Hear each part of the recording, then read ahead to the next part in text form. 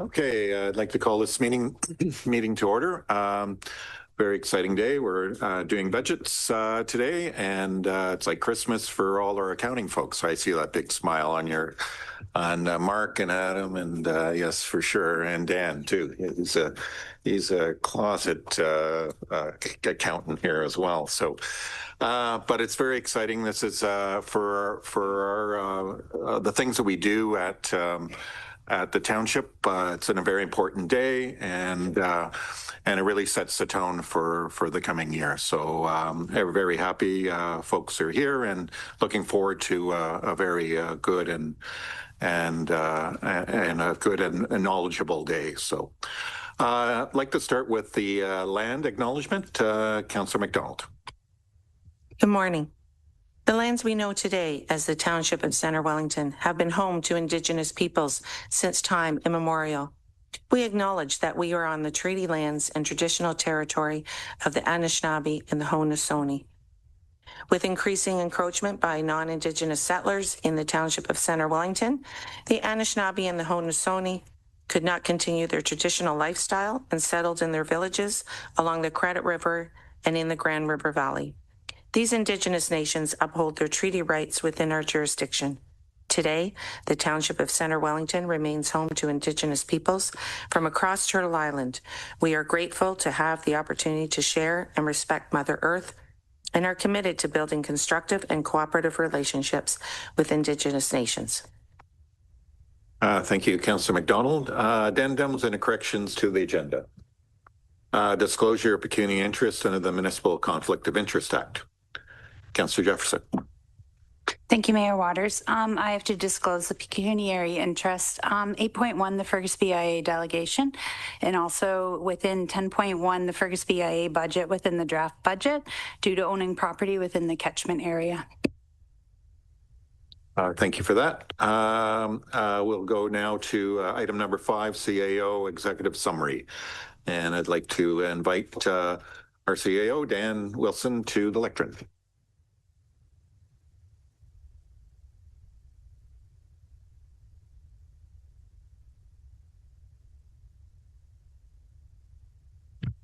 Okay, so I'm going to kick things off for the 2026 budget deliberations and then pass things over to Corporate Services Finance to continue on the presentation. Here we go. So in terms of an agenda for today, we'll start with my presentation. I'll give you a high-level summary of everything that's happened up until now in the budget process and where we stand as per the budget book. I do have an update for Council post-budget book that we can talk about in this presentation as well. From there, Adam and Mark will do the typical budget presentation to you, showing the details from a high-level perspective, from both a capital and operating perspective. We then have some staff reports to go through, downtown level of service, Bissell Park, business park pricing, and fees and charges. And we'll go through those, all of them very much tied to the budget process. We then have a staffing strategy presentation to do, outlining the new staff positions proposed within the budget and the justification. 1 o'clock, we'll have presentations from both BIAs and presenting their budgets to Council. Depending on timing, we'll do the 2026 business plan discussion either just before lunch or just after lunch, depending on how fast we're moving. We'll go through the budget book walkthrough like we typically do, section by section. And while doing all of this, if there's anything Council wants to park for future discussion, we will keep track of that list and we'll refer back to it at the end of the discussion if that's okay with everybody. As always, this budget is very much tied to the 2023 to 2026 strategic plan. It's the planning document we refer to in pretty much everything that we do. The 5 strategic goals, economic prosperity, activity, health and wellness, managing growth, and championing environmental stewardship, and providing innovative, sustainable governance, basically are the backbone of every budget we bring forward. So that is something we'll refer to throughout the process. And similar to the last 3 years, we've developed a business plan to go with the budget, and it ties the budget to the strategic plan, outlines what components of the strategic plan we're dealing with and working on within the 2026 year. This has become a more and more critical document to staff going forward. We get overall direction from council in terms of what exactly we're going to be working on in any given year. And on top of that, departments have started developing more detailed work plans that support the business plan so that every staff member within each department can link what they're doing up to the business plan and to the overall council strategic plan. And that is an important piece that staff feel add value to what they're doing and contributes to us being an employer of choice.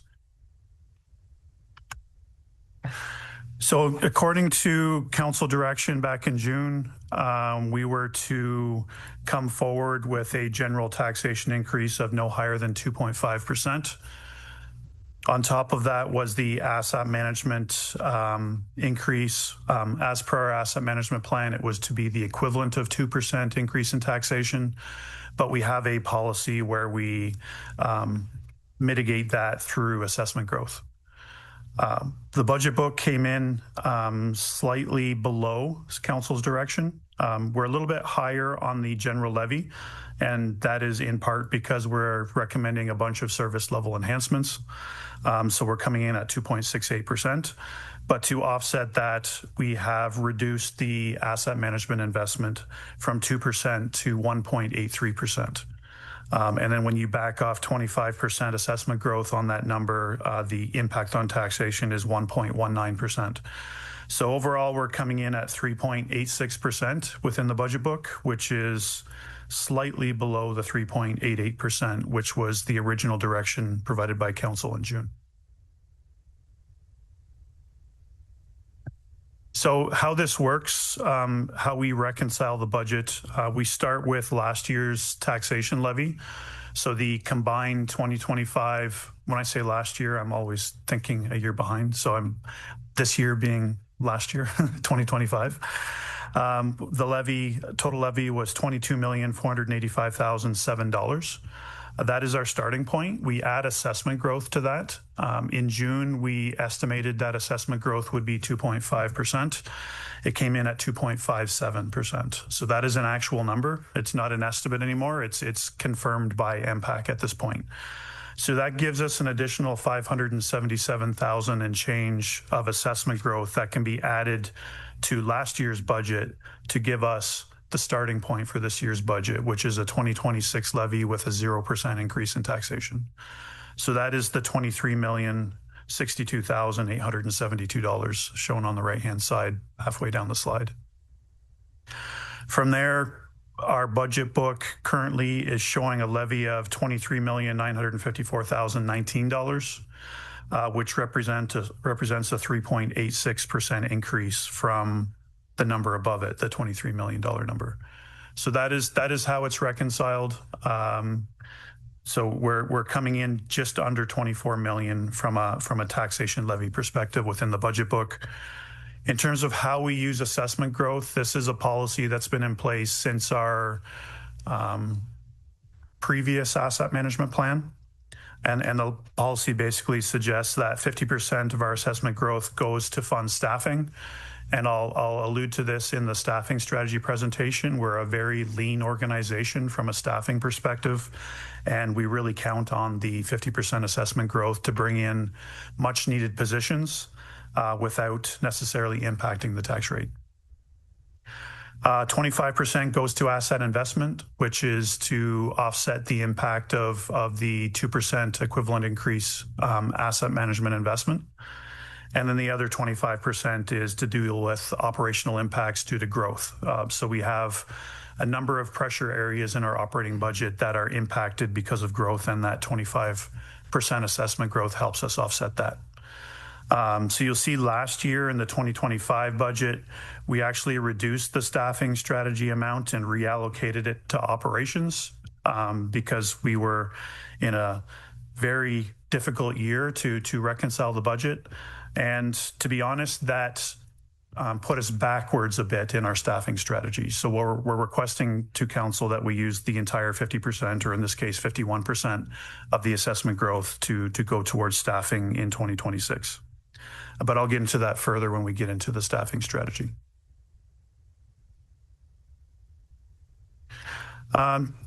While the budget book is at 3.86%, a lot of work was completed by senior staff, especially the senior management team, to bring that number down to that number. We were closer to 7% when we compiled the original budget. And these are some of the more significant budget reductions we made before publishing the budget book. So dust laying materials down $10,000, plowing, sanding, scarifying materials down $97,000, public works fleet repairs and maintenance down $55,000. We removed the Elora washroom trailer with cleaning of $19,300. We reduced Sportsplex utilities by $10,000. Reduced fire personnel equipment by $5,000. Human resources, we reduced the learning and development and corporate wear budget by $6,300.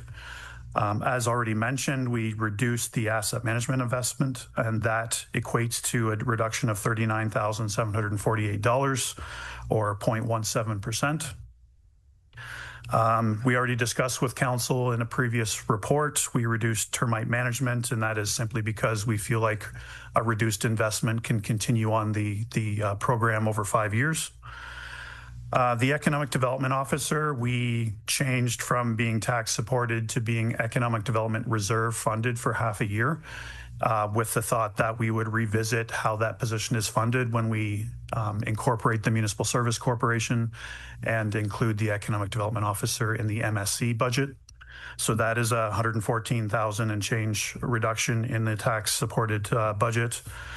We removed 2 additional new positions. The Communications and Engagement Specialist was deferred to 2027. That had a reduction offset of just over $91,000, or 0.4%.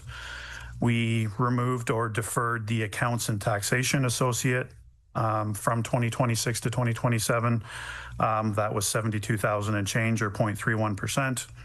And then we increased various revenue sources, fire, aquatics, bank interest, lot grading, and that increasing revenue has the same effect as decreasing cost in the budget perspective. So all in all, we reduced the budget by over $670,000 through SMT discussions. We'll talk about the staffing positions a little bit more in the staffing strategy. While those 2 positions were deferred, they are very much needed, but I'll refer to that later. So this brought us down to 3.86%. Some of the service enhancements and service levels that have been established in the 2026 budget, council's aware, we entered into an agreement with the radio station to enhance our communications on the radio station. That is incorporated in here. We're adding a health and safety position to help us with health and safety compliance and preparing much needed operating procedures from a health and safety perspective. We are trying to increase our capacity in purchasing and risk. We seem to have a bottleneck in that area with all the purchasing and risk needs going forward. And again, we'll talk about that in the staffing strategy. We are increasing our IT security and risk. We are implementing paid parking and year-round parking enforcement. We are increasing funding for snow plowing, sidewalk plowing, public works fleet maintenance, and safety devices. This is an area we try to increase every single year. We seem to fall behind in these areas, and we're trying to gradually increase those budgets over time. We are trying to make our project management and construction inspection more efficient rather than relying on consultants, have that being done in-house at a lower cost. We are looking at our downtown budgets and how that will roll into the operations of the MSC once we have that incorporated. We are putting in place 4 new crossing guards. We are introducing more environmental protection from a wastewater perspective. We are trying to increase our level of service from a facility, recreation, operations, and maintenance perspective through the addition of a facility maintenance perspective or a facility attendant position. We are trying to move from a reactive to a proactive trail maintenance level of service. We are trying to enhance our economic development capacity so it matches our tourism capacity within the MSC. We are trying to provide capacity to be more reactive and proactive to changes to planning legislation, growth-related planning, and housing initiatives that staff want us to move forward with, or council wants us to move forward with. We are trying to enhance our park development planning and park infrastructure project management. And we're trying to increase our overall asset investment through our asset management plan. So a long list, but those are things we are trying to achieve through the 2026 budget and will be referred to as we go through today's discussions. One thing I should also say on the right-hand side here in red, we continue to see reductions in provincial level of funding, which hurts our budget every year. So in 2026, our OSIF funding decreased over $215,000 and our OMPF funding decreased over $21,000. So that has an impact on taxation because we don't have the provincial funding we can rely on for in this case, OSIF is capital funding and OMPF is operating funding. So now for the update that is not in your budget package. This came to us late last week. We received final numbers on our insurance renewal for 2026. We had put in the budget book that we assumed insurance would increase 5% over the entire corporation. Actual number is coming in around 1%. So that is a net savings to the township. That, with a minor impact on animal control that we wish to incorporate in, shows a net savings above and beyond what's in the budget book of $43,000 or 0.19%. So I'm going to show you what that means to the budget book, and we're recommending to council that we make this change effective immediately, that we would reduce the budget to offset the savings from insurance and the net change in animal control. But just keep in mind the rest of the discussion today, the budget book is reconciled to the previous number, but knowing that there would be a change to both insurance and animal control that we're recommending. So this is the comparison of where the budget book ended and what we're suggesting with this change to insurance and animal control. So the net impact on the general levy would decrease from 2.68% to 2.49%, which means the overall impact on the township's portion of the levy would decrease from 3.86% to 3.68%. So that is the impact of that, and we're suggesting to council that that change be made. Taking that into account, I want to walk through this image so that you understand what's happening here. And this reflects the insurance and animal control change. So it's somewhat different from what's in your budget book. But the top component, I'll refer to it in sections. So there's two sections that refer to the township levy. The top one is the township general levy, or the taxation levy. It is the one that is increasing as a result of this budget book. So it's increasing 3.99% or $56 on the average assessed residential property. So that piece of the budget, or that piece of the levy increase for an average assessed residential property, is increasing from $1,403 to $1,459. You add to that the fact that we have a dedicated capital levy for bridges and culverts. That is on average $119 per household, and that is not changing. We increased that by the assessment growth that is available on that levy, which means there's no impact on the resident. So when you add the township general levy and the bridge levy together, you get the total township impact. And that is what is highlighted in the middle of the screen. So that is coming in on the average assessed property of $1,578 or 3.68%. So that is the number I referred to on the previous slide. After you take into account the change to insurance and animal control, we're at 3.68% increase in taxation for the average assessed residential property. It'll be 3.68% for all residential properties.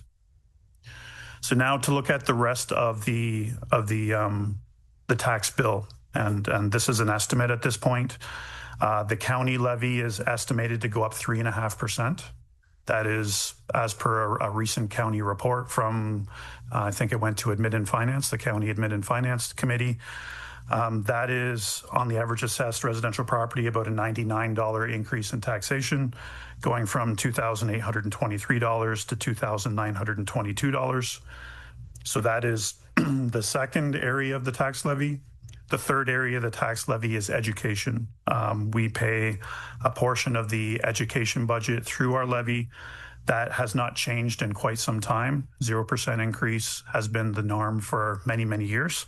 So that is $603 on the average assessed residential property. So if you now blend the three increases together, township 3.68%, county 3.5%, and education 0%, you get an overall impact on the taxation levy of 3.13%. So that is the total tax bill, taking into account all components of the tax bill. And I will mention the average assessed residential property is $387,226. It doesn't sound right because it's MPAC values from many, many years ago. It's not reflective of market values. We are told sometime in the near future, MPAC will reassess, but we don't know when that is going to happen.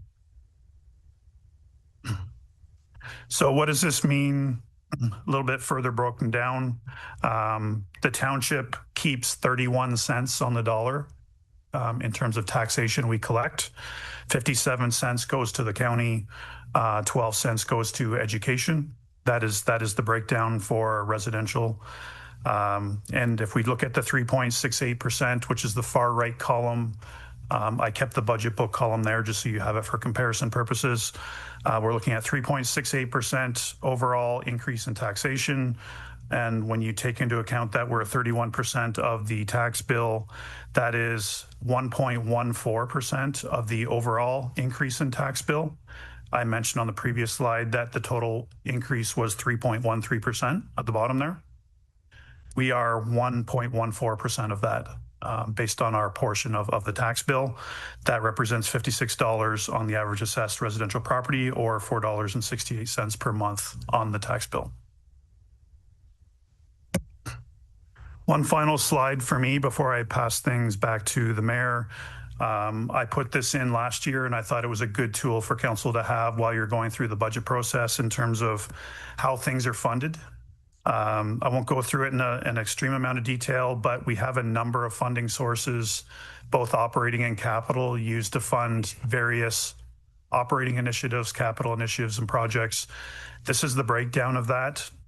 And what's important to note is not everything impacts taxation. We have, from an operating perspective, we have 4 areas that are really outside of taxation: water, wastewater, the building division, and cemetery operations. They're all self-funded. So changes to those areas don't impact property taxation. From a capital perspective, we have our tax-supported assets broken down into 2 categories. We treat bridges and culverts separately because they have their own dedicated capital levy. In addition, they take a component of our OSIF funding. So they are, in a sense, self-sustaining from a capital perspective. The rest of the tax-supported capital are treated together and share funding from the General Capital Reserve, OSIF funding, CCBF funding, and OLG funding. And then we have cemetery capital paying for itself, water capital paying for itself, wastewater capital paying for itself. And then we layer in, we have replacement reserves for vehicles, equipment, and facilities. And we try to make growth pay for growth as much as possible. So we layer in their development charges and developer contributions as well. So this is a good page to refer to as we go through the actual budget itself. So that concludes my introduction. Knowing that we're going to get into detail later on, we can hopefully leave the detailed questions for later, but I'm happy to take any high-level questions at this time. Thank you, Dan, for that high-level overview. Yes, and I will open up for council's questions, but a lot of this will be dealt in the depth. But anyways, if there's sort of a broad question, that way, Councillor Wilton.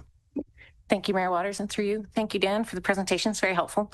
I was just curious what the reduction because of the insurance change, and just curious if staff considered applying that back to the asset management to bring that back closer to what it should be with the 2%. So just curious if that was discussed and the implications of maybe doing that. Thank you. Thank you for the question. And through Mayor Waters, that is definitely something we can consider through today's discussion. Staff felt like there's a lot of pressure to decrease the tax rate as much as possible. So our first inclination was to use the insurance savings to reduce the tax rate. We would very much welcome increasing the asset management investment because that would help long term. So when we get into the asset management discussion, we can certainly have that conversation. Staff would be very much open to that idea. Just a quick follow-up. Can you remind me what the number was? The difference with the insurance? Was it 0.19 or? 0.19% or $43,000.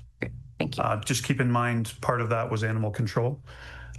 So I believe animal control was a net increase of 2,700. So the insurance increase net of the increase in animal control was $43,000. Thank you. Jen, did I see your hand? Okay, go ahead. Thank you. Through you. I may be mistaken, but can you clarify or expand? I think on the reductions, on the senior management team reductions, there was like the plowing and sanding, but then we saw like increase in plowing and stuff on the other side. Can you just kind of explain the two? Yes. In a little further detail? Yes. High level at this point. Yeah, thank you. And through Mayor Waters, in our initial budget that SMT originally looked at, we increased plowing, sanding, and scarifying up to where it should be to meet total level of service needs. We decided at senior management that we need to take a few gradual steps over a few years to hit that target. We have a stabilization reserve that can help us in the short term mitigate bad years, and we're in a bad year right now with 2025, where last winter and this winter is resulting us going way over budget on plowing. So we'll have to probably rely on that stabilization reserve to balance things out when we bring forward the year-end results. So we have that tool in place, but it should be our goal to get plowing, sanding, and scarifying up to an appropriate level over maybe 2 or 3 budgets. We felt like we didn't have to do it all over one budget. So we are increasing that budget, just not as much as originally proposed. Councillor Evelyn. Thank you, through you. Thank you, Dan, to you and your staff. I know that you spent a lot of time on this. I am hoping that we might be able to slim it down still even a tiny bit more. I'd like to see us go a little bit lower if we can, but I respect that you've worked really hard on making this happen. I have a question that I'm hoping you'll answer for me and everyone else who might be curious, because I'm not able to explain it well enough. When we go to the house, when we look at the picture of the house, so when I see and highlight 3.68 plus county at 3.5, how does the overall equal a smaller number? Can you just make that really clear for everybody who might be curious too? Yes, thank you. And through Mayor Waters, the way it works is those percentages are just based on a portion of the tax bill. So the township's portion of 3.68% is only an increase on 31% of the tax bill, and the county increase of 3.5% is only on 57% of the tax bill. So when you do all those increases on a portion of each of the tax bills, it weights out to a 3.13% increase in taxation. Does that make sense? I had to become an accountant there for a second. Okay, any other high-level questions for Dan? Yes, Councillor Wilton. Not really high level, but thank you, Mayor Waters. Just curious, when the budget reductions chart or table, we have fire personnel equipment reduction by 5,000, and just wanted to make sure that isn't posing any kind of risk for the firefighters on the team. No, I thank you. And through Mayor Waters, I had that conversation with Chief Mulvey, and it was an amount that was included in the 2025 budget, almost like a one-time purchase to buy tactical boots that we're no longer needing on an ongoing basis. So it was a reduction that's not going to impact their day-to-day operations. Any other comments or questions for Dan for this portion of it? Okay, thank you, Dan. So we're going to move down to item number 6, budget overview and summary, tax supported operating budget, capital budget, and depth analysis. And I see Adam moving into position and Mark moving into position. So here we go. Yes, thank you, Mayor Waters, and good morning, members of council. Exciting time for the finance team, as you've already heard. So we're happy to be back here again to present the 2026 draft budget. So during this presentation, Mark and I will be providing a little bit of a preamble before delving into the specifics of the operating and capital budgets this afternoon. So through the discussion this morning, we'll be touching on asset management, some general budget information, and the public engagement survey and results relating to the township's 2026 draft budget. At that time, I'll turn it over to Mark to discuss the tax supported operating budget, which would be inclusive of operating budget facts, some funding challenges, contributions to capital, and impact areas identified in crafting the 2026 draft budget. Mark will also discuss the capital budget, and then I will close with some discussion regarding the township's debt, and we will close with an opportunity to field any questions that council may have. So, asset management planning. The township had passed an update to our asset management plan in June. However, staff feel that the concept bears repeating, just given the correlations between asset management planning and the annual budget process. So as a process, the concept of asset management is multifaceted and requires, at a minimum, that the corporate processes, focused asset management processes, and the asset management plan itself are developed with consideration being given to the detailed knowledge of the township's owned assets. And while this may seem intuitive, it wasn't until 2008 in the introduction of PSAB 3150 that required municipalities to report information with regarding to their own assets in their financial statements. We must conduct a level of service analysis, and these levels of service are to define service attributes and expectations with consideration given to both community and technical performance measures, and these are either defined through regulation or independently at the municipal level. We must perform an analysis of future demand, and that is to say that any growth must be considered in the township's asset management planning and procurement processes.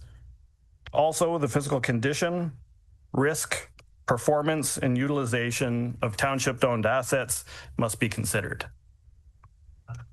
We must also ensure that life cycle costs have been considered and options analyzed when developing budgets and procurement processes.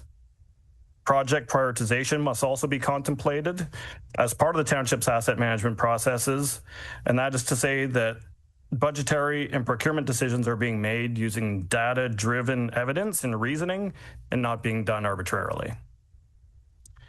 We must also ensure that asset management systems and processes are in place to support corporate and asset management processes and are adequately informing the township's asset management plan.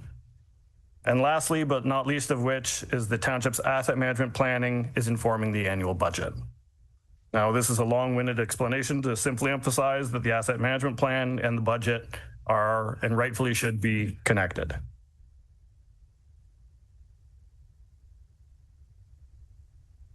On this slide, we've graphically depicted how there are a multitude of plans and processes that inform both asset management and the annual budget and how they are connected.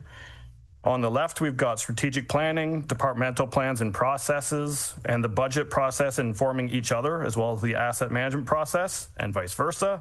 And on the right, we see that the official plan, secondary plans, master plans, condition assessments, and staff reports and analyses also inform the asset management process.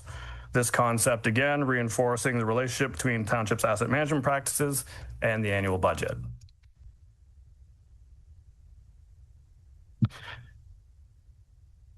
This is a slide I like to highlight here.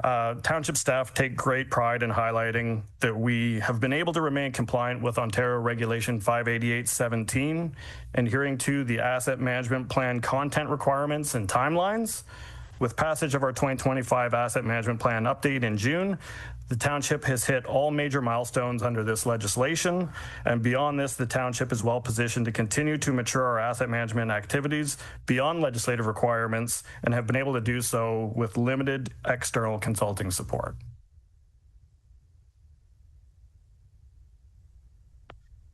So, in lockstep with the concept of stewardship of the township's owned assets is the available funding to facilitate same.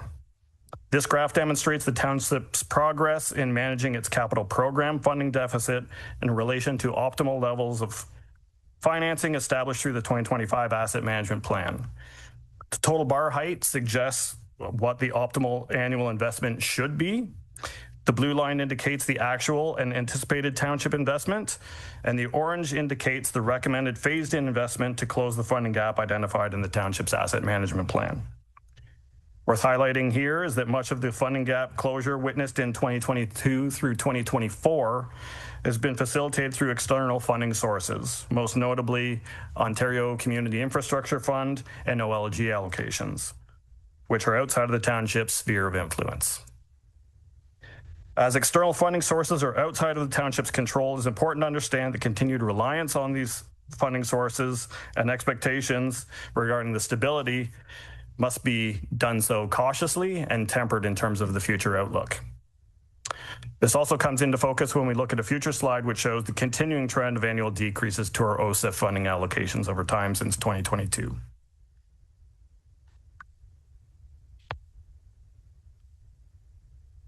And that provides a nice segue into this slide, which shows a bit of a status update on how the township is progressing on the recommendations detailed in the township's 2025 asset management plan. The plan had identified 7 recommendations, and I'll provide a quick synopsis on our results to date, understanding that we've only just passed the plan in terms of the update in June of this year. But the first recommendation was to have staff closely monitor external sources of funding. And this is an ongoing exercise, and staff routinely report on external versus internal sources of funding involved in the annual budget process. And this has been presented in the 2026 draft budget book and will continue in future years. The second recommendation was to have to ensure that increases in OSIF funding will be dedicated to bridge, culvert, and roads related rehabilitation and replacement needs. The 2026 draft budget is consistent with this approach, with the 2026 road project earmarked as a recipient, at least in draft form, being Smith Street in Elora from David Street to Henderson Street. And the third recommendation was that the OLG allocation policy be reviewed regularly with an aim to maximize funding available for asset management purposes. As part of the November pre-budget report, staff recommended and council had endorsed an update to the township's OLG allocation policy, which is a contribution of 92% of OLG funds received dedicated to asset management initiatives.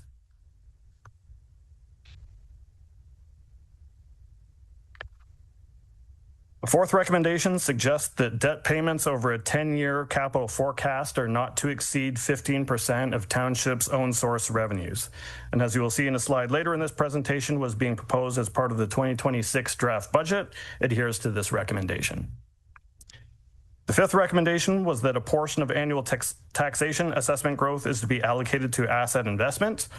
And the 2026 draft budget sees the 25% of realized assessment growth again being allocated to asset investment and thus adhering to the plan recommendations. The sixth recommendation was that the township instate a 2% increase in taxation equivalent on an annual basis to provide meaningful increases in tax-supported asset investment over time. For the purpose of the 2026 draft budget, an increase equivalent to 1.83% increase in taxation has been included, falling short of the 2% target in favor of minimizing the overall tax rate implications for 2026. And lastly, that the township continue to follow water and wastewater rate study recommendations by way of rate increases. And this has been endorsed in principle by council at the November 24th meeting and has been included as part of the 2026 draft budget.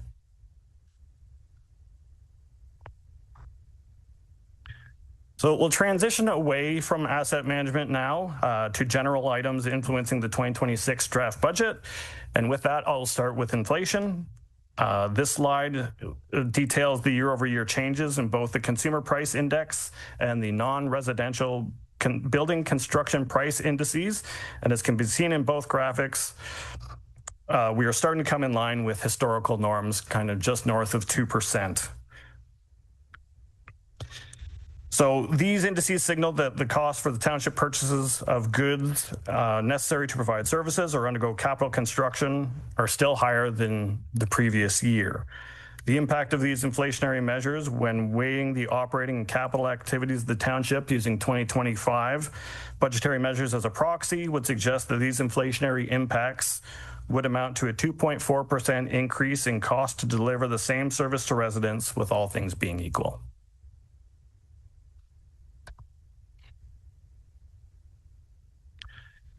And now we'll move on to fees and charges. Fees and charges are imposed on township programs and services as a mechanism to recover costs. These charges are integrated into the annual budget process and inform many of the revenue lines throughout the budget. Generally, a 2.5% increase was endorsed in principle by council for 2026 as part of the June pre-budget meeting. And staff have been monitoring inflationary impacts throughout 2025 and have attempted to align those increases to the fees and charges bylaw with anticipated inflationary pressures for 2026. As such, staff have recommended increasing fees and charges by 2.5% unless other documented pressures or council direction have been realized. This in keeping with the direction received in June. So in terms of the township's fees and charges bylaw, we include the categories of parks and recreation, fire, cemeteries, building and planning services, corporate services, infrastructure services, water and wastewater rates, and township-wide charges.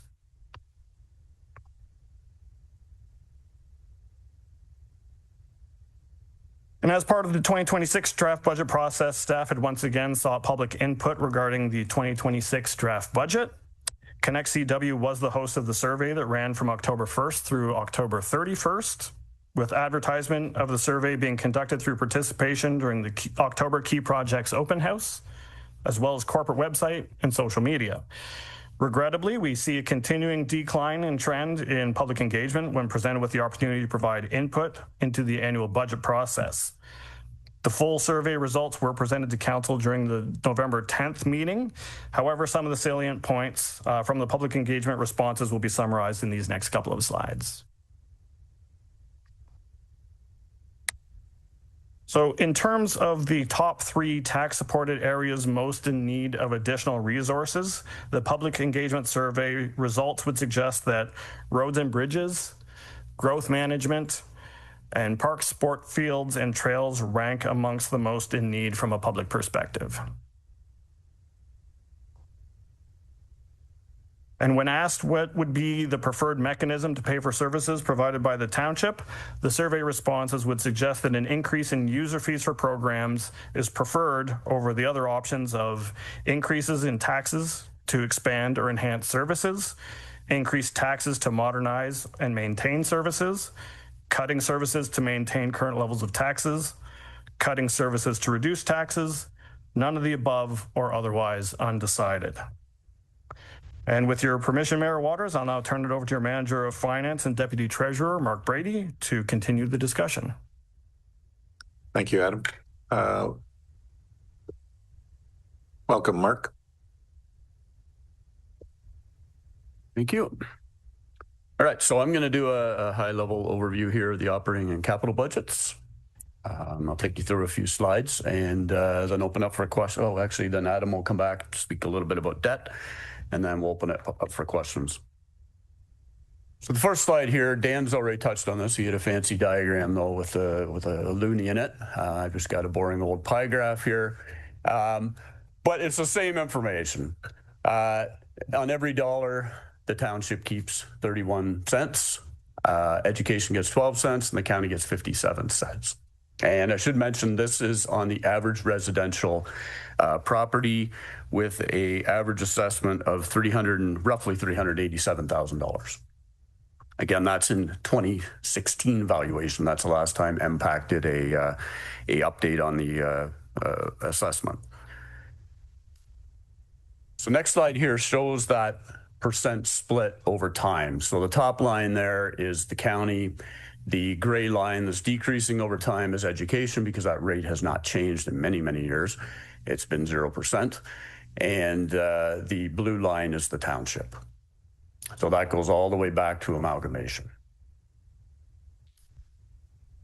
This slide here, just by way of information, this is the average commercial industrial tax bill breakdown. So the township keeps 23 cents on the dollar on commercial industrial properties, essentially. There we go. County gets 43 cents and education's 34 cents. Now, this diagram here attempts to generalize the operating budget for a municipality. There's a lot of interrelationships in the municipal budget between the capital and operating budget. It's also quite complex. This doesn't show all of the arrows and interrelationships between them, but it covers off a good chunk of them. So as everybody's aware, there's basically two budgets in the municipal budget. You've got the operating budget, capital budget. Operating budget, think of it as your day-to-day expenditures, things that are ongoing. So a big chunk of the operating budget is salaries and benefits, but there's also utilities and supplies, insurance and fuel. And then the capital budget, think of it as your bigger items. Rule of thumb here is it's a one-time item and it's over $5,000. If you go to the city of Toronto, they might use one time and $500,000, okay? It's all in a sense of scope here.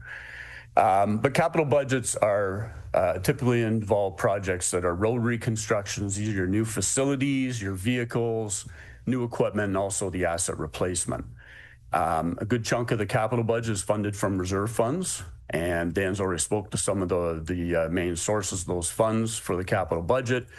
They would be things like OLG money, the dedicated capital levy, general capital reserve, our asset or our replacement reserve funds, and CCBF money, or gas tax, you might remember it as that. Capital budget's also funded, and this can vary from year to year, but it is funded from development charges. There could be subsidies like connecting link money to fund projects along the Highway 6 corridor through Fergus. There also could be developer funding as well. And in certain years, if a project is big enough, an example would be the operations facility, we may take out some debt to fund that project. Once debt's taken out, the principal and interest payments in the future have to be funded through the operating budget. So switching sides now, looking at the operating budget, it's traditionally funded from property tax. In any municipality, a good chunk of the operating budget is going to be funded from property tax. And for 2026, property tax accounts for about 53% of the revenues in the operating budget. It's also funded from user fees and grants. Again, Dan alluded to this. Dan alluded to a lot of things that are in my presentation. The grants, though, OMPF stays within the operating budget to fund part of the operating budget, but there's also certain grants that flow through the operating budget straight to the reserve funds. So these would be things like the OSIF money, the CCBF funding, and I would look at OLG as a source of a grant as well, and that it comes in the operating budget and then gets transferred to the reserve funds. And they sit in the reserve funds awaiting a capital project that's eligible to fund it. Last item I'll point out on this, the operating budget also, you can have kind of a two-way relationship between the operating budget and the reserve funds, and the operating budget transfers money to the reserve funds, and then it can turn around and fund the operating budget. A good example of that would be the election. So for the past 4 years, we've been tucking money away so that we'll have enough money to fund the election in 2026. So that money's sitting in the reserve fund waiting for that those election costs to come in, and then we'll move the money from the reserve fund to cover those expenditures. All right, I'll move on to the next one here. So this slide just shows that, we have operating and capital budgets, but they're further subdivided down into other categories. We've got our tax supported category, we've got waterworks supported, and also wastewater supported. You'll also hear throughout today the waterworks and wastewater budgets are sometimes referred to as the environmental budgets. We might also refer to them as the user pay budgets. So just some high-level operating budget facts. This year, or the 2026 operating budget, totals $60.6 million. And it's split between the tax supported, about $44.3 million, and the user pay, or the water wastewater budgets, totaling about $16.3 million. So just, again, very high level. The budget process, for the most part, the budget process followed a similar process that we've done in the past number of years. So traditionally in June, we start with capital budget at the staff level. We also start the preparation of vehicle and equipment replacement schedules that you probably have seen in the budget book. And capital budget continues all the way through into about the end of October, when we finalize at the staff level the 10-year capital forecast and the 10-year bridge plan. Operating budget, on the other hand, usually kicks off at the staff level in early August. Departments prepare internally their operating budgets for submission sometime, depending on the size of their department, either mid-September or the end of September. October is typically a period of review in finance of those submissions, and we provide feedback back to the departments, and some changes are made. And then we get together as an SMT group, usually the end of October, early November, and we go through those operating budgets. And as Dan went through, we came up with a number of reductions. And then November typically is a period of compilation and scramble to get that budget book done by November 21st. And here we are in December, early December, delivering the budget. We did have some touch points with council throughout the process. In June, we always have a budget directions report. So just a touch point with council to get some high-level direction. We did have another meeting in September on the 2026 preliminary capital budget. And then we had another meeting in October where we looked at the preliminary 4-year capital forecast. We went over the 10-year bridge plan, and we also reviewed the vehicle, equipment, and facility replacement schedules.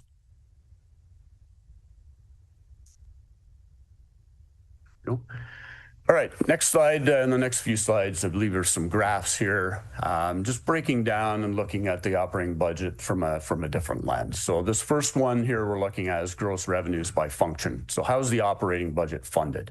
So I mentioned earlier, taxation accounts for 53% of the gross revenue in the operating budget.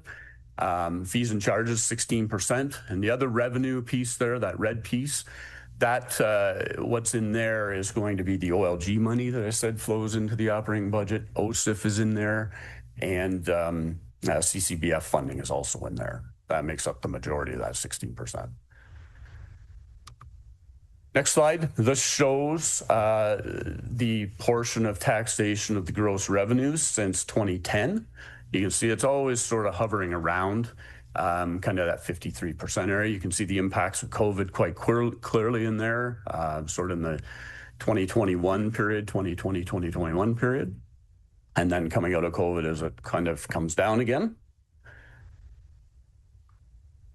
And now flipping to the other side of things, we look at the revenues. Here's the expenditures. So as I mentioned earlier as well, salaries and benefits are typically a big proportion of any municipal budget. And for the 2026 draft operating budget here, it's 45% of the gross expenditures are salaries and benefits.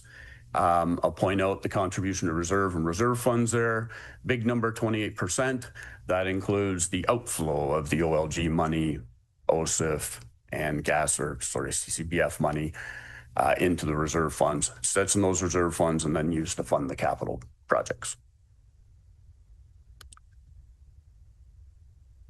And again, this shows salaries and benefits as a percentage of the total gross expenditures since 2010. And again, it's always sort of hovered around sort of that 45% kind of range. Again, you can see impacts of COVID in there too, where that dips down to 42, ramps up to 44, and then starts to dip again. So funding challenges, there's always funding challenges every year when we pull the municipal budget together. First one here, reduced government funding, and I think Dan alluded to this as well, that we the government started up again this year, the clawback of the OMPF funding. Last year, for 2025, we got a bit of a reprieve. But at one time, OMPF was actually $1.5 million. I think it was in 2009. Those were some hard years for the first few years when they were clawing back 15% of that, and the size of this budget was a lot smaller. Now a 15% hit is not that big. I believe the OMPF's down to about $120,000 now. It might be a little bit higher than that, but it's less than 150 now anyways. We're also, the other challenge we've had on the capital side of things here is, it was great for a couple of years. OSIF money was increasing, and then in 2024 and 2025's budget, they clawed back 15% each of those years, and for 2026 they're clawing back another 10%. And I can't remember the number you mentioned, Dan, but it was just over $200,000 for 2026 clawback. That hurts from a capital perspective, and I do get to some graphs where I'll show that as well. Revenue generation. Every year when we prepare the municipal budget, we always try to reduce our dependence on taxation. We look to other sources of revenue where it makes sense. These would be things like development charges for certain capital projects. It could be other things like increasing user fees or going after some grants if it makes sense. And we think there's a good opportunity we might be successful. We also need to fund legislative requirements every year. So these would be things like source water protection, accessibility requirements, asset management requirements, and minimum maintenance standards. We also need to maintain our existing services at our community services and provide fire services and clean water. And we also need to maintain our roadways. For funding commitments, the big one that we have next year is, and this is one that we have every year, is our debt commitment. Next year, we estimate that we'll have a debt servicing commitment of about $3 million. So that'd be principal and interest payments. The economic environment, every year this seems to change a little bit. I'd say the economic environment's one of uncertainty right now. It's certainly had an impact on building permits on new residential properties. It's had an impact, the tariffs anyways, on the price of vehicles, especially big vehicles. We see that throughout the replacement schedules for vehicles. So the next two slides are probably the two most important slides I'm going to speak to. And Adam's kind of touched on this a little bit. I think Dan touched on this a little bit too. This slide depicts the contributions of capital within our operating budget that we have control over. Okay, the only way that this would change would basically be the decision of council to reduce this in any way. Our goal as staff, and to tie this, the asset management plan, is to try to increase this gradually over time to meet the requirements of the asset management plan. But our main sources that we have control over, or our internal pieces, would be the dedicated capital levy, the contribution to capital, or the general capital reserve, the equipment, vehicle, and facility replacement reserve contributions. And we've done a great job, I feel anyways, over this period since 2015 that's on there. We've increased this $3.6 million from about $2 million in 2015 to about $5.6 million in 2026. That's great progress, but we've seen from the slide that Adam had, we're just meeting the asset management targets. But this is key that we keep making progress on this. Like I said, this is built in the base budget. There's no way this can go down unless council decides to reduce it for some reason. The next slide, the external piece, very important piece as well for funding for the capital budget. In fact, it's about $100,000 more than what we have on our internal side, because I think this caps it at $5.7 million. But we've certainly closed that gap. We're securing our kind of contributions to the capital budget through our internal sources. But on the external side, the funds we're talking about here would be OSIF, OLG, and CCBF or gas tax. Those are the ones that were kind of at that, they're controlled by other external parties, be it the feds, the province, or the OLG facility, really. And you can see the impact of COVID clearly there. 2021, it dipped big time because OLG funds, the facility was closed down, meant no funds coming to the township for a short period there. That wreaked havoc on our capital budget that year, for sure. And you can see that it did recover, great. OSIF, they doubled it in 2023, I think it was, when it peaked. And then 2024, now they started to claw back 15%, 24, 15% again, 2025, and another 10% in 2026. So you can see it's a great source of funding, but it's not that sustainable, consistent source of funding that we look towards. That being said, gas tax or CCBF has been a very consistent source of funding over the time period. Impact areas, I'm not going to sit here and go through these one by one. We'll touch on these as we go through the budget this afternoon. We'll touch on every one of these pieces. But what I've tried to do is provide you here with a checklist of items that have increased or decreased over $15,000, okay, that are built within the budget, and try to reconcile that to the tax rate. There is one item there that's less than $15,000. I left it in because every year this one's always in here and I didn't want to lose sight of it in the future. And that's the contribution to the general capital reserve. It's a very important number. I will speak to that later, why it's only 12.3. Okay. So this slide here is all the reductions of 15,000 or more. And I'm not going to dwell on this much because I believe Dan spoke to this one as well, but the assessment growth of 2.57% totals $532 or $532,356. And it is dispersed throughout the budget, basically half to staffing strategy, quarter to asset management, and a quarter to other operating expenses. And these other operating expenses where you'll have growth would be things like we could have a assumption of a subdivision in the past year. Well, now we have new roads to maintain. We have street lights to operate, right? It could be sewage pumping stations or something that we now need to operate. That's outside the scope of the operating budgets and the user pay, but I think you get the point. Now just shifting gears and looking at the capital budget. So high level, the total capital budget's about $35.7 million. That's broken down between the tax supported of $26.7 million and the user pay, or again, the water wastewater budgets of about $9 million. So just a series of graphs here. So sources of financing. So how is that capital budget funded? The reserves are always a big source of funding for the capital budget. The one piece I will point out here, though, is the debt 27%.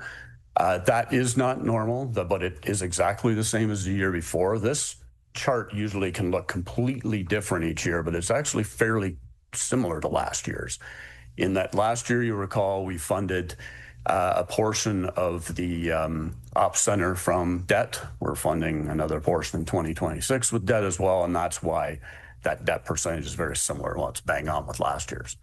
The piece that can change here from year to year is usually on the development charge and the developer partner contribution piece at the bottom, the red and blue piece of the pie there. Gross expenditures, so where is the money being spent in the capital budget? Yeah, this is actually pretty typical. What usually can change here significantly would be the water wastewater slices of pie there, which would be the yellow and the blue pieces there. This, however, though, I went back and looked, if you add up those two pieces of pie, it's 26% of the capital budget. That's bang on with the 5-year average. The 5-year average is 26% environmental and 74% spent on the tax supported side of things. This slide here takes the water reserves, the wastewater reserve funding, and the tax-supported reserve funding from 2 slides ago there. So it's taking, I can go back, it's taking the purple, the gray and the orange pieces of pie there, and it's just exploding them. So drilling down into it and saying, okay, what tax supported reserves are we actually using here? Again, pretty similar to last year, but there's a couple that I'll point out here that are where there is a big change. The dedicated capital levy of 12% is much higher than last year. You will notice as we go through the budget book that 2026 is a very expensive year for bridge work. In fact, I think it's the highest or the most expensive year within the 10-year bridge forecast. So essentially what was happening was we were almost saving money up in 2025 so we could do this work that needs to be done in 2026. And the big structures being done are the Knoll Road structures in 2026. I'll also point out the vehicle and equipment, that should actually say vehicle and equipment replacement. 17%, that's a bit higher, quite a bit higher than the year before, and that's because there's a couple of snow plows or plow trucks that are being replaced, and like I said, the price of those things has gone up significantly from past years. And the last slide I have here is just showing the 2026 capital budget by sort of service area and comparing it to the 5-year average. And you see it's almost bang on with the 5-year average, very consistent. The only time this usually changes is if you have some big project that might be within something like fire services, or the year that we did the JECC renovation, that had a very significant increase in the Parks and Recreation piece that year. All right, on that note, I will turn it back to Adam. Sure. Should we do questions now? Yeah. Thank you, through you, sir. I do have a few, but I'll invite my colleagues if they have some as well. But my first question is around, spoke of outside resources for us to gain some revenue, including but not limited to building potential partnerships. You didn't mention the MAT tax and or parking revenues. Obviously, we are in our first year, so it's hard to anticipate. But as we go forward into 26 and beyond, is this a number that we can potentially look towards as substantially affecting our budget in a positive way? Certainly, yeah. I think you guys can speak more to the MAT tax piece for sure if you want to. Thank you. And through Mayor Waters, from a MAT tax perspective, we're still in the process of identifying what the funding could be and where it should go. So we see that as something that we decide in 2026, and it informs the 2027 budget. So that'll be a next year. Paid parking is in this year's budget. We'll get to that when we get to the enforcement page, but we have made estimates, conservative estimates for 2026 for paid parking that we can refine in 2027. Thank you. And I'll invite my colleagues to come back. But thanks for qualifying that and reminding us that those numbers are primarily coming from our tourism, and that's really exciting. Councillor McDonald. Through you, Mayor Waters, thank you for the great overview.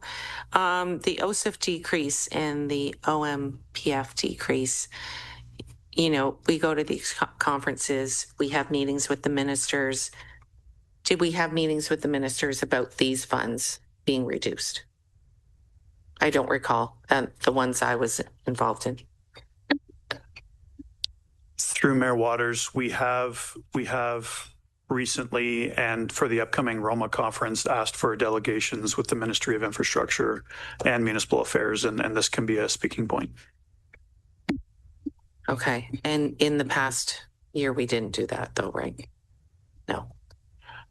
Through Mayor Waters, in the past, there were some delegation requests that we asked for that we were not granted when it came to funding sources. Thank you very much. And maybe I can just jump in to it. It's not, these funds are just not subject to us. It's all throughout the 444 municipalities. And we've been consistently asking for consistent funding to be able to operate municipalities throughout the province. It's nice, you know, when they drop a large sum of money in terms of a particular project, But I think where the municipalities are is just for consistent funding, because it obviously affects everyone's budgets that way. And I know AMO and all the local municipalities continue to lobby this government in terms of being consistent that way. So it just makes our jobs a little bit easier in terms of how we go through this process when we have sort of dedicated and consistent funding that we can prepare for, and just deriving our budgets on a year by year basis. It's a little bit blind at times that way. And I think the province really need to get their heads around this, and because it's just a hard environment to operate. So anyways, Councillor Jefferson. Thank you, Mayor Waters. My question's regarding the salary and benefits of the operating budget. We saw that it's increased from 42% in 2023 up to the 45% expected for 2026. Do we know how that percentage compares to the other municipalities our size? Through you, Mayor Waters, I don't think we've ever actually sat down and done that comparison, but I would say we're probably actually in the low end compared to some. It really depends on the focus that certain municipalities have in certain service areas. Like if you look at a large municipality with policing, you may find that they may have a bigger chunk of their budget as wages, right? I don't know if you have anything to add to that, Dan. Yeah, and through Mayor Waters, we'll get into this a little bit when we get into the staffing strategy, but we did do a little bit of an analysis of our staffing levels in comparison to other municipalities. And excuse me, we just looked at staffing numbers, but we could enhance that to show percentages as well. But we are very lean compared to our comparable municipalities. What I've seen is a lot of municipalities are north of 50% when it comes to staffing, and we're at 45%. So that is proof that we're very efficient and very lean when it comes to staffing. Councillor Evoy. Thank you. I appreciate it. Through you. I look at the OLG numbers and find gratitude in my heart for the fact that it exists. I'm curious about whether or not it's evergreen and what that looks like for our planning. I see your smile, but everything has a shelf life, and I'm wondering if we have an idea what this looks like and how that might affect us as we keep that in mind. Certainly, I'm not going to go into depth with it today, but I know that we absolutely need to start considering that going forward. Having said that, when I look at our debt ratio, and you mentioned that it's roughly the same this year as last year, can we anticipate that that's roughly how we're going to keep going forward? Or do we have something else in mind? I see you dying to speak, so I've got one question when I'm done. No, thank you for the question, Councillor Roy. And yeah, in the next couple slides, I actually touch on debt again. So happy to take that, and hopefully that facilitates your question once we kind of close on those slides. But I wanted to give Council the opportunity to have this small question period before I jump back in. Perfect. That's encouraging. And my final question is around 2026 being the most expensive year for the bridge levy in 10 years. Does that mean that when we look towards 27, we can anticipate that number will drop, or where are we in that bridge journey? No, if I remember correctly, we will get to the bridge page as we go through this afternoon, but I believe 2027 is a very expensive year too. Yeah, I think they were both in the 4 million range. Yeah, and just to jump back in, I think we use the term expensive. I think we have to temper that in terms of what that expense means. We do have the dedicated capital levy and a portion of the OSIF dollars to fund that. So in terms of the tax implication, the DCL only grows by growth. So you haven't seen that. And we have that levy in place to fund those over time. It's just the utilization dollars. Next year becomes a larger utilization of those dedicated capital levy dollars over prior years. Okay. Just if it's I do want to continue on, but yes, if it's, go ahead. Yes. Well, just with regards through you, Mayor Waters, to the OSIF funds you're bringing up again, it's looking like that's something we can't really bank on. that there has been a reduction. And so the OLG funds, which my colleague here touched on, those were always meant to offset taxes from the beginning, in speaking with the former mayor and warden who implemented those. So I think, those will be further conversations on how we go about that, but I look forward to talking about it later. Okay, if there's no other questions as it relates to this portion, then we'll move on to the next topic here.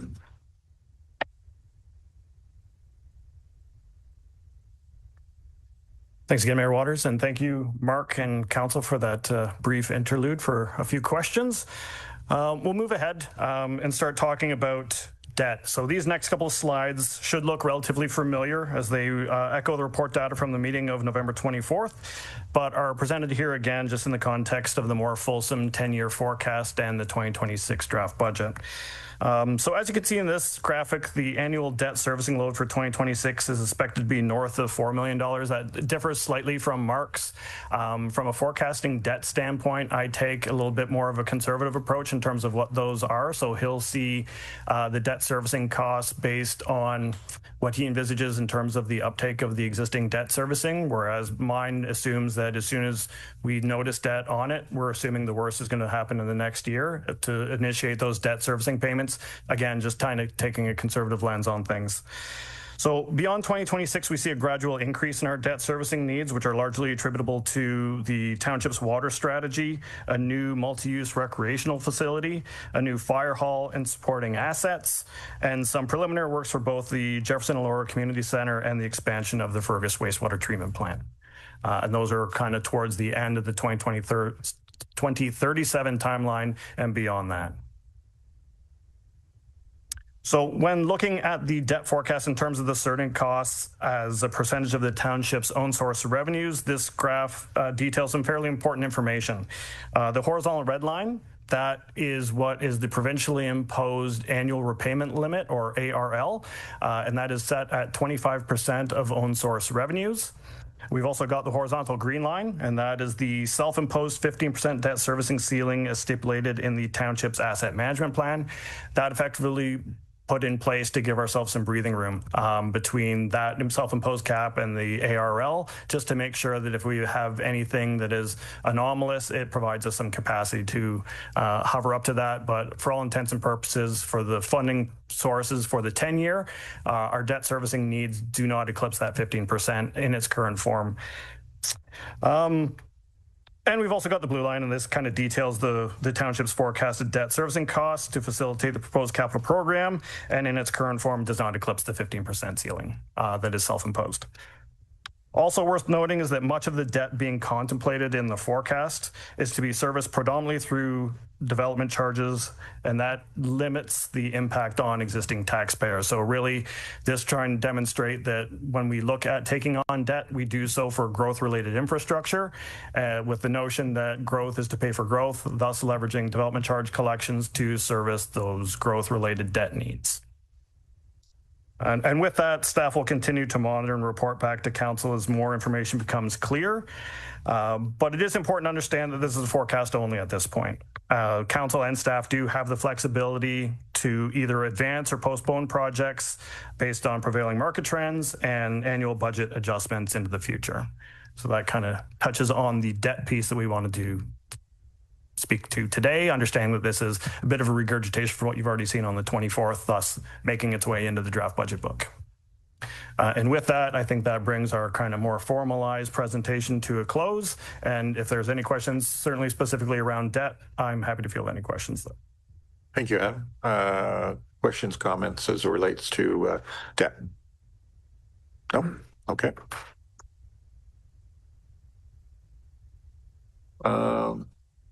So now we're into considerations for report. Would council like a 7-minute break? Yes. Yes. I don't know.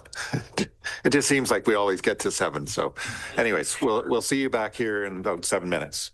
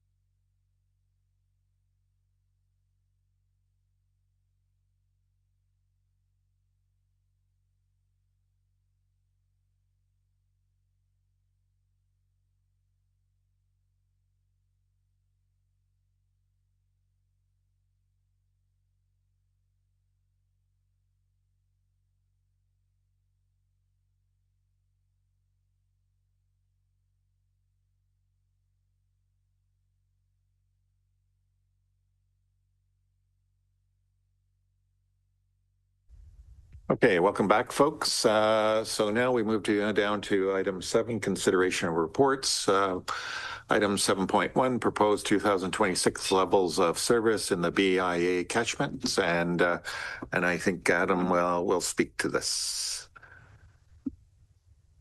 Or other Adam.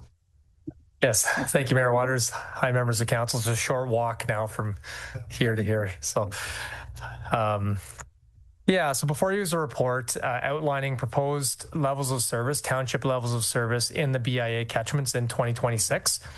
And I will say that although it's focused on the BIA catchments, we do also touch on services provided to Bellwood a little bit in the report.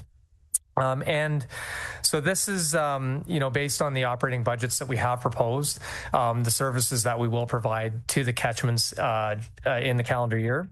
And the attachment table to the report is really what outlines most of these, just to provide an overview of kind of the general categories of services that we do provide the BIA catchments. So we have township provided garbage receptacles, including removal of garbage from those receptacles, downtown snow removal and street sweeping, installation of banners and flags, installation and removal of festive lighting, horticulture services, event support, and that's on township property or within road allowances primarily, business support, supporting the BIAs, downtown Wi-Fi services, transportation services in the form of the shuttle bus, tourism support, washrooms, including maintaining and supplying toilet paper, thank you, and other washroom supplies, green space support, support with the Monster Month event, and township-owned benches. And I'll also note, we've outlined in this report, we do plan on bringing forward a special events policy in 2026 to council. We provide a little bit of detail in this report on services related to events, but there will be much more detail coming in 2026 with that special events policy. Thank you, and happy to answer any questions you have. Thank you, Adam. Comments, questions for Adam? Councillor Evo. Thank you, through you, sir. I'm sure we'll go through this later. I'd just like some understanding of why we're paying for Monster Month. I thought it was a sensational Laura piece. Yeah, thank you, Councillor Evo, through Mayor Waters. So I think, historically, this is an event that the township has assisted with supporting in the form of helping with the installation of the art pieces and the removal of those art pieces. So this is a continuation of support we've provided in the past. Through Mayor Waters, just to add to Adam's answer there, I think this report is a good starting point where we can go forward, assess what should the township be paying for, what should tourism be paying for through the MSC, what should events be paying for themselves, and what should the BIA be paying for. In my mind, there's those 4 categorizations for costs in the downtown, and assessing what level of service we provide now is a starting point to a future conversation, a future events policy that can help us realign where funding should come from. And through the mayor, thank you for qualifying. I wasn't saying not to, just to be clear. I was just curious to qualify why it's under that line. Thank you. Councillor Welton and Councillor McDonald. Thank you, Mayor Waters, and thank you, Adam. Just checking on the garbage collection. So currently we have, if I'm understanding what Dan just said correctly, this is what's currently offered in terms of garbage pickup in the township provided receptacles. So Fergus is only Monday, Wednesday, Friday, whereas Elora has Monday, Wednesday, Friday, Saturday, and Sunday, and 2 times during peak season scheduled for Saturday, Sunday. So just yesterday, I was sent a picture of a garbage receptacle in downtown Fergus that was completely overflowing onto the street. And that was at the end of the day, Monday. So I don't know if it was picked up. So the concern over there, and I've spoken with the BIA members, executive, is that for one, there aren't enough garbage receptacles because it's quite a long stretch of street, St. Andrew Street, and there's only one like every now and then. And then with no garbage pickup on the weekends are getting busier in Fergus, and even during the week, it's quite busy down there now. So there's I think this is low, I guess is where I'm going with this, for Fergus garbage collection for the township. So if there could be more receptacles, and also take a closer look at the at the timing of that and perhaps add a Saturday or something like that to make sure there's a little more coverage in Fergus would be great. Thank you. Yep. Thank you, Councillor Wilson. So through the mayor, just to respond to that. So in the categories there, we've identified some costs as controlled costs, some costs as uncontrolled. Garbage is in the uncontrolled category in that we're very much responding to what we're seeing. We are willing to kind of flex that pickup schedule based on demand and need. And so that's something we'll certainly monitor. Thank you for the heads up. And we can add more frequent garbage collection if it is needed. Thank you. Councillor McDonald and then Councillor Addams. Through you, Mayor Waters, I want to thank my colleague for bringing up garbage because, yes, that has been an issue. Mine is kind of in the same category. When we're cleaning up our downtowns, we have more businesses with ice cream and gelato and those things, many actually. It spills on the ground, it attracts the bees and the wasps and everything else, and they have to be washed. I'm not seeing that in here because I know we've been doing it. And I just think that level of service, it might have to increase in our warmer weather, just based on what I've been seeing. You know, I'm not saying we have to be like Disney World, but I am saying that if we're going to have businesses with those types of products, we should be taking care of our streets and our sidewalks and our bridges. Yep. Thanks, Councillor McDonald. Through the mayor, to respond to that comment. So under the downtown snow removal and street sweeping category in the table, we have noted that we will be doing street sweeping seasonally. We've identified, though, that special requests for sidewalk cleaning, non-seasonal, are not included in the proposed levels of service. So that type of cleaning would fall under that category. I think in the past we have responded to requests like that. It's becoming more frequent, and we're trying to kind of draw the line between what's township responsibility versus what's perhaps business responsibility. So we have kind of called out those types of special requests as being not part of our levels of service for 2026.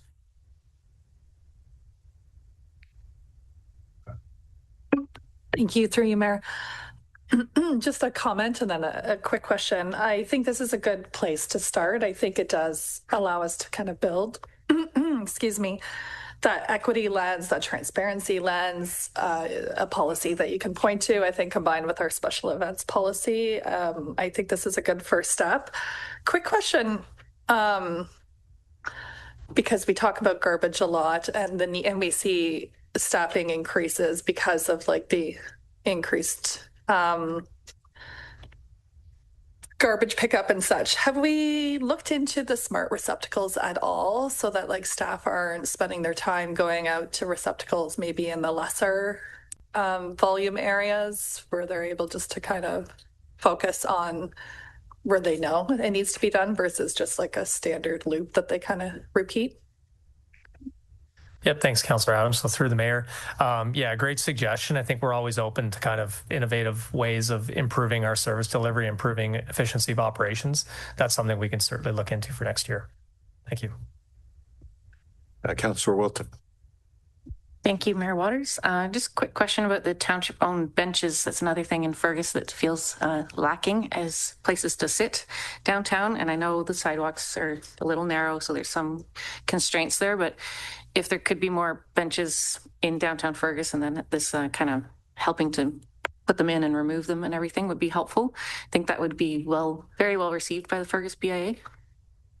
And then to go along with that, I don't see on here bike racks, because I think that was part of the active transportation thing, was to get bike parking facilities of one form or another in the downtown areas. So just wondering if that's something that is in there somewhere and I missed it, or if it could be added. Yep. Thank you, Councillor Wilton, for the question through Mayor Waters. I'll put on my old hat for a minute here in infrastructure if Colin will oblige me.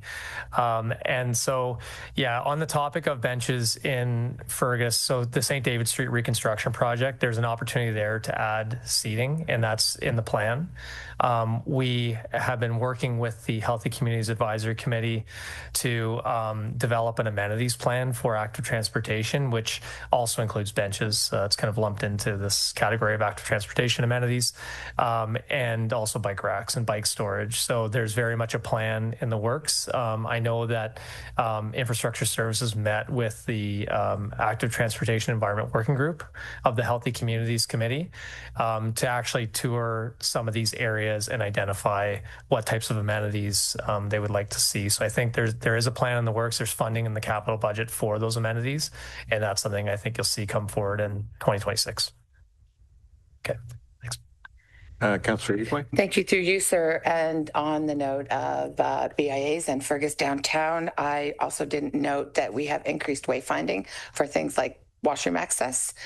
So I'm hoping that that's something that I see some nodding heads, that we're absolutely going to ensure happens for this season. Okay. I'll just get a quick response, Councillor, right through the mayor. Thank you. So again, with Colin's permission here, there is a wayfinding strategy that staff are working on. There's funding for that wayfinding strategy, and we're envisioning that being a big picture wayfinding strategy that would include signage for access to the downtown areas, washrooms, businesses, active transportation. We're kind of taking a holistic view of wayfinding in the township through that strategy, which we'll be working on next year. For next year, 26. My apologies. In 2026. Councillor Jefferson and Councillor McDonald. Thank you, Mayor Waters. I appreciate this. It's been a long time coming for the level of service that's offered to the downtown cores. It's a great place to start. I really like everything that's included and everything that's kind of specified that the township is doing, and then that we can break it out to what the BIAs can do and what the township can do as well. Just bouncing off of Councillor Evoy's comment about the Monster Month, I'm not sure if that should be something that's in place here, as I know that staff is doing it, but either the installations and removals for them should be extended to other events and other nonprofits in the community if they're doing events in the downtown core, or it needs to be kind of removed, because I know the Monster Month does get township funding plus Allure BIA grant funding, plus they charge for the monsters as well to each business. So I'm not sure if our assistance at taxpayer dollars isn't already being like kind of doubled up there. Thank you for considering that. Councillor McDonald. Just on the same conversation through you, Mayor Waters, sorry, of wayfinding, I am seeing in the budget substantial amounts of wayfinding signage in different categories. I wanted to talk about that later. Do you want to do that later? Do you want me to bring it up now? Yeah. Sure. I think it's, hang on, I wasn't sure we'd be talking about it now. Wayfinding, I think it's page 141.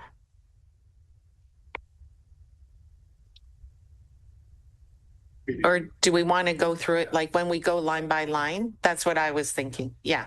Okay.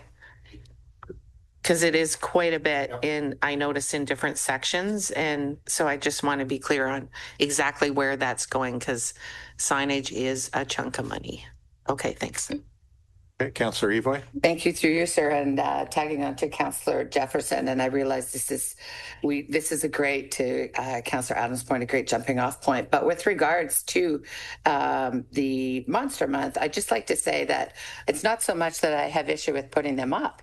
I just wonder if we couldn't extend some of those into Fergus and or assist with the witches putting up if we're going to be helping with Monster putting up. I'm just trying to look for equity in both communities, not to take away from one. Okay. Yes, Councillor Adams. Just for my own clarification, I should probably know this. The Fergus Way Scale building where the bathrooms are. What is the time? Like, are those open like Monday to Friday and on weekends? And are they similar timing as like the Allure Tourism office? And what else is also in that building? Because it's like a 2-story building, right? I'm just kind of curious. Yes, thanks, Councillor Adams. So through the mayor, so yes, the schedule for those washrooms are similar to the other washrooms. We've recently put those washrooms on an extended schedule for the holidays to accommodate kind of the busyness in Fergus and Elora. But yes, they're on a similar schedule. In terms of that building, so it's just washrooms. There is a little bit of kind of extra space in that building currently, and we're looking at opportunities in the future to maybe expand the washroom services in that building to include a universal washroom. There are no kind of immediate plans for that, but that's something that's kind of in the back of our minds, perhaps as we look at the development of that parking lot and what that can be used for in the future. Okay. Okay. Yep. Thank you, through you, sir. And thanks, Councillor Adams, for bringing that up. That building is something that needs a lot of love and attention. And I hope that when we're looking at growing it, we might consider turning it into its own tourism center so that we have one for Fergus, which is busy and active too. And I think there is space, and I think it's worthy of future discussion for sure. Okay. Any other comments or questions as it relates to this section of our report? Okay. Thank you, Adam. I'm going to read the recommendation that the Council of Township of Central Wellington endorses a recommended proposed 2026 level of service for BIA catchment as outlined in report number CS 2025 and 39, and that the staff be directed to implement these levels of service beginning January 2026 in accordance with budgets outlined in the draft 2026 Township operating budget. Do I have a mover for that? Councillor Adams, seconder on that. Councillor Wilton, any further comments or questions? Seeing none, all those in favor? That's so moved. Thank you.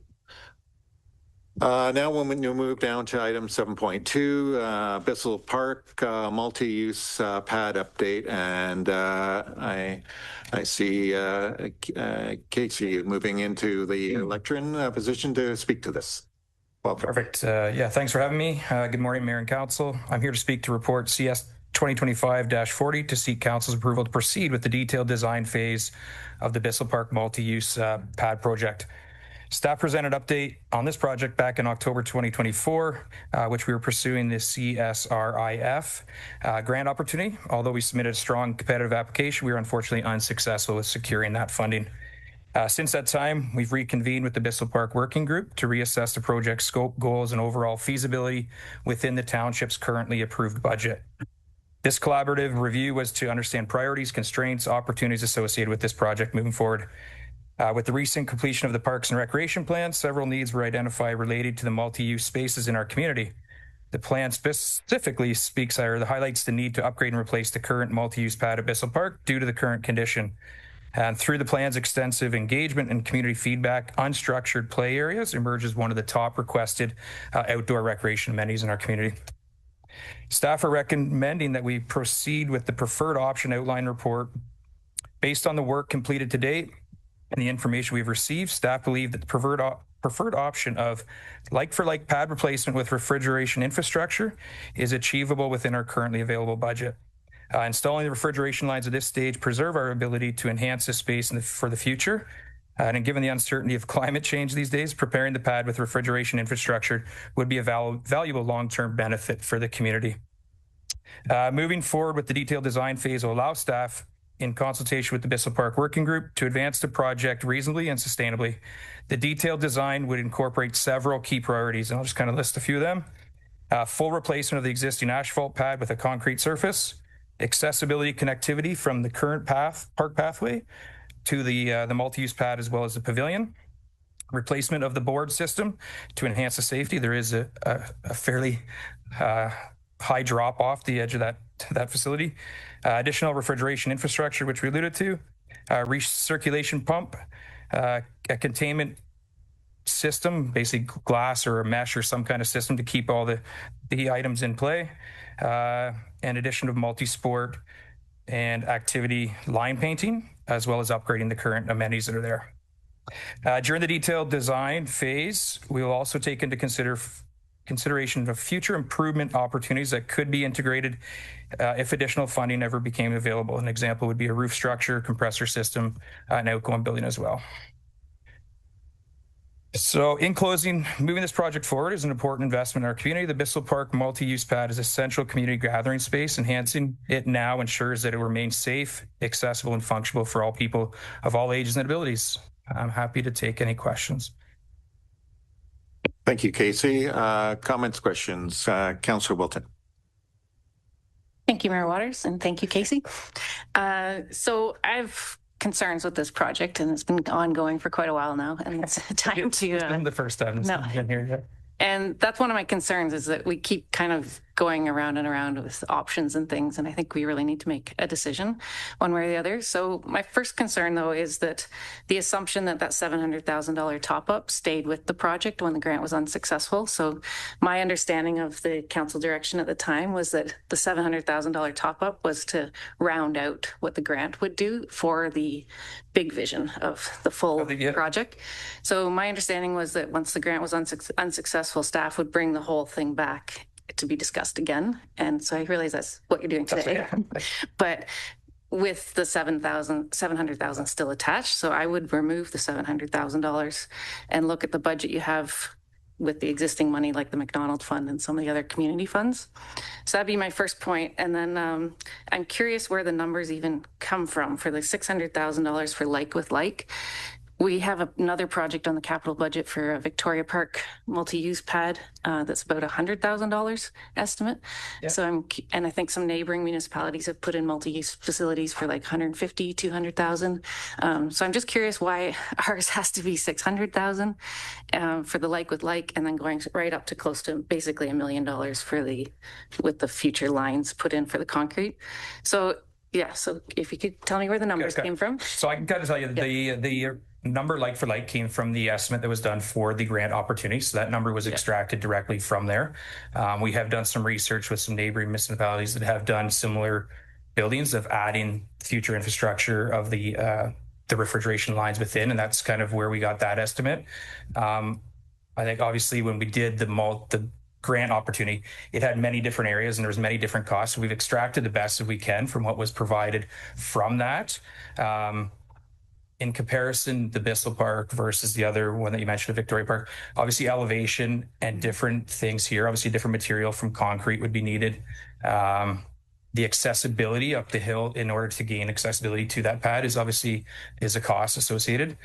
So these are very high level numbers, and obviously as a goal, I think internally would be to reduce that as much as we can, and that's would be a goal. I don't think we're here just to spend the budget. We're here to make a very active playing space that would be available and accessible for everybody. And the boards are a difference in terms of a protection area due to that boundary, the fall off of would be an additional cost. So just a follow up is why concrete then is, if the other one, what is Victoria Park, is it going to be a different surface or? Victoria Park is scheduled for an asphalt surface. So why the difference then, I guess? Definitely, if you're doing the refrigeration lines, a concrete is necessary in terms of building that infrastructure under the concrete. There is the concern we always talked about is the surface underneath the bedrock. How are we going to kind of manage that aspect of it as well and make sure that it be here long term and not kind of caving out like it currently is in the corners? And as for the funding, maybe I can lean to your original question, Councillor Wilton. I don't know if you can speak to that. Yeah, no, in terms of the top up, it still does reside within the capital project. But again, we're here to hear council's perspective on things. And if that becomes less desirous in terms of the full suite of services that are being proposed here today, then we can certainly address those funds and reallocate as needed. Okay, Councillor McDonald. Okay, sorry. Yeah, go ahead and then we'll go to Councillor Adams. Through you, Mayor Waters, and thank you for a little bit of leeway. This park is going to be condemned, and there will be a huge added cost just to remove it, I'm sure. With regards to the design and all of that, council already decided on option 2, so I don't really want to go over that piece. In the Parks and Rec master plan, that we put a lot of thought and energy and time into. At 5.34 of the Parks and Rec master plan, the recommendation is a refrigerated pad. And so what we're talking about here is just lines in the concrete for future. We had a great example out of Perry Sound where they had to rip it all out and put lines in because it wasn't sustainable. Since this has been on the agenda, I will let you know that, and I did pass it on to Adam, that a donator has thoughtfully come forward as a possibility. I also have heard from when we discussed this before with, I think we had 17 developers and builders in the audience that day, have also reached out, and I've passed a couple of those along. So I think for future, we should leave it as is, let it go forward. Option 2, we already decided on. I had Carrie pull that for me yesterday, that council already approved option 2. Whether it was a grant or not a grant, it is in confirmed. terms of the original McDonald Trust Fund, that was an option in that was outlined in it, yes. Right. And I don't want to delay this because as we keep going longer, we know this from the Jefferson Center when we took that over after we were first elected, the cost of things keep going up. And, you know, the understanding is we do need boards because we don't want children to fall down 6 feet. Adults either. I mean, could there be pickleball on there as a multi-use, right? It could be anything with the lines that you draw. Pickleball, we're in deficit of that need. So that's all the thoughts I have right now. Through Mayor Waters, just to clarify, staff are bringing forward this report because my recollection is when we decided on a particular option with the previous staff report, it was contingent upon successful grant application. We're bringing this back because we were unsuccessful with the grant application, which means council now has to give us further direction on how to proceed. So that is why we have this report in front of us today, just to clarify. To add on to that there could be another grant.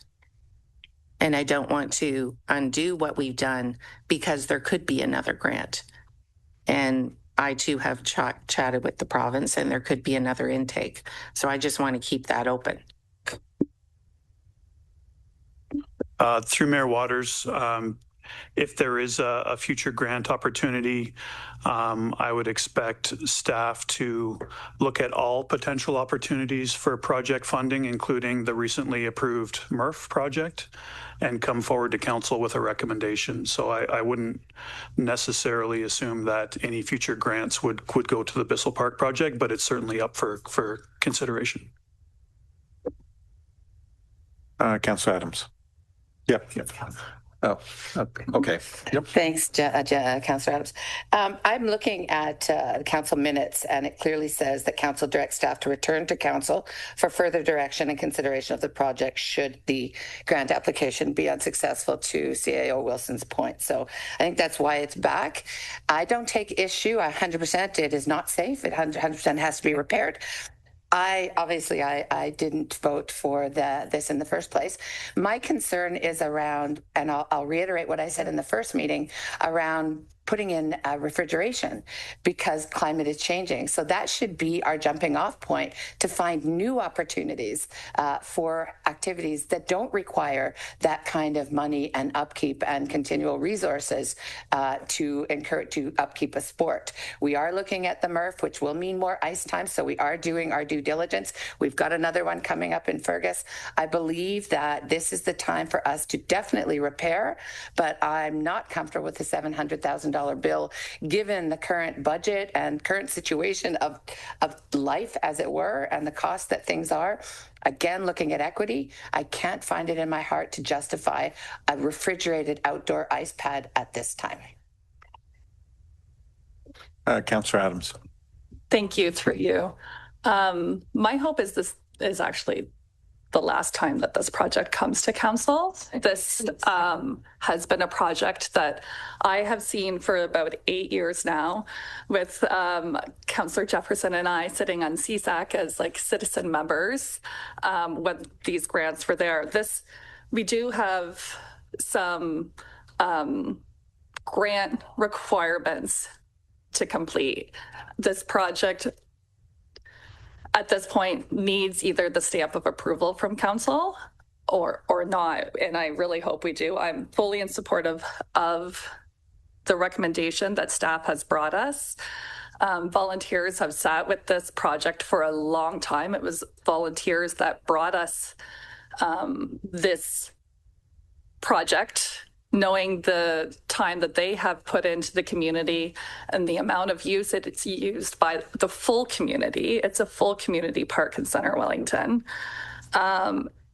Option 1 and option 2, there's like a 300,000. This money is already allocated in our budget. Doesn't impact the budget that we're talking about today. And I hope we don't spend too much time on this item and we focus more on the items that actually have a real impact on our tax budget here. So yeah, I'm just fully in support of option 2. And I would really like to see like an upset number set and have staff be able to take that away and continue along to get this project done, because it's already been about 8 years now that we've been talking about this. So. Councillor Welton.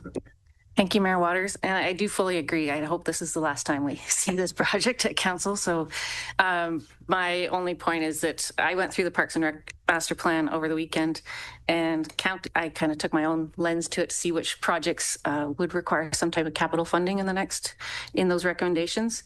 And in the immediate near term was under 3 years was 4 projects. And in the 3 to 10 years was 16 projects. There's a lot of recommendations that are more process and program related. So I looked at the ones I thought would require capital funding, and looking at Adam's chart on debt, how we're getting very close to our 15% and have a lot of expenses coming up. I would really like us to see us set aside at least $500,000 of that $700,000 top up and earmark in a reserve and earmark it for future Parks and Rec needs, because we have a lot coming our way. And then get this project replaced like with like as fast as possible and as efficiently and economically as possible, because it is an important park and it's an important play space for our community. And I just think it needs to get done, but done to the like with like. And so I would prefer to amend the recommendation to focus only on option 1 and to switch up the way that $700,000 is used. So that'd be my thoughts there. I saw Councillor McDonald and then Councillor Adams. Through you, Mayor Waters. So we're talking about putting the tubes in. This isn't going in the capital forecast. The MRF is $55 million in the capital forecast. And the MRF is not an ice rink. It's indoors. It's not a rink. And this is free for the public. I just want to make that clear to you, sir. This is free for the public. This is not pay per use. We won't be renting it out. This is free for the public. Correct. This is an unstructured play area for all people. And to answer your question in terms of the tubes, it would be the tubes with a recirculation pump, just to ensure that piping is active. If the option to add a full compressor system at a later date, you would need that to ensure that warranty of those tubes. Yeah. And, you know, as Councillor Adams said, this has been 8 years. This has been 8 years, and a volunteer who puts the ice in for over 35 years.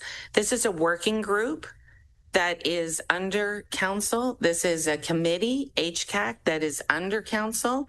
I'm not comfortable overriding the recommendation either. So I'm going to leave it at that.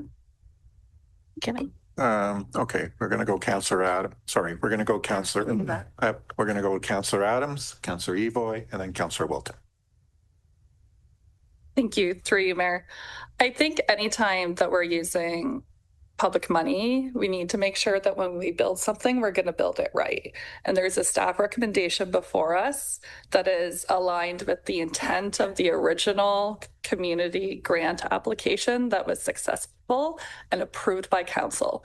And the whole focus on that was installing not like the grand Taj Mahal of everything, but installing the basics so that you can future-proof this community park. So it's about installing those refrigeration lines in there, knowing that this could be phased in, knowing that in the future you might be able to build a roof or such when funds or partnerships or other things become available. But I'm really against option number one, because I think we're then changing the complete intent of the original grant, and I would feel very uncomfortable doing that without any of the original applicants here. If you're going to build something, build it right and build it future proof. It can be added onto. I think at this point we need to make a decision. The staff recommendation at this point is to go with option two. I'm going to put full trust in our staff that is the recommendation we should go through. Councillor Evoy. Thank you. Through you, sir. Mine are all about costs. I'm looking at budget, and I'd like some hard answers or hard questions about some real questions about real answers. If we put the pipes in today and did not make them functional, I'm personally not about it. What does that look like time-wise? What does cost look like to bring them to life?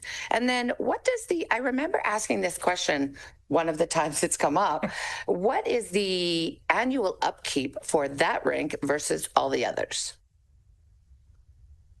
So to answer your first question would be that you could not go back and put these pipes back in the concrete. It would be tearing up, like you mentioned, the one.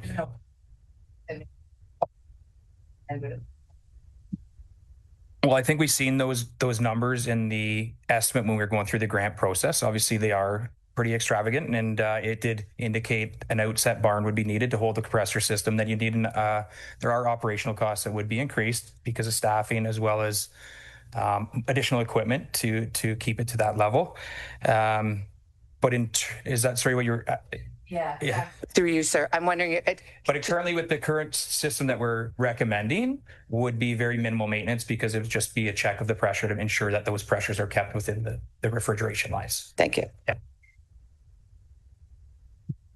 Through Mayor Waters, just to clarify the staff recommendation, right now the recommendation coming from staff is to proceed to detailed design and to proceed to detailed design for option one and option two.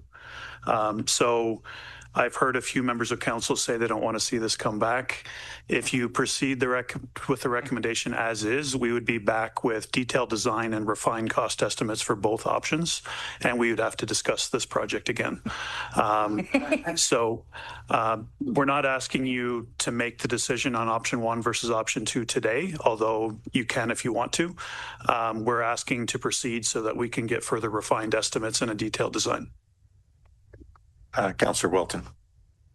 Thank you for that clarification, Dan. I was actually going to point that out, that is still option one and option two in the recommendation. I did also want to clarify that this report has not come back to the Healthy Communities Advisory Committee, so that still would have to happen at some point, so that we're not going against any recommendation from that committee at this point. And I just wanted to further expand on the other needs in the Parks and Rec Master Plan is 16 to 23 new rectangular pitches for soccer, lacrosse, those types of things, and 9 to 11 of those by 2031. So those are pretty major capital expenses to get those pitches done correctly. So I'm just thinking that we're spending a lot of money here, and if we do end up going with option two, you're basically committing to bring it online at some point. So you're adding another cost. So I just want to get back to reality, and we can't have all the nice things we maybe want in the communities, but Like with Like still provides a beautiful play space, a multi-use facility for all the community. I heard Dave Allis himself say that the really important thing is that it's multi-use and can be open and accessible to all sorts of different kids, adults, everything to use it. And I think Like with Like accomplishes that goal. So I don't think we're going against any kind of vision there. So thank you. Councillor Adams. Thank you, through you. I think we can remain respectful here, and I think we're all looking at reality when we're looking at this project. And I think we can be all, open to all the discussion we're having here. So I do think we get really focused on the refrigeration part of this, but at the end of the day, it really is a multi-use pad. This is exactly what our budget is saying, like our community engagement is saying that where we should be spending our money, what we need in our community, the multi-use pad, the boards and everything. There's like a whole list in this report and previous reports about all the use that it would bring in 12 months of the year. So I don't know. I believe it fits very well within our strategic plan. And Mayor, you can cut off and call the vote whenever you need. Councillor Jefferson and then Councillor McDonald. Thank you, Mayor Waters. I'm going to go offside. In regards to the roof covering the pad, in conversations that we had before with the grant application, it was kind of stated that the roof was kind of a necessary item because it would keep, I guess, the cold air down for the ice pad, so it wasn't direct sunlight on it, etc. There was different reasons, and then somehow it was left off of the original application, and now it's being extended out that it would be a future addition. I was just wondering if that's not something that is like either option 1 or option 2, that it wouldn't be something that would be necessary to be built on there, and that it should be looked at a present stage instead of being left to a later future possible addition. Thank you. Yeah, I'll take a stab at this one, but definitely it would ease the need to make ice. Obviously, the sun plays a big element, and for the years that it has been done, obviously there is no roof now. We're just want to make sure that it is an option in the future, and whether that be a full structure or there are different options available that are different than what was applied for in the grant. Obviously, that would make the life of making ice through that season a lot easier, and it would protect it for the other shoulder seasons as well. So I think you bring a very valuable point. And I'm not just, I agree with what it definitely would expand, similar to the additional. This can be definitely done. My concern about the refrigeration lines, they can't be done at a future thing. That's why the recommendation. Councillor McDonald, then Councillor Evoy, and yes, and then Councillor Craddock. Yes, through you, Mayor Waters. I received a message from Dave Alves, and I'd like to read it if that's okay. Councillor McDonald, as you are aware, the Bissell Park project was approved by Council to receive funding from the McDonald Fund about 8 years ago with a vision to support safe, unorganized outdoor recreation for all ages and accessibilities. That included a capacity for basketball, a refrigerated surface for ice sports with safety boards, and many other types of community recreation. As a volunteer at the Bissell Park site for 35 years, I have directly observed the vision in action in Centre Wellington. The vision and proposed path forward is reasonable, sustainable, and efficient use of funding as a true outdoor multi-use concept, and one that has benefited and been well tested in many municipalities. I am hoping that our community can finally complete this project using the remaining existing funds, and all the while watching for new grant opportunities, and more specifically, that you can participate in council discussion on December 2nd and support the update and approach preferred by our township's expert staff. Your support, as many previous discussions on this project, and your recent email is right on point, well informed, and much appreciated. So for me, it's starting to look like in Elora in general, we're not meant to have nice things. You know, I just, I'm looking at parks, you know, I needed. Councillor McDonald, please do not go there. Okay. I won't. Councillor Evoy. Thank you, through you, sir. I'd like to begin by thanking all the volunteers in Centre Wellington who helped to keep up all the ice pads in our community. So I've watched them myself sitting out there with the hose. So thank you to all of them.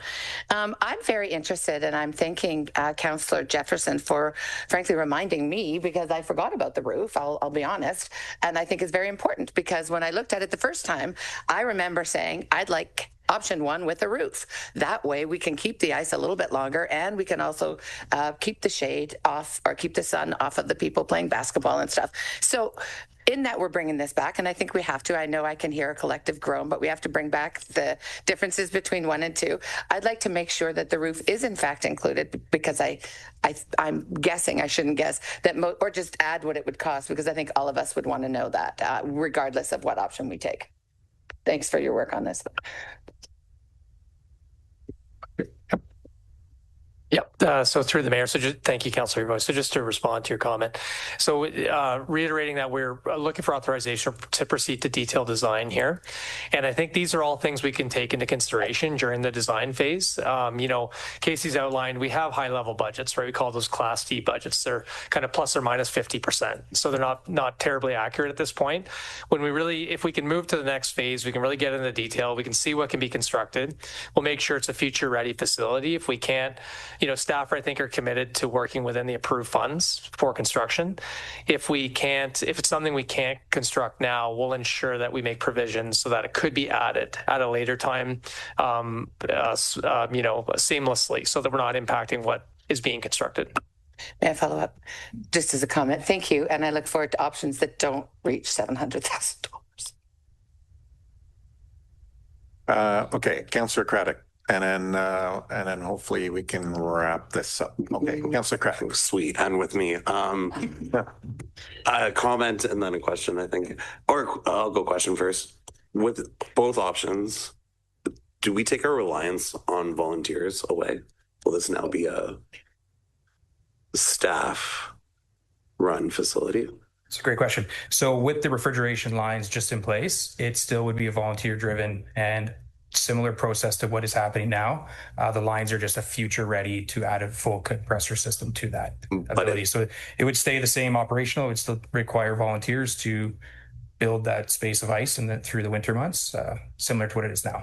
And if down the road we were to go with refrigerated ice pad there, would that then become a staff? And that would be more staff requirements would be required and material and stuff needed to look after that to that degree. Okay, I thought that was the case. And with that, I think volunteers love them and have taken it this far, but I think relying on them for especially the future makes it harder and harder as that generation's growing older and we see not as many people coming in to volunteer and necessarily take care of these facilities.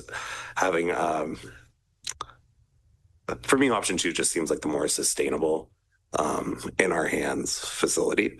And I guess with your detailed design, we can definitely look at trying to bring that cost down. But for me, I think option 2 is the more sustainable option of the two. And the idea of having a 4-season space for families that is equitable and free, either option, leave as is, or just fix tit for tat, or with the lines underneath.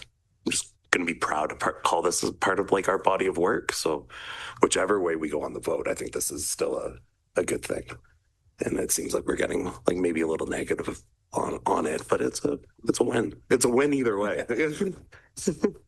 Okay, apologies. Thank you.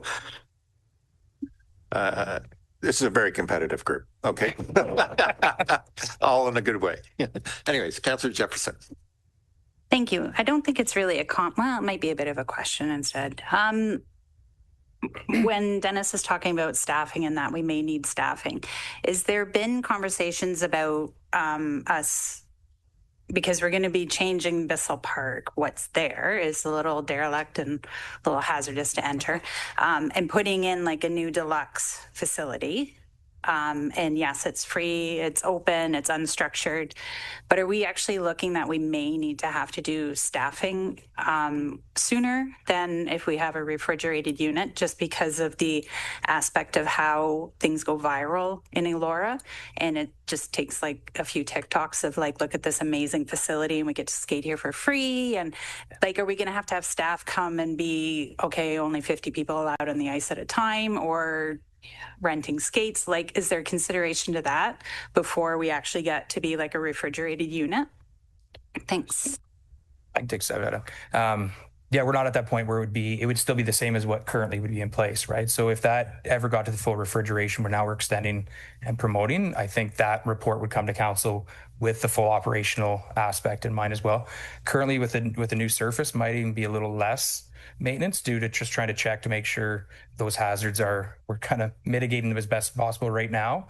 But with a nice secure new facility, I think it would be actually a little bit less than what is currently happening right now.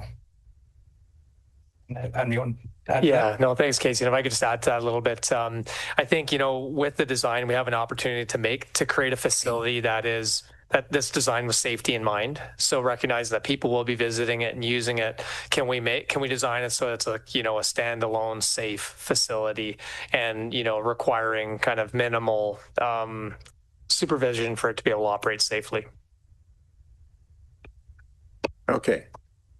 If there are other offerings here that bring up new questions or issues, then I suggest you speak now. If not, then right. Oh, yes. This is Pat Newson. Remember? Welcome, Pat. Project for 8 years, and I don't mean to interrupt. I just wanted to clarify, I think, Councillor Jefferson's question. As the ice currently runs without the refrigeration, there is no advertising that this is in place because every day is a different experience out there, as your volunteers will tell you. It could snow, it could melt, it could freeze. So it'll run as it is right now without the refrigeration installed, and I don't think you have the risk of it becoming a tourism attraction. And I think that's maybe what I heard from your question, because it can't be advertised. It's like a toboggan hill. One day it's good, one day it's bad. So that is the intent, is not to make this anything other than an internal recreation drop-in facility for the community. When you think about refrigerating it, that is a much larger conversation. Many layers of those answers and questions have been discussed today, and just future ready, making this facility with the lines is all that they want to investigate through the detailed design. So I think they've answered the question. I just wanted to make sure you understood. It's not, I don't think, going to become a tourism destination. Thanks. Okay. Okay, so are we all fully understanding what the recommendation is in terms of looking at this and moving this? I think I would agree that this has been in the works for a very long time, and we need to sort of, not knowing that we didn't get the... Okay. Could you ask your question first, and then I'd like to wrap this up. I apologize. I'm just wondering why we didn't have this conversation around Fergus and Victoria Park ever, like why we just did it for Bissell Park. I'm just curious, looking at the equity lens again. I'm just wondering why that hasn't come up. Well, that's something you have the ability to bring up at a later date, but right now we're talking about Bissell Park. Okay. Okay, so so we understand sort of the recommendation. This has been in the works for 8 years. I think it's really important that we move this in some capacity that way. I think the most pragmatic way is to not necessarily pick one or two right now, but just allow staff to do what they need to do so they can bring you back sort of more tangible numbers. And yes, it would be nice to wrap this up, but I think this is probably the most appropriate way to do this, and then we can have some educated discussion, and when it comes back, and then sort of hopefully cap where we're going on this. So if council's cool with that, I'm going to read the recommendation. Again, thank you, Casey. I'm going to read the recommendation that the Council of the Township of Centre Wellington direct staff to proceed with detailed design of the Bissell Park multi-use pad project as outlined in report CS 2025-40 dated December 2nd, 2025. Do I have a mover for that? Councillor Evoy, seconder on that. Councillor Craddock, any further comments or questions? Seeing none, all those in favor? So moved. Okay. So, so let's move down now to item 7.3, Business Park Pricing Policy 2026. And we have a new face up here. It's Brett Salmon. Tough act to follow.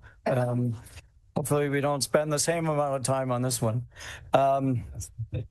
As council is aware, the CAO has delegated authority for completing agreements of purchase and sale in the business park is contingent upon council setting the price annually. Upon the initiation of sales in the business park, we consulted with an appraiser. We set the price at $450,000 an acre. We've come forward every year to tell council to keep that price. Last year, we created a formal policy that gave the CAO a little bit of latitude on price for certain lots that have constraints. And so we've, again, we said in that report that we'd bring it forward during budget to set the annual price. So in anticipation of that, we reached out to our appraiser again, and he recommended that we keep the price the same. So we're just recommending that we continue the price the same way. We're still seeing interest at that price, and so there's no reason to go up or down. Thank you. Thank you, Brett. Comments, questions from Council? Councillor Wilton. Thank you, Mayor Waters, and thank you, Brett. I was just curious, are these lots, I think I've seen in a couple of the minutes of the Economic Development or Prosperity Committee, are they listed on MLS, or how is it working to? They're not on MLS, but if you recall, recently we took forward a report and we're preparing an RFP. CAO could probably help out with my answer here. That is for realty services that would include the business park.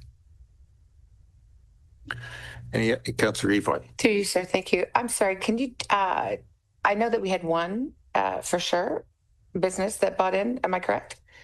But we still don't see them. I'm wondering if you can just update us on what's happening and when we can expect to see some more activity there. Because I believe that once we see activity, it might encourage additional activity. Yeah. So we obviously have Hammond Manufacturing as one major land sale that was completed based on their land sale. Our standard terms would say that they would start construction within 2 years after closing, and that closing was in 2024. So next year we're expecting them to move forward with starting to construction. And in terms of other activity, our process is that applicant or people interested in land file, after they've done their preliminary kind of investigation. If they're serious about making an offer, they file a letter of intent. And once staff have approved or reviewed a letter of intent, then we go to the next level and instruct our solicitor to send an agreement of purchase and sale based on our standard requirements. And then there's quite a bit of back and forth between lawyers about the conditions and terms. And I could say that there are 3 of those kind of in process right now. So we will have information soon, but we really don't want to make a big deal out about until closing. And then we announce that a deal has closed. So that's why you haven't heard anything. There's still lots of activity and lots going on. Okay, any further comments or questions for Brett? Okay, thank you, Brett. I'll read the recommendation that the Council of Township of Central Wellington continue the 2025 business park pricing policy for 2026 with a base price of $450,000 per acre. Do I have a mover for that? Councillor Wilton. Seconder, Councillor Jefferson. Any further comments, questions? Seeing none, all those in favor? That's so moved. Thank you. We're going to now move down to item 7.4, staffing strategy. And I see Dan moving to the lectern.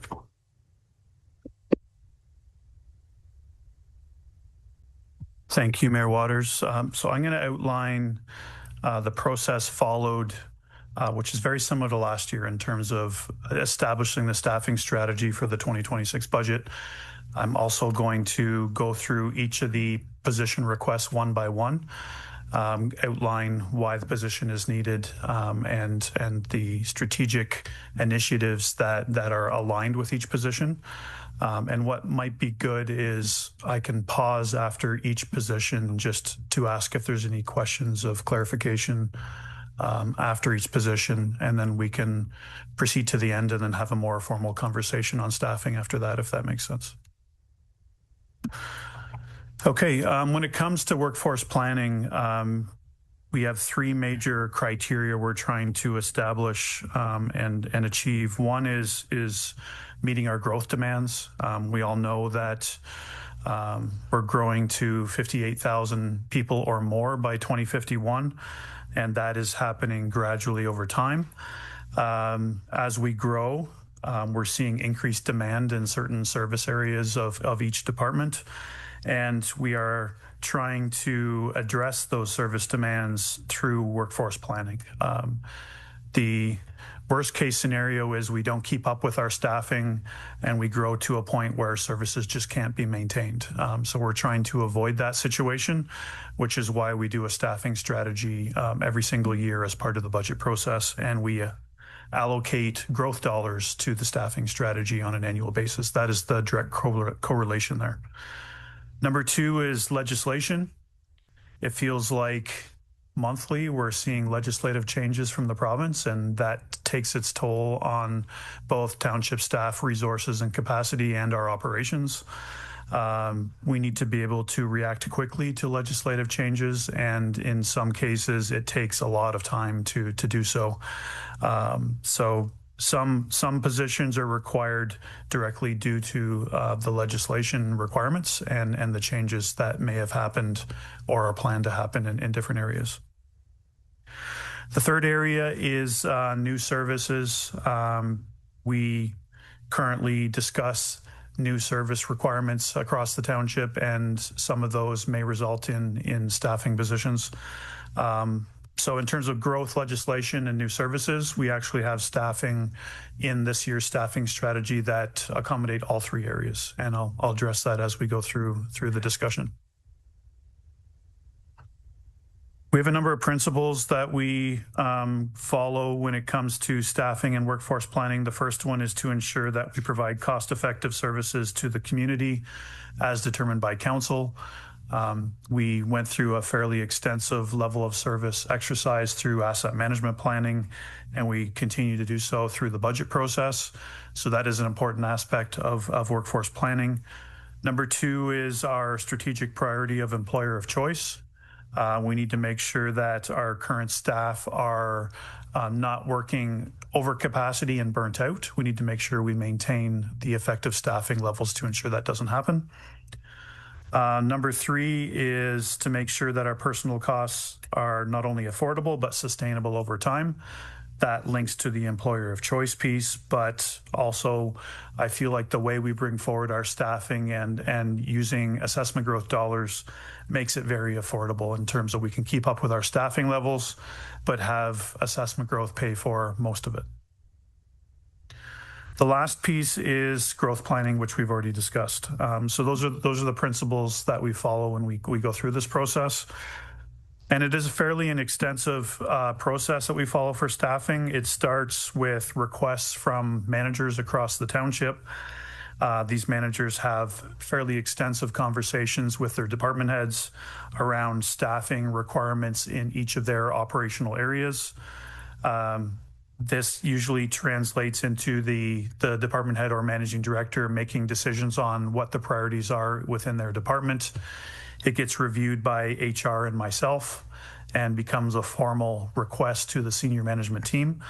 The senior management team then reviews every request in detail and goes through a scoring decision matrix to decide what should be presented to council as part of the 2026 budget.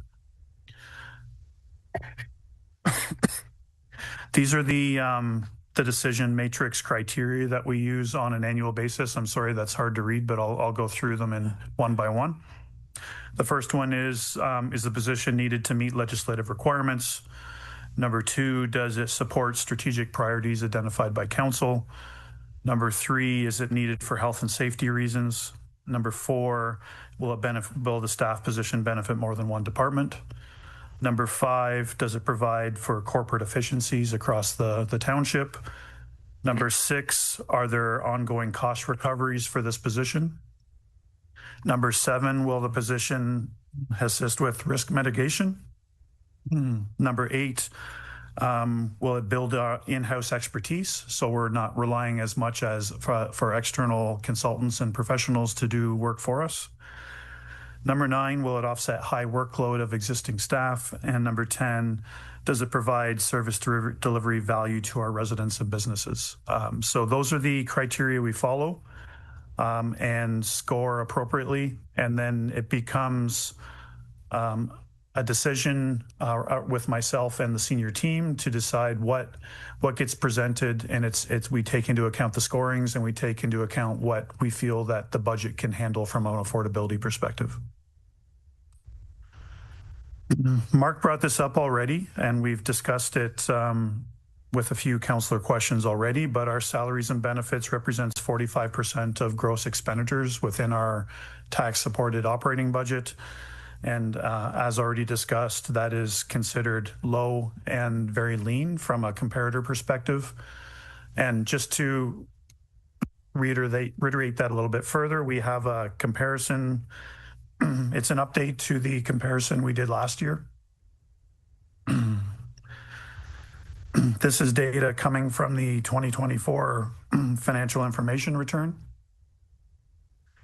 showing our population, number of households, number of full-time staff, and seasonal staff. And then we did a calculation of residents per full-time equivalent. And you can see our numbers are quite low. If I compare us to someone like East Gwillimbury or New Tecumseth, who are a population 5,000 to 10,000 people higher than us. Thank you.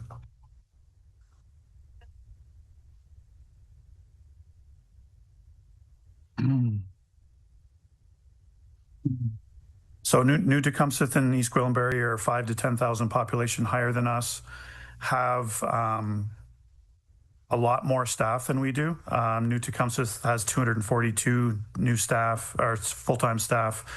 New East Gwillimbury has 186 full-time staff, and you can see the difference between part-time and residents per full-time employee.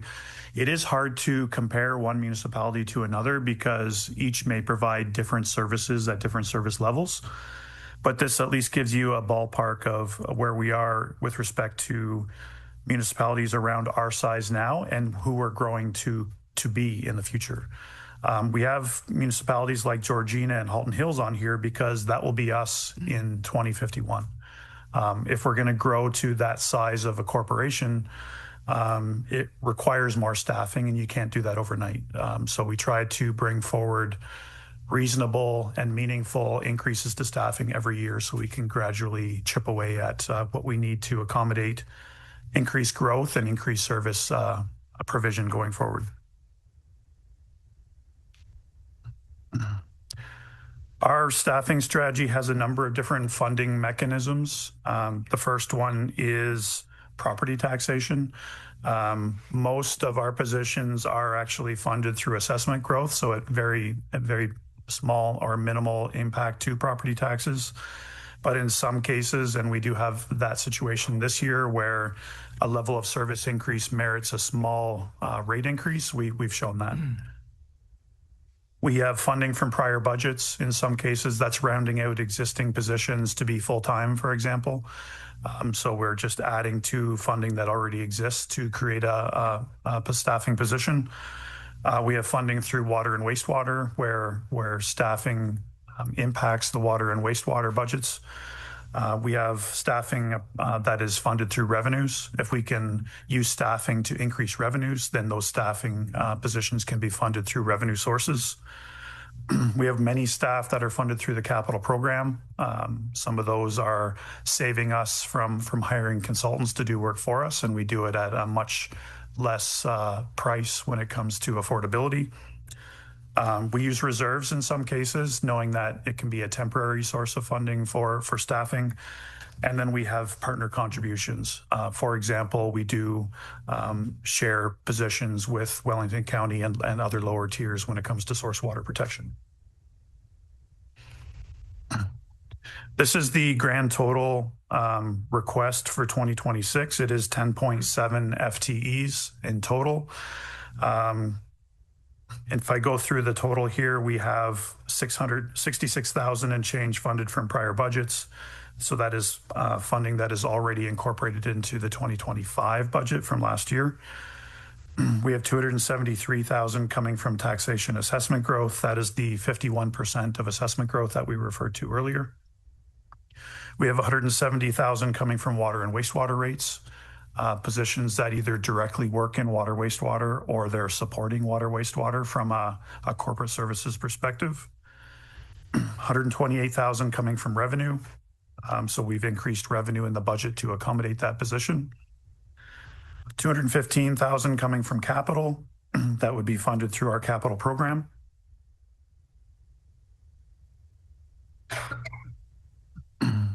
$63,000 coming from reserves.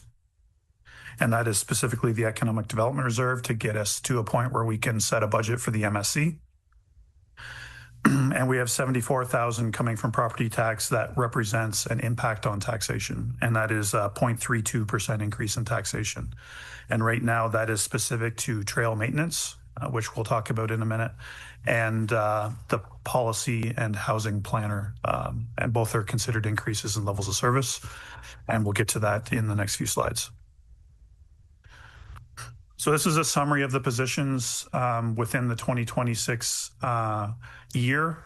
I will show a high-level summary for 2027 and 2028, but I'd like to go through the 2026 requests one by one. So starting in my area, and this is new to my area with the Municipal Service Corporation, but we're requesting to hire an economic development officer. Right now, we are suggesting that we put in funding for half of the year, given that the MSC will probably be established mid-year, and it would be economic development reserve funded, so no impact on taxation. We want to get this position established after we hire an executive director with the board that will be established with the MSC, and then we can contemplate how this position would be funded through an MSC budget in the future. So this is critical to assure that we have equal weighting between economic development and tourism within the MSC, which is something that we talked about with great importance when we were approving the MSC going forward. We need this position to help us move forward with the economic development and tourism strategy and help with future sales on the business park. So a lot of important needs with this position going forward. So I'll pause there. Are there any questions on that position? Councillor McDonald. So with regards to the municipal accommodation tax position, so the executive director, the board will be hiring the executive director.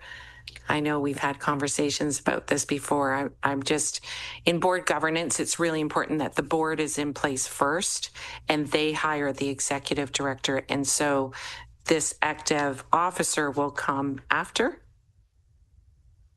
Through Mayor Waters, as outlined in the Linton Consulting report, hiring a board of directors would come first. Okay. And then the board of directors would work with the chief human resources officer and myself to hire an executive director. And then the executive director would hire an economic development officer. Councillor Adams. Thank you. Yeah, just with this one and the way with the MSC and the executive director.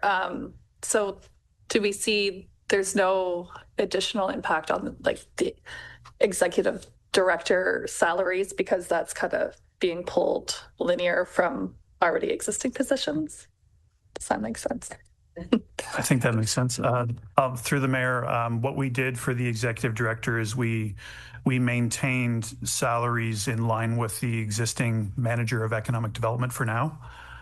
Knowing that we need to hire somebody, and then it will become an MSC budget discussion in terms of how that executive director is funded going forward, knowing that it'll probably cost a little bit more than the manager of economic development to hire an executive director. Hopefully that makes sense.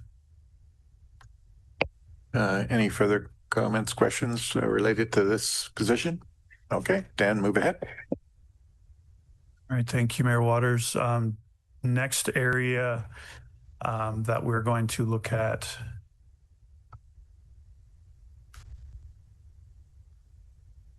No.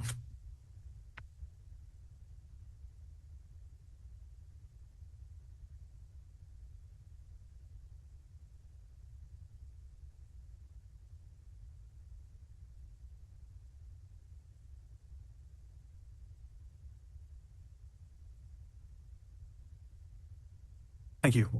Okay, so next area is in human resources. We are requesting a health and safety human resources assistant, full-time position, 80% funded through taxation, 20% through water and wastewater rates because HR does support water and wastewater.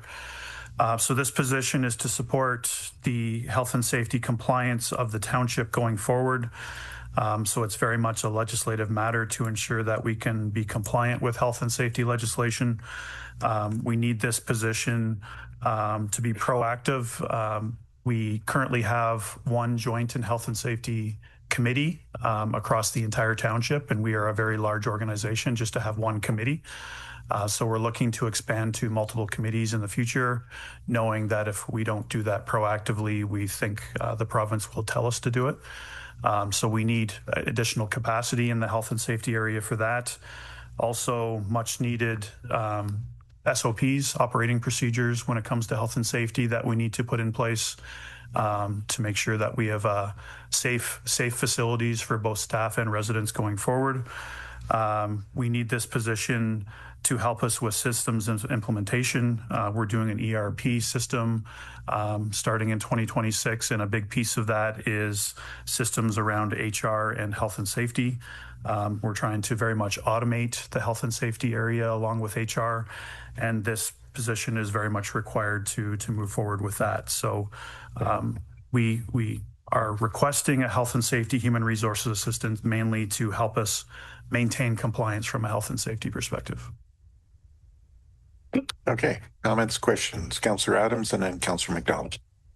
Thank you. Through you. Quick question first, and then I have a follow-up. Is this also been factored for because we still need to do that procurement and stuff for the full year, or is this like a half a year factored? When's the assumed starting date for this position if approved? So through the mayor, our standard practice is to budget for a full year. So this is a position with funding effective January 1st, knowing that when we hire a new position, there's additional costs that go with the hire.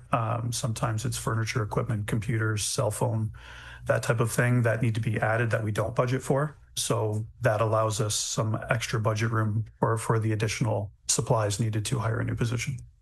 Okay, so as a follow-up, I know these ERP systems that we're looking at, well, very needed. It's like a monster project for a lot of municipalities, and it takes a lot of time, and they usually come with a full project management with the consulting group that will help lead the municipality through here.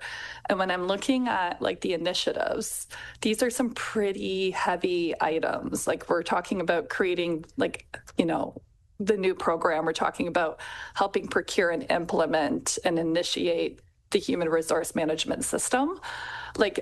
I feel like a lot of these staff initiatives here, it's going to require that level of decision maker in the room. And so I'm just kind of curious, because I can definitely see once you have these in place, you're going to need somebody to help run and administer the program. But I'm just kind of curious about the timing. Is this position going to be one of these? Do you foresee this as being one of those key decision makers needed in order to get a lot of work off the ground here? Or is this position in their assistant role more about assisting with it as it kind of starts taking off? Yep. I will, through Mayor Waters, I'll take a stab, and I see Rashid standing behind me as a follow-up. So this position is required now because we currently have one health and safety position, a health, safety, and wellness manager. And they are doing everything from the strategic work, the management work, down to the administrative and processing work. And that position will be critical to a systems implementation because they're the managerial level, but they don't have the time or capacity for that right now. So we need a health and safety resource assistant to take on a lot of those lower level tasks that the manager is doing now so that the manager can do more. But I'll leave this to Richard. You did a good job. Well, through Mayor, so absolutely. So we actually already have a lot of work pending and creation of programs, processes, procedures, due diligence records. So we're doing a lot of manual stuff, and one person for 400 plus employees during summer. It's a lot of work. And because this area has been recently established, health, safety, and wellness, so the task is mammoth. So we need resources to support that manager to be successful, hence creating all this position right now. Yeah, it looks like it's going to be focusing a lot more on systems, but it's system support, not the decision maker. Councillor McDonald. Through you, Mayor Waters, great conversation. So yeah, this is more administrative, what we're looking at. So I guess my question's along the same lines as Councillor Adam. Are you expecting to hire this right after budget's done, next summer? What's the goal? It's right away. So our need is now, and we actually we have created our business plan in human resources, and this position will be critical for all of us to be able to focus on health and safety priorities for all divisions. All management folks rely on this service. So right now we're not able to provide this. So we will be going to market straight away. Okay. Any other comments or questions for either Rashid or Dan as it relates to this position? Okay, well, let's move along. Thank you, Mayor Waters. The next one is within corporate services. We are requesting hiring a purchasing and risk analyst. This is a full-time position. Again, 80% funded through taxation, 20% through water and wastewater. This position is very much needed to assist with purchasing processes and compliance. The number of quotations, tenders, proposals that we issue on an annual basis seems to be going up at an accelerated rate. And to be honest, purchasing with only 2 full-time positions currently is becoming a bottleneck in that process, where we have multiple departments that want to move forward right away in January after a budget is approved and get their projects going, get contractors and professionals hired. But we only have 2 full-time positions to support that objective. Also, purchasing is also responsible for risk management, which is claims issued against the township. That seems to be an area that increases over time as well as we grow. And we just have risk management happening on the side of the desk of one of our purchasing staff right now. So this is something that is a capacity issue right now. We would have to slow down in our purchasing in 2026 if we don't have that position. And there's a lot of project managers and department heads that are relying on tenders to be tenders and proposals and quotations to be issued right away in early 2026 once the budget is passed. So we see this as something that's very much needed to both mitigate risk on the risk side and to assist us in our procurement needs going forward on the purchasing side. Okay, Councillor Eboy. Thank you, through you, sir. Thank you again, Dan, for all your hard work on this. Recognizing the 10.7 FTEs, and recognizing that when I met with you, obviously we're trying to bring down that overall number a little bit if we can. We spoke about different positions and potentially looked at this one as something that we might potentially be able to move into 27. Hearing your detailed explanation in front of my colleagues and I, is there at least an opportunity to turn this into a PTE for now, just so that we can, 11 hires is a lot, and I wonder if there's a way for us to at least, I know it's inevitable. We're a growing business or growing organization, and we need to have staff to accommodate that. There's no question at all. As a business owner, I can absolutely support that. But I'm wondering if there's any way that we can consider maybe making it PT in the beginning, or if there's anywhere else we might. I didn't see anywhere else in staffing that I would be interested in looking at bringing down. So, through Mayor Waters, staff are pretty adamant that this position is needed. But I understand that if council's looking to make a tax rate reduction, we would probably have to look in the staffing area, because to be honest, the rest of our operating budget is so lean that I don't see any opportunities really for reducing that any further. There would be implications to cutting this position. again, like I can see it in the 2025 processes when we were trying to issue tenders and proposals this year. A huge waiting line for purchasing to be able to help with procurement documents, award contracts, and project manage from a procurement perspective. I'll refer to our treasurer whether a part-time staff is warranted here. Something that we could do that is not advisable is to put in half funding for half a year and hire in July, but hire full-time knowing that you're going to have half a year of that impact blend over into the 27 budget. We try not to do that. We try to put all funding in the year that you're making the decision. But staff are adamant that we desperately need this position. Yeah, thank you, Mayor Waters, and for the question, Councillor Evoy. No, I would echo Dan's comments. The need does exist. Certainly with the budget passage, some of our immediate needs through the beginnings of a new calendar year are the prioritization of the procurements, understanding that it's a year-long process. Not only that, we're seeing increased legislation being impressed upon us by our senior levels of government as it pertains to pressure to purchase by Ontario, by Canadian. And with that comes additional requirements to develop procedures and standards, requirements to support Ontario businesses, requirements to implement vendor performance standards. All of these are just kind of compounding on a need that already exists.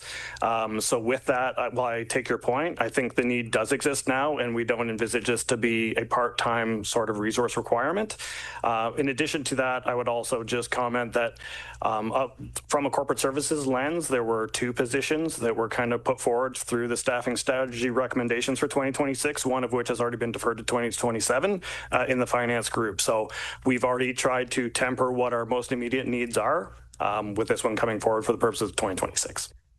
And just to add to Adam's comments, some of you I know have been contacted by various vendors that operate in Centre Wellington asking to be added to our rosters, to be added to our vendor lists.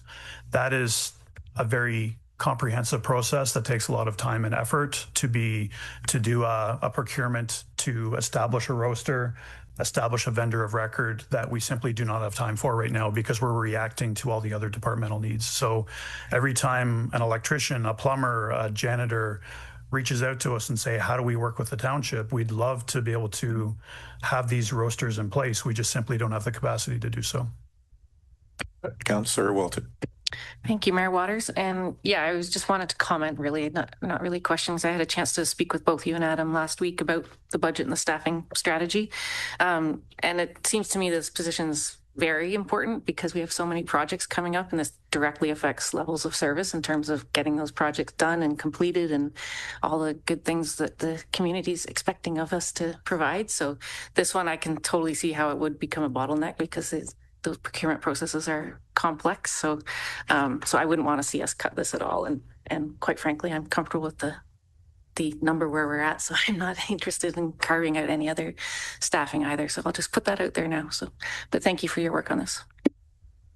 Councillor Adams. Thank you, through you. So again, no concerns with what has been said on this position specifically, but I think what I've found a little bit difficult is like, if we look at like the last year's budget book, right? We had, I think it was 8 point something forecasted for the 2026.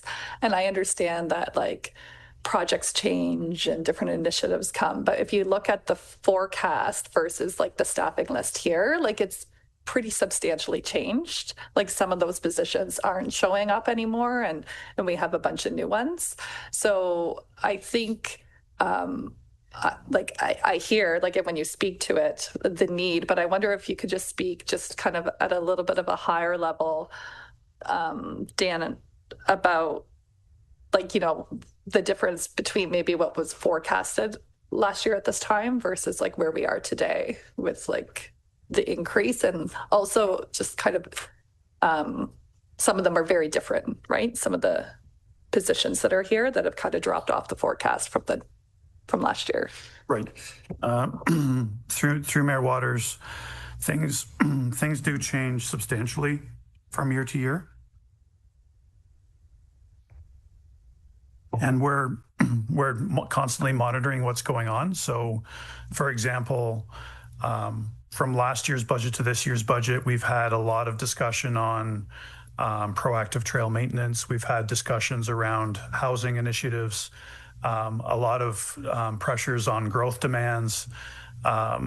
So things spring up in the middle of a year that has the senior management team requiring us to pivot when it comes to a staffing strategy. So when we have to pivot and throw in new positions into a staffing strategy, some of the ones that were previously contemplated become less of a priority and have to get pushed down in the forecast. So I think that's happening a lot right now. We're seeing the municipal environment we're changing constantly, and staff are just trying to find the most efficient way to adapt to that change. Okay, Councillor McDonald. Through you, Mayor Waters. I understand the need, and we have had a lot of changes in staffing, and we have hired a lot of staffing this council.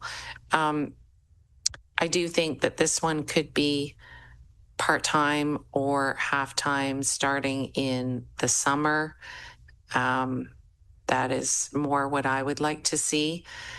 Housing's come to a bit of a screeching halt at the moment, and I think we need to gauge everything that's going on in our community. Of course, I don't want to create hardship on the full-time staff that you have now. You wouldn't ask for it if you didn't think you needed it.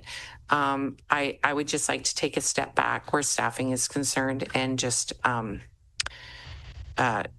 think that we could do this half-time for this year and see how it goes. That's my comment. Okay, any other comments or questions as it relates to this one? Okay, so can we go on to the next one, please? Okay, we are now on to infrastructure services. The first request is a junior construction inspector, 100% capital funded, so funded by various capital projects, permanent full-time. We need this position. We already have a construction inspector, so this is adding a second construction inspector that we've filled in the past through a co-op position. We want to ensure compliance and quality control on our capital projects. Basically, if we don't have staff to do it at a more affordable rate, we have to hire contract professionals to do this for us. So this is saving us money from a capital perspective by putting this position in place. This position would assist in addressing any resident or business concerns during construction for those affected by a construction projects. It provides in-house expertise and much needed project management and professional services that can reduce professional fees going forward. So this would help out on all significant infrastructure capital projects going forward and make those projects a little bit more cost effective by having in-house construction inspectors. Comments, questions? Councillor Adams. Thank you, through you. Yeah, I think when the first one came through, the construction inspector, we saw that it would address a lot of these needs. I'm wondering if you could just speak more to the actual measurables that we're seeing in savings in terms of like having these positions versus relying on professional fees and such. Do we? Yeah, thanks for the question, and through Mayor Waters. Essentially we would hire consultant inspectors, usually through the engineering firm, working on the capital project. So, just even looking at the hourly rate, it's much less cost from the township's perspective, less expense to have that in-house. Our capital program is such now that we can certainly keep 2 inspectors busy full time. And so just from purely a cost savings, and we're finding too, just a quality control, quality assurance of what we're constructing. We're getting excellent supervision of contractors. Issues are getting dealt with in the field before they get raised to senior staff, yourselves as well. So staff feel this is a very worthwhile position to add. Okay, any other comments, questions? Oh, Councillor Jefferson.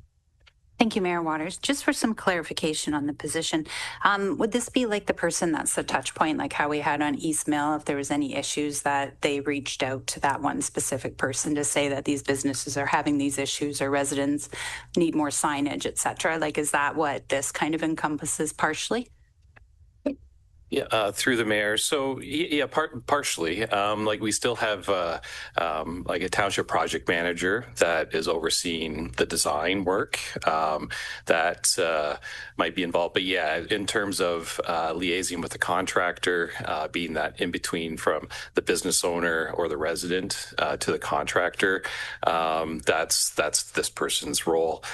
Certainly, yeah, if there was like traffic concerns, like maybe broader neighborhood concerns, that would likely go through the project manager still, but kind of more specifically related to business impacts, resident impacts, kind of coordination with the contractor would be the inspector's role. Councillor Adams. Thank you, through you. A lot of our large construction projects right now are like multi-partner, different levels of government, and we know we have you spoke to a few of those coming up in the upcoming years as well. I'm just curious if you could speak to the permanent full-time nature of this, because like construction kind of, you know, comes and go, like there's ups and downs based on like when we receive funding and such too, and sometimes funding isn't like we're seeing a decrease there as well. So what's the consideration that's taken when like proposing, let's say, like a 2-year full-time contract versus like a permanent full-time, where you're able to kind of, you know, pull those kind of measurables to see what kind of savings it is. I don't know if you could just speak to that, the pros and cons of looking at something like that. Yeah, for sure. Through the mayor, great question. Something that we're keeping an eye on every year through our capital program. You know, I'd say you know, just the bridge program alone has grown substantially over the last number of years, to the point where we have this as the biggest, you know, expense in terms of bridge investment that we're planning for in 26. So just that program alone, we have 2 major structure replacements. In a typical year, we're doing 4 to 6 major rehabilitation projects. So that program alone has substantially increased, and we see that continuing over the 10-year forecast and beyond, of course. In terms of infrastructure renewal, we have obviously our road capital program, so we're doing at least 2 major reconstructions a year, and that's not even considering grants on top of that, or kind of developer-initiated construction. In the rural, we're doing rural road rebuilds. This position actually gets involved in subdivision work too, so we're not just leaving the developers to do the construction without us being kind of watchful over making sure they're using quality materials that meet our engineering standards, that they're doing things in accordance with, you know, provincial specifications, municipal specifications. So just a really important role, and again, a lot of, I would call it like our base kind of foundational work has, you know, is such that, you know, this position will be more than busy to meet the demand of that work. And to Colin's answer, as we increase our asset management investment every year, we're going to have more and more capital projects that are focused on internal township funding. So there'll be more and more need for project managers and construction inspectors as we grow to optimal levels of funding. It's when we have additional projects that are partner funded or grant funded that it provides additional strain on our capacity to manage projects. But having 2 construction inspectors with our growing asset management investment is more than feasible at this point. Yeah, sorry. And just to add to that, so the water wastewater side too. I think you probably saw earlier in the presentations, we're planning $9 million of investment in water wastewater capital next year. So just from that perspective alone, like that's a massive investment. Currently, our inspector doesn't have time to even kind of dabble in that side of things. So so from a facility perspective, we have aging wastewater. The Fergus plant is getting quite old. We're doing major capital replacements, rehabilitations at the Fergus plant. So these things are just all adding up, kind of building the case to have more inspection support. So. Okay. If there's no more questions, I think we're going to do this is we're going to take a segue here. We'll have lunch. And then because we have a delegation at 1, we'll go into that delegation and then we'll go back to staffing after that. So we'll take a break and we'll be back in the chambers at 1.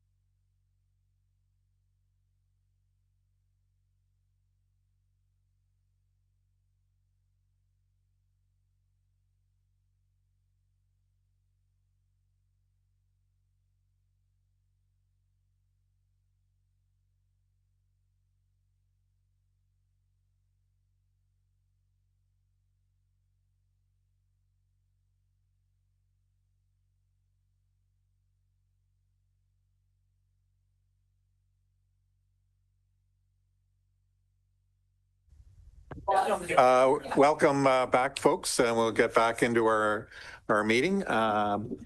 We are now at item 8, delegations, and at this time I'd like to invite the Fergus Business Improvement Area folks. I think I see Melinda and Fred out there, and would you come to the lectern, please?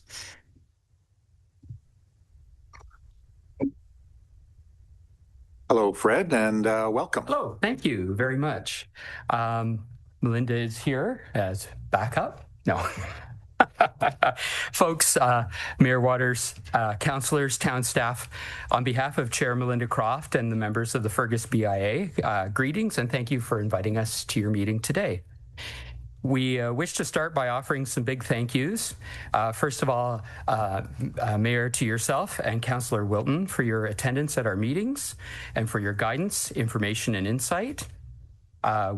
Thanks to Dan Wilson and Kendra Martin, who have been amazing at working with the BIA on important issues such as parking and the municipal accommodation tax.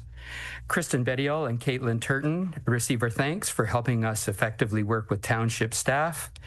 Carrie O'Kane and Mark Brady are always never more than an email away for help. And also a big thank you to all the countless other members of township staff and Centre Wellington Hydro for all the work that they put into our district over the course of a year.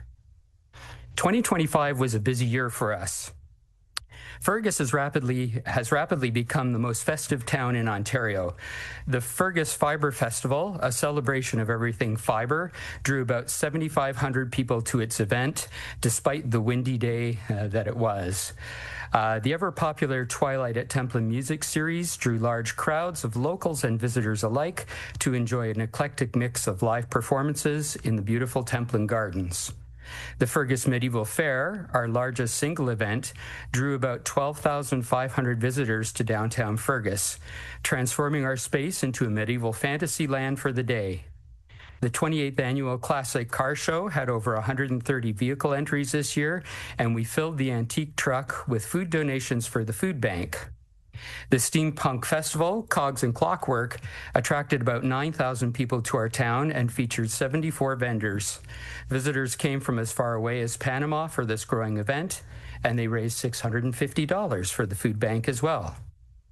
Our amazing Halloween haunt brought trick-or-treaters, young and some not so young, to downtown to gather treats, see the dancing witches, and shop at our new Witch Folk Festival on Provost Lane, which turned a half-day event into a full-day one. As if that wasn't enough, everyone's most favorite event, Sip and Shop, is heading our way this Friday, December the 5th and December the 12th.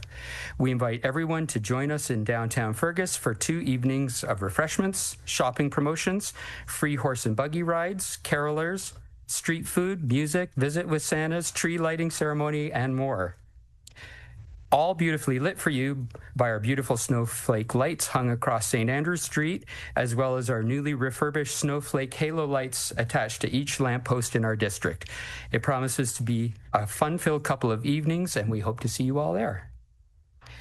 The work of the Fergus BIA isn't all fun and games, though. This year, we worked successfully with township staff to find a reasonable parking solution that is agreeable to our members. Our parking committee remains on standby for any issues the township may wish to discuss in the future. CW Hydro has worked really hard with us to provide life support to our failing infrastructure regarding our streetlights, most of which now shine brightly again at night. The CIP program and the CIP lighting program have both been utilized by the members in our district as well.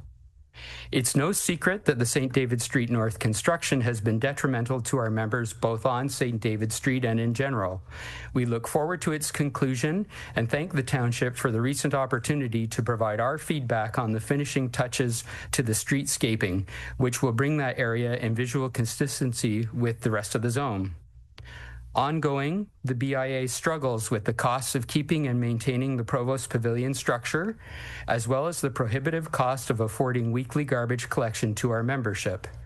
We wish to take this opportunity to again urge the Mayor and Township staff to get an agreement from the county that will see the return of weekly garbage collection to all the downtown cores in Centre Wellington. With this said, and with our eyes firmly fixed on the future, I'm pleased to present you with a copy of Fergus BIA's 2026 operating budget, which was passed by the membership at their 2025 annual general meeting on November 5th. This budget was developed with feedback from our membership, who told the executive that they wish to see a renewed emphasis on our core mandates, specifically beautification. In conclusion, I want to add a personal note to everyone assembled here. As the admin for the Fergus BIA, I remain astonished at the dedication, hard work, spirit of volunteerism, and charitable works by the members of the Fergus BIA. Being a volunteer is very often the most thankless job in the world. Every day, I work with members of the organization who remain cheerful, optimistic, and believe in the power of small business. They take on challenges and capitalize on opportunities to make downtown Fergus the amazing place that it is, all for nothing more than the realization that it works for the greater good of our community. Thank you. Okay, thank you, Fred. Comments, questions for Fred or Melinda? Okay, Councillor McDonald. Through you, Mayor Waters, that was an excellent overview, and thank you so much. You're welcome. It's so nice to hear what you're doing over in Fergus. Garbage has been an issue. I know our mayor sits on solid waste, and I know that we've talked about it. So I will continue to also push back on that. Thank you. But thank you. Councillor Walton. Thank you, Mayor Waters, and thank you, Fred, for that great overview. And yeah, I just have a comment to kind of to echo yours, just to really thank the members of the Fergus BIA and the executive. They work extremely hard. Putting on those festivals downtown is a lot of work, and they're very fun and unique. And so I think it's great. So I just my time on the BIA has been very educational for me to see how much work and time and energy the shopkeepers put into the beautification of downtown Fergus. I just want to echo your thanks and appreciation. Yeah. Councillor Evoy. Thank you through you, sir. Echoing Councillor Wilton's comments, it's an honor and a pleasure to support the BIA in any way I can. I've had a couple of conversations with several people, and we've even this morning, Councillor Wilton and myself have brought up a couple of things with regards to wayfinding and washroom accessibility and the parking signs and a couple of other things. And I'm just curious, in a perfect world, how are you feeling with regards to our support from a township lens and the BIA? Is there anything that you are glaringly saying, this just doesn't work? I love that there's a pause, because that means it's a good answer. Well, it actually is a good answer. I don't want to take up too much of your time, but I've been an administrator for BIAs for 18 years now, 11 years with Fergus, and it was a very different world 18 years ago. There actually almost seemed to be animosity between BIAs, some members of council, certain parts of township staff. That's mostly, if not totally, dissolved. We find that we get great support from township. I mean, I don't know many BIAs where the mayor makes a concentrated effort to come to your meeting, right? You know, that's a big deal for us. And township staff is all accommodating. I mean, would we like some things to be different? Yes, we would. The banner program doesn't really work for us. We don't like the mismatch of banners put up once a year and taken down. That doesn't really work for us. But that's not a lack of support. That's a financial decision, and we understand those. So we think that things are great and they can only get better. Okay, Council, any further comments or questions for Fred? Well, thank you very much for your presentation, Fred, and we look forward to seeing you at the next meeting. Thank you. Okay. We will now go to, do we have... McLean is here. McLean is on online here, so we're going to welcome McLean Hahn here. Hello, McLean, and welcome. Good afternoon. I just want to make sure that, can someone give me a thumbs up that you can hear me? Yes. Okay, great. Thank you very much for allowing me to join via Zoom. I have I'm under strict orders to stay home and get better. Anyway, okay, so I'd like to start off by echoing Fred's words to council and township staff. We do feel very supported by everybody. Councillors and the mayor attend our meetings. Township staff are always a quick phone call away, and it makes our jobs a lot easier. So we do really appreciate that. Okay, so since we last spoke, I would like to say that the BIA has had a, excuse me. I would like to say that the BIA has had a rather interesting year. And as a result of that, I'm going to start off by introducing our executive. So I'm the chair, McLean. Our vice chair is Aileen from Seasons. Our treasurer is John Lorenzik from the Elora Brewing Company. And then our three additional members are Laura Demers from Epiphany, Jim Muzica from Terre Bleu. Excuse me. I'm just going to pause for one moment.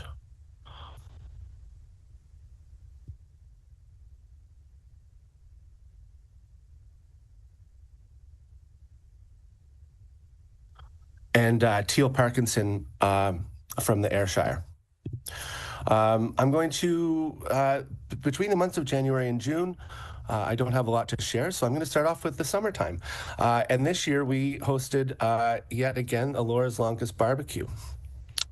This is a partnership between the Elora Mill, Food Day Canada, the BIA, and RTO4.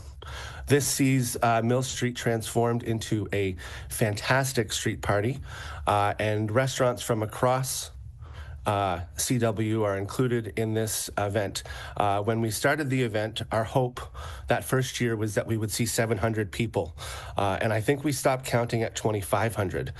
This year, we saw over 12,000 attendees. And that is a significant number for a one-day event.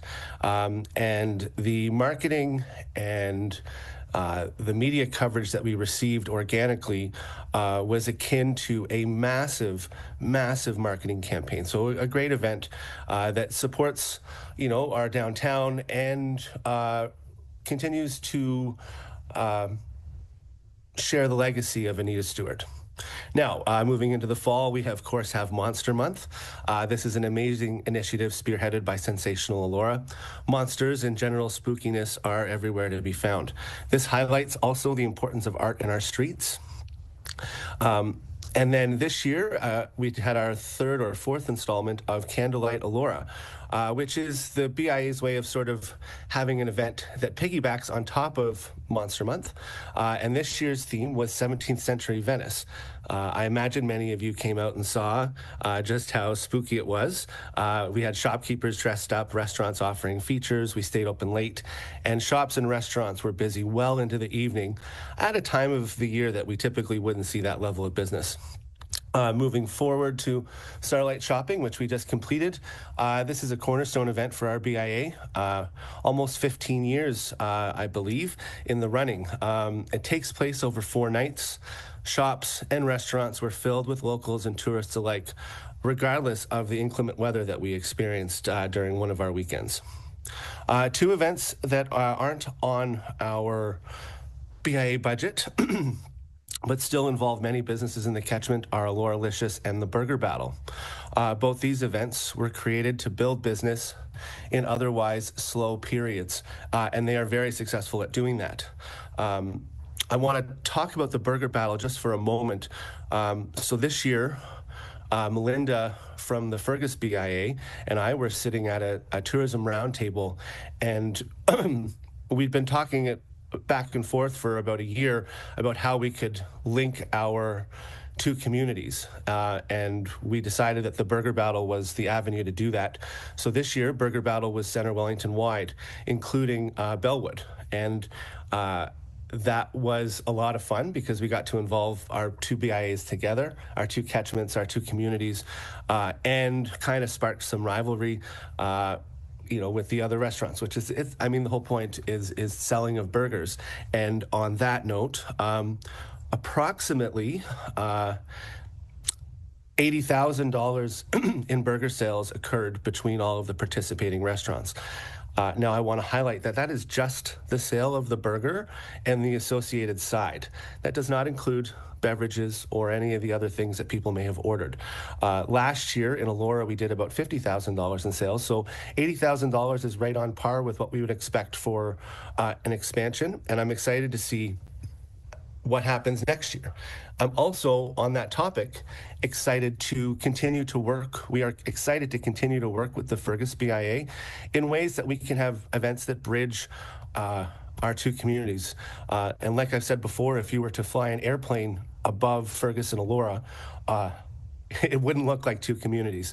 And I think it's time that our BIAs start working together a little bit more often. Of course, I will say we are different downtowns and we have different needs, but there are certain events that I think piggyback very well together. And we are looking forward to fostering that relationship further.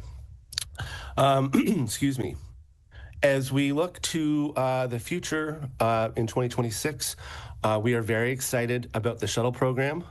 We're very excited to see that shuttle program turn into a transit solution for our community. And I think when you look at the numbers of that shuttle program, just how many locals were using that program for life, groceries, laundry, getting back and forth to work.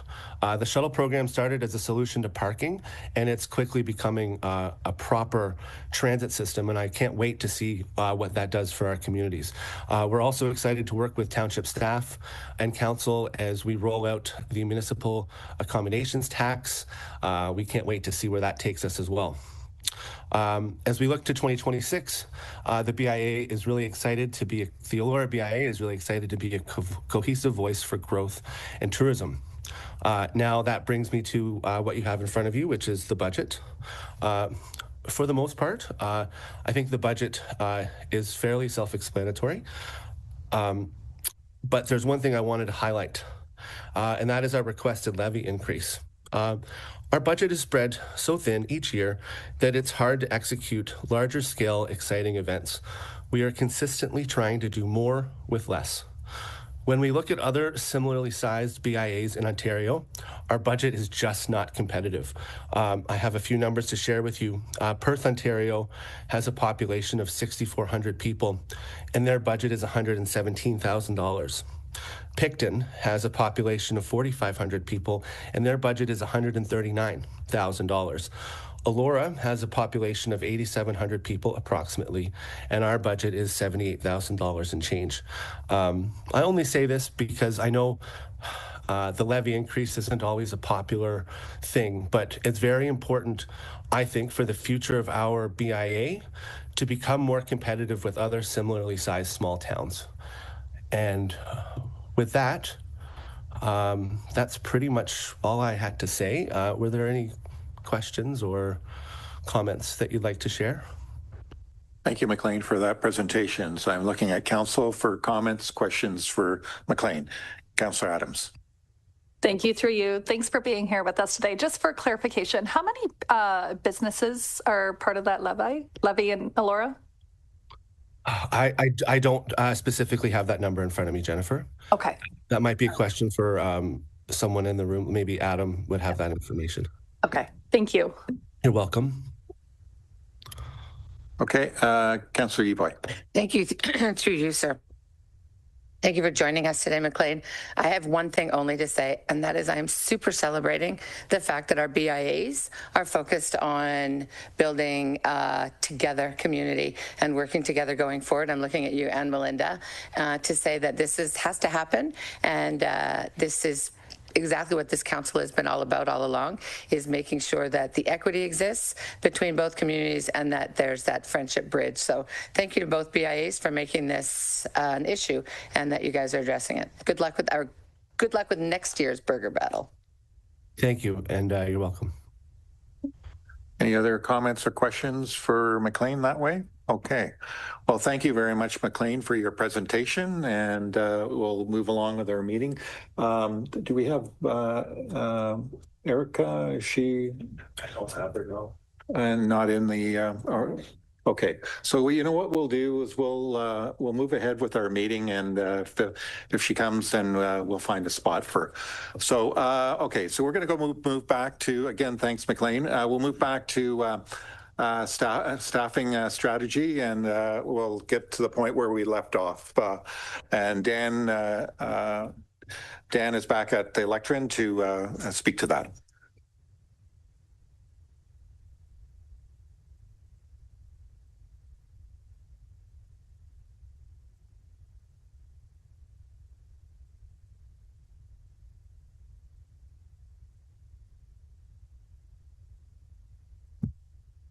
Thank you, Mayor Waters. So I think we were just finishing up the discussion on the junior construction inspector. Am I okay to move on to the next position?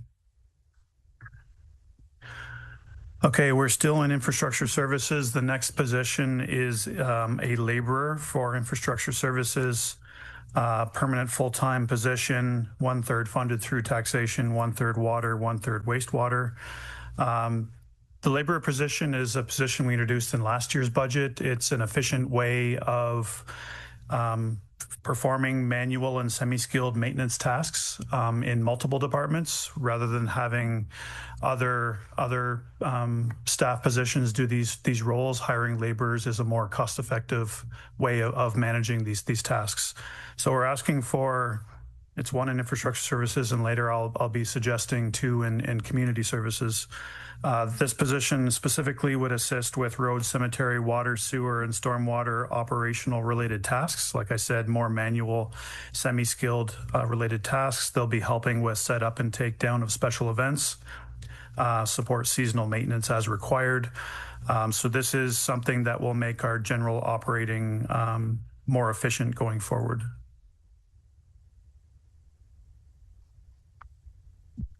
Any questions on that position? Councillor McDonald. Through you, Mayor Waters, what are we doing now? Like with our levels now? Before we would hire the two more? Yeah, through the mayor. So yeah, basically using our full-time staff to set up for events and do things that like quite often our full-time staff currently have specialized licenses, like on the water, wastewater side. They have like levels of licensing. Even on the public works side, might be a specialized driver's license, like a DZ or an AZ license. So the labor would basically, it's kind of envisioned as an entry-level position that would assist our other staff with in tasks that don't require those specialized licenses. And so we have all sorts. It could be like an event setup and takedown, like for road closures, which are quite numerous, having that labor available. Things like we just increased our complement of crossing guards as well from 8 to 12. And it's been a challenge just getting a commitment from some of our crossing guards, right? So to have a laborer, instead of dispatching, a licensed operator, skilled operator to do kind of fill in crossing guard duty, to have a laborer at a much lower hourly rate to go do that is just like an efficiency essentially that we're proposing. And to go back to the downtown level of service discussion we just had this morning, and the event permit that we want to bring forward, the event policy, we want to make event administration as efficient as possible. If we're going to be charging either the BAA or event hosts for staff time to be put into these events, it needs to be efficient. And having laborers do this work is much more efficient than a skilled operator doing these works. Follow up? Yep. Through Mayor Waters, just for follow-up, I did notice the hires too for crossing guards. I think that's in there later. I'm not sure. How come we're doing crossing guards and not the school boards? Have we always done that? Okay. Yeah. And do we have a cost factor for these two labor of community services? Through Mayor Waters. What we're going to pay them? What we're going to pay them? Like for two positions, what is the cost?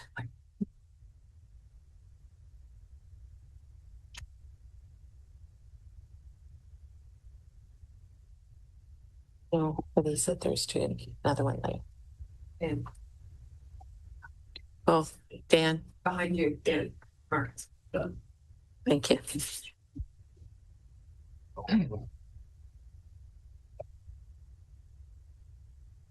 Through Mayor Waters, right now we're showing that one laborer position, this is salary, wages, and benefits, would come to roughly $65,000, and that is as low as possible on our salary grid. Thank you very much. Council, any other comments, questions as it relates to this category? Okay, and we'll move on. All right, the next position is an environmental protection officer. This is a full-time position, 100% funded through wastewater rates. This position would ensure compliance with our sewer use bylaw, ensure wastewater management and pollution control programs are established and in place, promote environmental awareness and stewardship. This would be a position that would do necessary inspections, investigations, and enforcement when it comes to any wastewater environmental risks that are experienced within our wastewater systems. So again, 100% funded through wastewater. We've had some instances in recent past where unidentifiable liquids have been put into our system and it's caused havoc to our wastewater treatment plants. This is our attempt to be proactive in investigating where that's happening, work with individuals to see what's being put down the toilet into our systems, and try to make sure that doesn't happen going forward. Any questions on that one? Questions, comments for Dan as it relates to this position? Okay, please move on. The next one is capital project manager. This position already exists in contract form. We want to make it a permanent full-time position. So no real change in full-time equivalents, but additional costs related to making the position full-time. This is a capital project manager in our engineering and public works division that would manage capital projects, oversee infrastructure studies, and provide leadership to the growing list of capital projects that we have ongoing. This is another one of those positions that is 100% capital funded, and if we don't have internal project manager support, we'd have to hire consultants at a higher rate to manage our projects. So again, we're saving money by having internal capital project managers. Yeah, through you, sir. That's exactly what I wanted to reiterate, Dan, that this is one of those roles that is reducing our consultant fees, and we're really serious about trying to bring that down. So thanks for this one. Councilor McDonald? Through Mayor Waters, this capital project manager, I mean, we've had a shift in staff and in infrastructure services. And so you're restructuring infrastructure services, right? Why is this a new hire, and why aren't we just filling a position through attrition? Because of succession planning and movement. Or why are we just not filling the position? And did we break down another position and now you want another new hire? I'm confused. Yeah, for sure. Yeah, thanks for the question, Councillor McDonald, and through the mayor. So, yeah, we went through just recently a minor restructuring, I'd say, in kind of the engineering and public works side. Adam kind of moving over into the community services world. We also had a vacancy, our manager of public works, right? Vacancy for that position. And then also a project manager moved on, accepted a position down in Tennessee. So yeah, exciting for him. So we're certainly we're looking to fill these vacancies. We did do a change to combine the manager manager roles. So that has become one position. So from 2 positions to 1 position. So a manager of engineering and public works will be 1 position now. We have posted the vacancy for the individual that left for the U.S. So that's out currently, and then this one has been a contract, and we're looking to bring this in house and make it a full-time equivalent. Yeah, so hopefully that answers the question. We're, I guess filling positions as it become a vacant. We did consolidate those 2 managerial roles, which I think is a positive, and but still looking forward to adding some bench strength on the project management side. So. Councillor Jefferson. Thank you, Mayor Waters. Just a quick question. With it being a change from a temporary contract, is the contract up at the year end this year, or is it up at some point in 2026? Thank you. Yeah, so through the mayor, so yes, the contract is up at the end of this year. Yes, yeah, that's correct. Any other comments, questions for on as it relates to this position? Okay, ready if you can move on. All right, so now we're moving into community services. The first position is an additional facility attendant. This is a position that we've been able to fund 100% through revenues within Parks and Recreation, which is good news. Permanent full-time position. We really rely on our facility attendants to operate and maintain our rec facilities. And we've found lately that we don't have the full capacity to have full operational coverage of our facilities when they're open.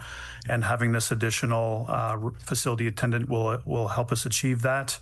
They'll help us ensure safety and compliance in these facilities and provide that general capability to have a revolving timeline with all of our facility attendants in all of our facilities, not just the Sportsplex.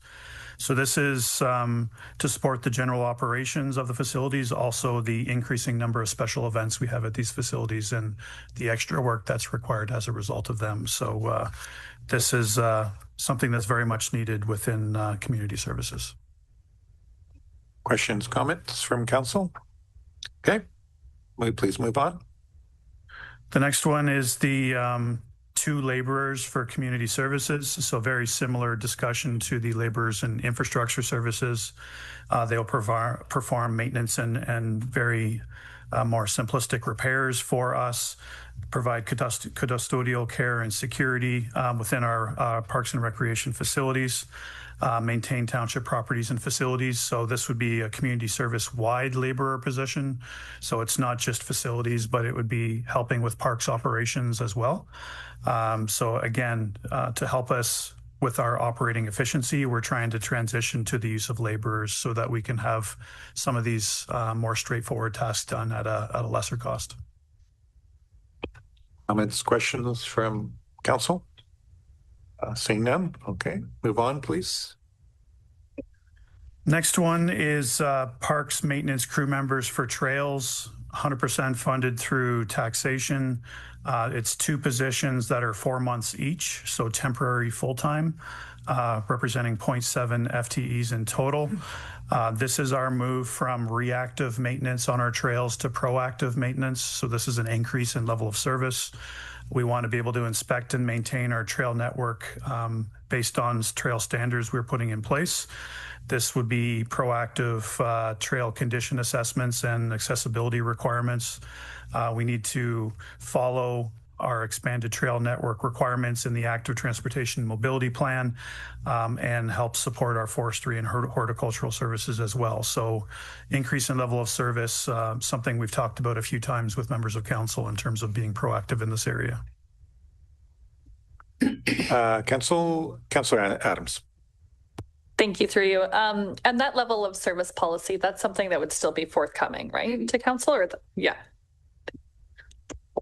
Yeah, thanks, Councillor Adams. So through the mayor, in the Active Transportation and Mobility Plan, there were some criteria outlining kind of optimal levels of service on trails. So although we don't have a kind of a separate document that outlines that, I think it's quite clear in the active transportation plan, and it comes down to maintenance of the trail surface and the width and pruning of vegetation, all that stuff. Councillor Evoy. Thank you, through you, sir. So for clarification, I know we've spoken about wanting more garbage cans at our trail, mouths and tops and bottoms, and even along the route. Does this include that? And then who is picking this up? Not our garbage people, our trail people? So just looking for a little clarification, because we do need more garbage cans at the trails. Where's that coming from?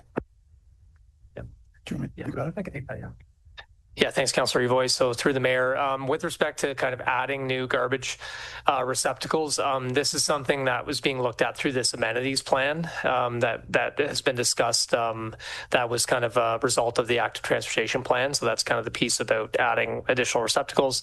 I think the collection of garbage is kind of a mix. It's done by both groups, and that's something that the township is doing. Councillor McDonald. Through you, Mayor Waters, I guess as an example, the Welly Loop, it's very clear who does the trails for each section, because there's county, there's the Cataract Trail. The Cataract Trail, I think they mentioned it's $2,000 a kilometer to groom it. Is that what these two members are going to do instead? Including grooming and, for instance, replacing the poop bags? Yep, thanks, Councillor McDonald. So through Mayor Waters. So to be clear, we're not changing kind of the responsibilities with kind of who does what. The GRCA continues to own sections of trail that they maintain and look after, as does the county, as does the township. But I think it's understanding that the parts of trail that we're responsible for, which are also growing, right? We're assuming more parks and that network is growing. It's improving the levels of service on those pieces that we're already kind of maintaining and looking after. Any other comments, questions? Councillor Adams. Thank you, through you. Just a quick comment, not specifically, just because we're talking about trails and levels of service and all that, and garbage keeps seeming to be a theme. I understand in our downtowns, like having more receptacles and everything, but I think also in our trails, it's not a matter of, and again, I'll leave it for staff to kind of come back with their recommendations of potentially having garbage facilities everywhere. But I think particularly when people are out in our trails, there might be some like education and awareness we can do with a responsibility of taking home your garbage potentially, because it's at home where you have like the proper disposal and they're going into the right kind of like path, whether it to be recycled or compost, versus a lot of times our garbage receptacles are all just going to one place. We know where that is, and that's not the ideal place. So I think aligning to like some of our strategic goals here, maybe a little bit of when we look at like signage and all of that, we kind of take some of that into consideration. Yeah, thank you. Okay. Any other comments, questions as it relates to these roles? Okay. Okay, the final position request for 2026 is in planning and development. It is a policy and housing planner, 100% funded through taxation, permanent full-time position. So this position really has two responsibilities. One is housing. We recently had council approve a housing needs assessment with recommendations to do a housing action plan, consider a housing committee, and coordinate a project that we could apply for funding from Wellington County. Those are all increases in level of service that we haven't had in the past that require staff time and capacity, and this position would be responsible for working in that area under the direction of the Managing Director of Planning and Development. Also, from a policy perspective, we seem to be dealing with legislative changes continuously. We're doing a lot of growth planning right now in terms of putting a wastewater servicing capacity policy in place. We're going to be moving forward in 2026 with an official plan update. We need to look at zoning. We're putting in a community planning permit system in the future. So there's a lot of growth planning going on right now. We have a lot of urban boundary expansions, a lot of pressure going on planning right now because of growth and policy related needs. So this position would provide much needed capacity in that area as well to help with legislative changes to everything that we're doing, policy related to planning and general growth planning. So very much something that we need to complete a lot of the planning initiatives in the business plan starting in 2026.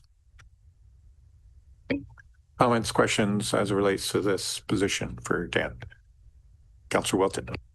Thank you, Mayor Waters. Thank you, Dan. I'm all in favor of the position. I think it's very needed and will be very helpful to have that person in the place.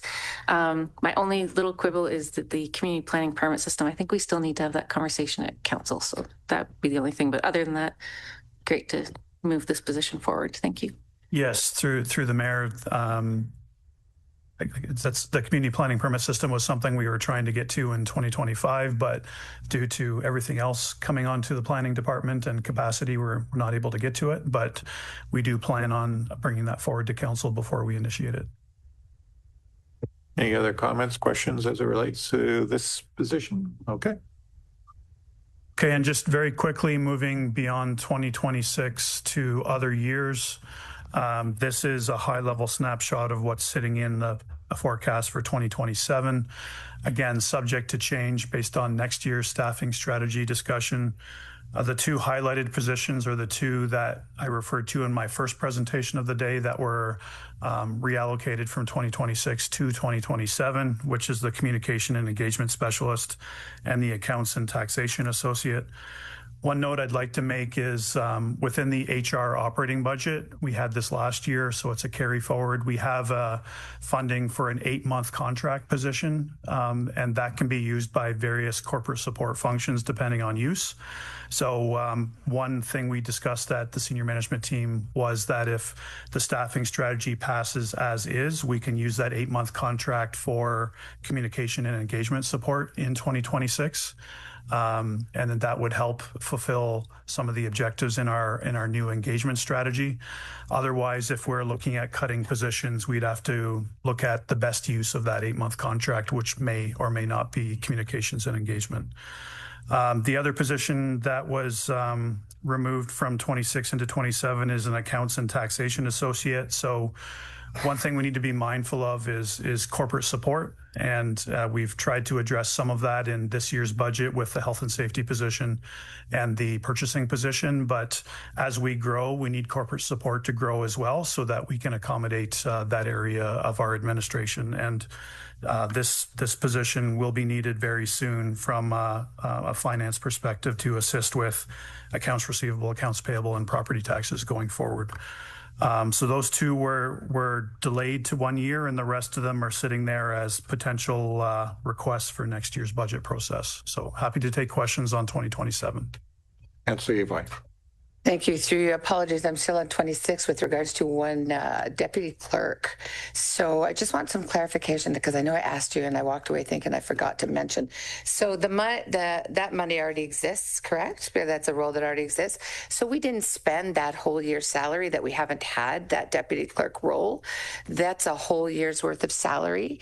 So can you just walk me through a little bit? Because I know we're hiring someone as a deputy clerk to come on sooner rather than later. That year's salary that wasn't spent, how did that go back into the budget? Through the mayor, so that is correct. The unfunded, the deputy clerk position is funded already. It's in the budget, and it's been in the budget for many, many years, and it would carry forward into 2026. So it's not a request for a position because it's a position that already exists. You're correct, and we didn't use a lot of that funding in 2025 because we haven't had a deputy clerk in a number of months. So that would be funds not used within legislative services.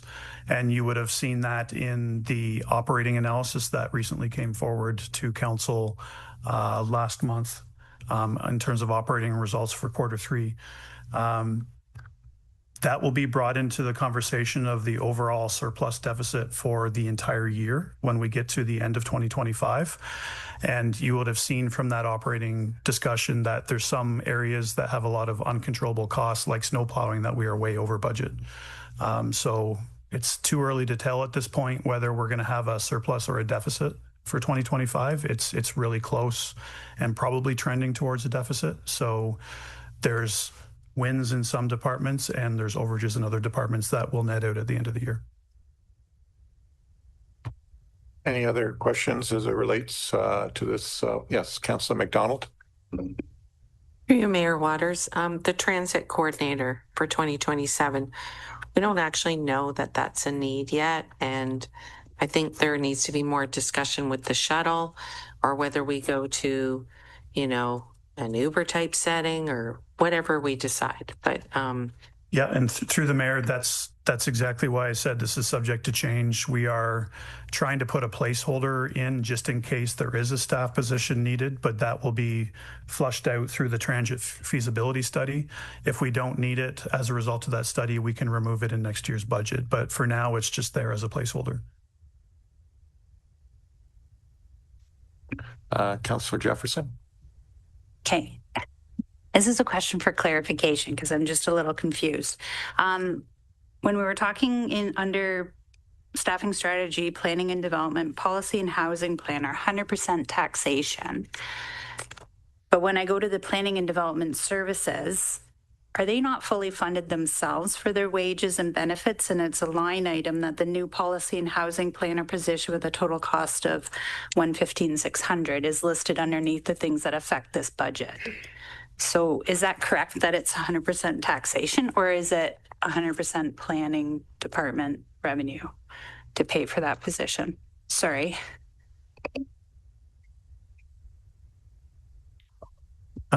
Through Mayor Waters, it is a position that is funded 100% through taxation. If you look at the planning budget at the very bottom, there's a net impact on the overall planning budget that is funded through property taxes, and only a portion of that department is funded through planning fees. So while some positions that are directly involved in planning applications are partially funded through planning fees, this one is pure policy, which is in every other municipality, policy related positions are funded through taxation because they're not directly involved in development applications.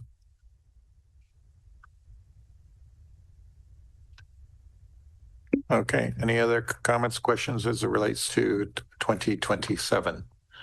Okay.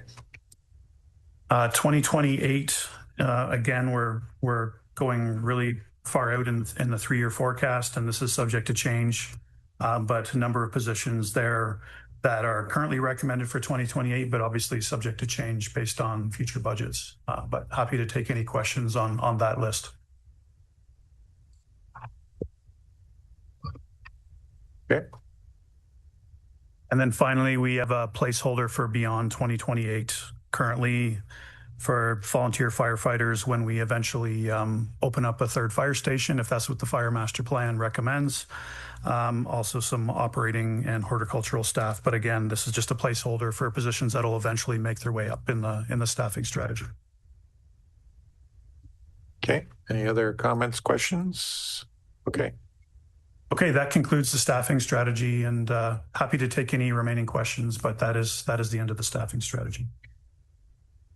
I think we went through that fairly well and fairly in detail, so I think we're done on this portion. Thank you, Dan.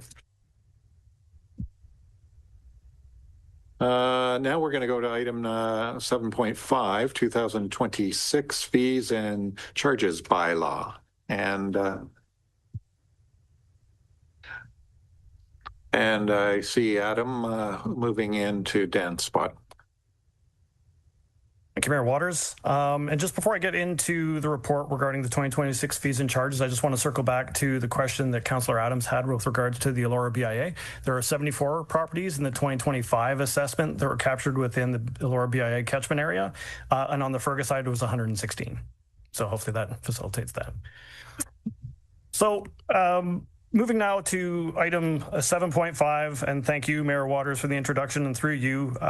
We touched on this in the previous presentation. The township fees and charges, or charges fees as a mechanism to recover costs of services, and the use of municipal property, and we're able to do so through authority granted in the Municipal Act.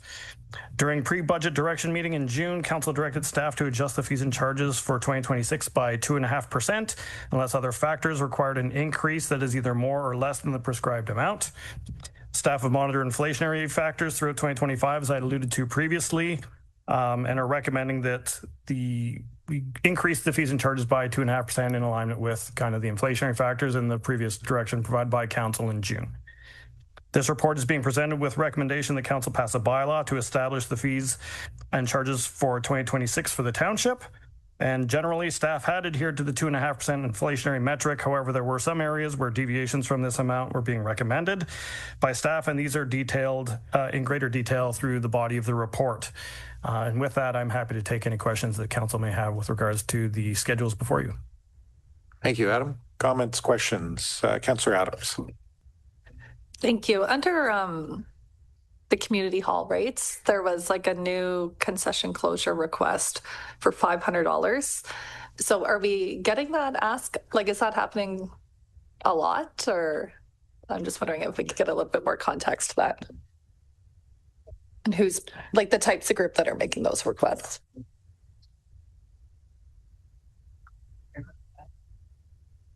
Exciting. All right. So that was a fee we have had in when we were operating the concessions before COVID. That was a fee that groups could pay if they were hosting an event and did not want ours in there. So then we didn't reintroduce it while we were closed, but it's within our contract with our concession operator that there can be requests as long as there's enough notice, etc. And whoever's asking for that to be closed, they pay that fee to offset the closure of that service. Does that answer the question? Okay. Councillor Evi. Thank you. Through you. Just a question around the fire services fees. What are those? One up, Chief.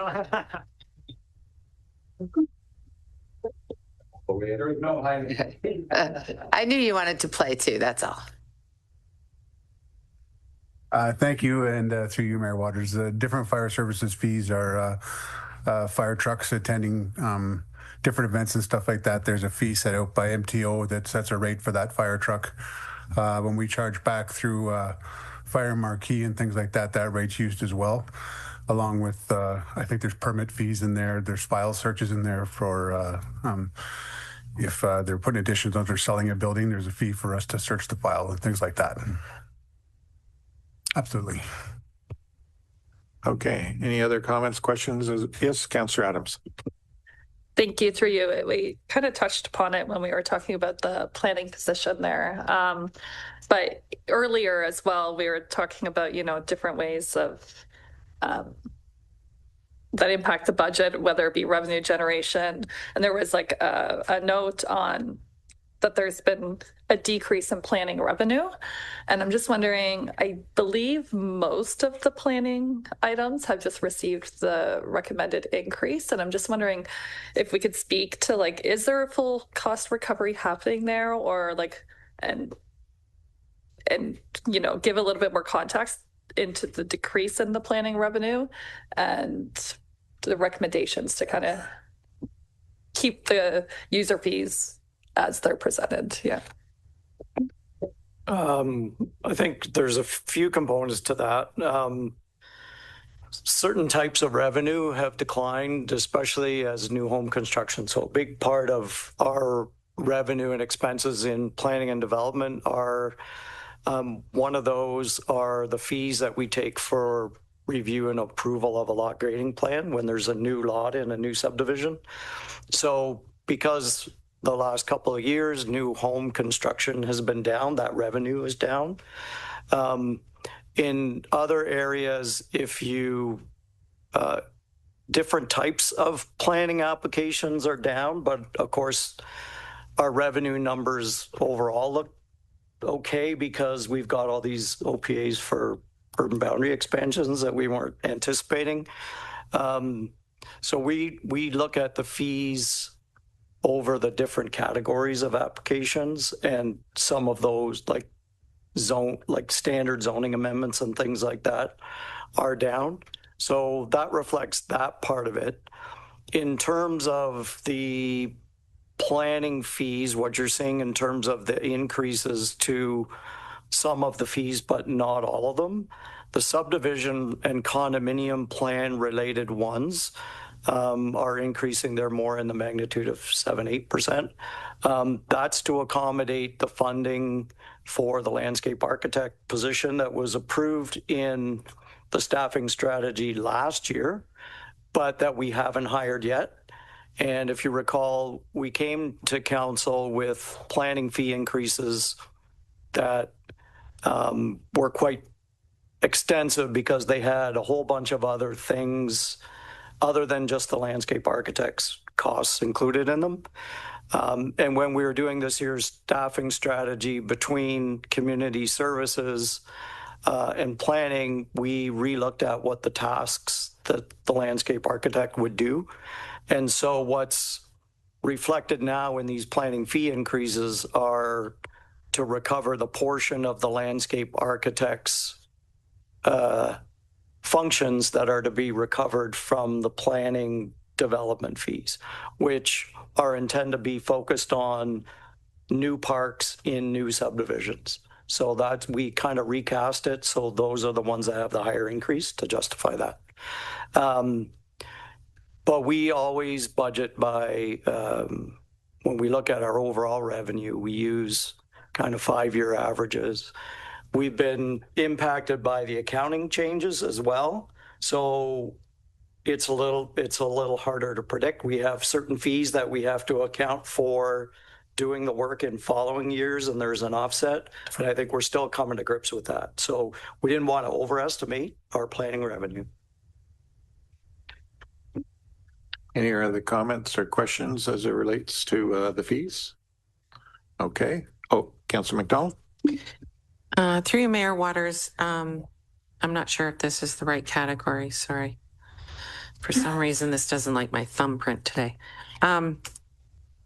Like when a residential group wants to do an event at their house or in the street in front of their house, we charge a fee.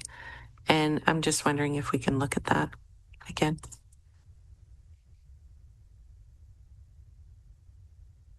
And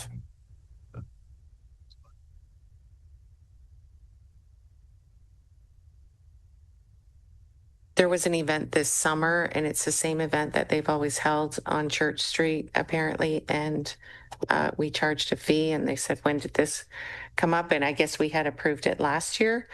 Event fee? Yeah, a special event fee. And so I think depending on what the group and the purpose is, like I think they were doing something for the community. Sure. Maybe we need to look at that. Yeah, no, that's a great comment through the mayor. So, yeah, likely, like we process road closures for special events through our special event permit process. So yeah, I think that's something that we're kind of standardizing and sorting out through the fees and charges again, just to, I think historically that has been a free permit, but there is cost involved, particularly with setting up road closure barricades. I do sometimes the volunteer groups will look after that. We're just kind of setting them out in the boulevard, but certainly as you know, some events our staff are directly involved, as Brad and Kyle, who are behind me here, know firsthand. Some events, you know, look to us to set up and do takedown kind of during weekends after hours. So it's those kind of costs that we'll be looking to recover in the future. So, yeah. Okay. Any other comments, questions as it relates to this section? Okay. I'll read the recommendation that the Council Township of Centre Wellington pass a bylaw to establish the 2020 26 fees and charges for various services provided by the township and repeal bylaw 2024-82, 2025-15, and 2025-34. Do I have a mover for that? Councillor Wilton, seconder, Councillor Craddock. Any further comments or questions? Seeing none, all those in favor? So moved.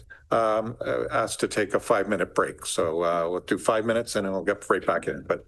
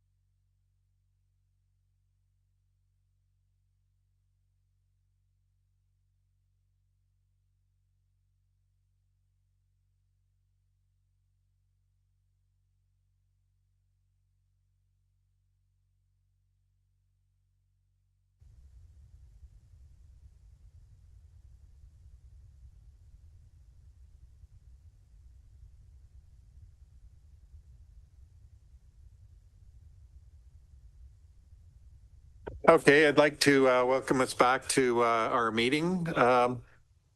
Excuse me, hello, folks. Hello. I do have it. No, I don't. No, I didn't. What time we don't put it out. Anyways, thank you for your cooperation. Okay, so we're going to move down to item 9.1, 2026 draft budget plan. And we're going to have Dan speak to that.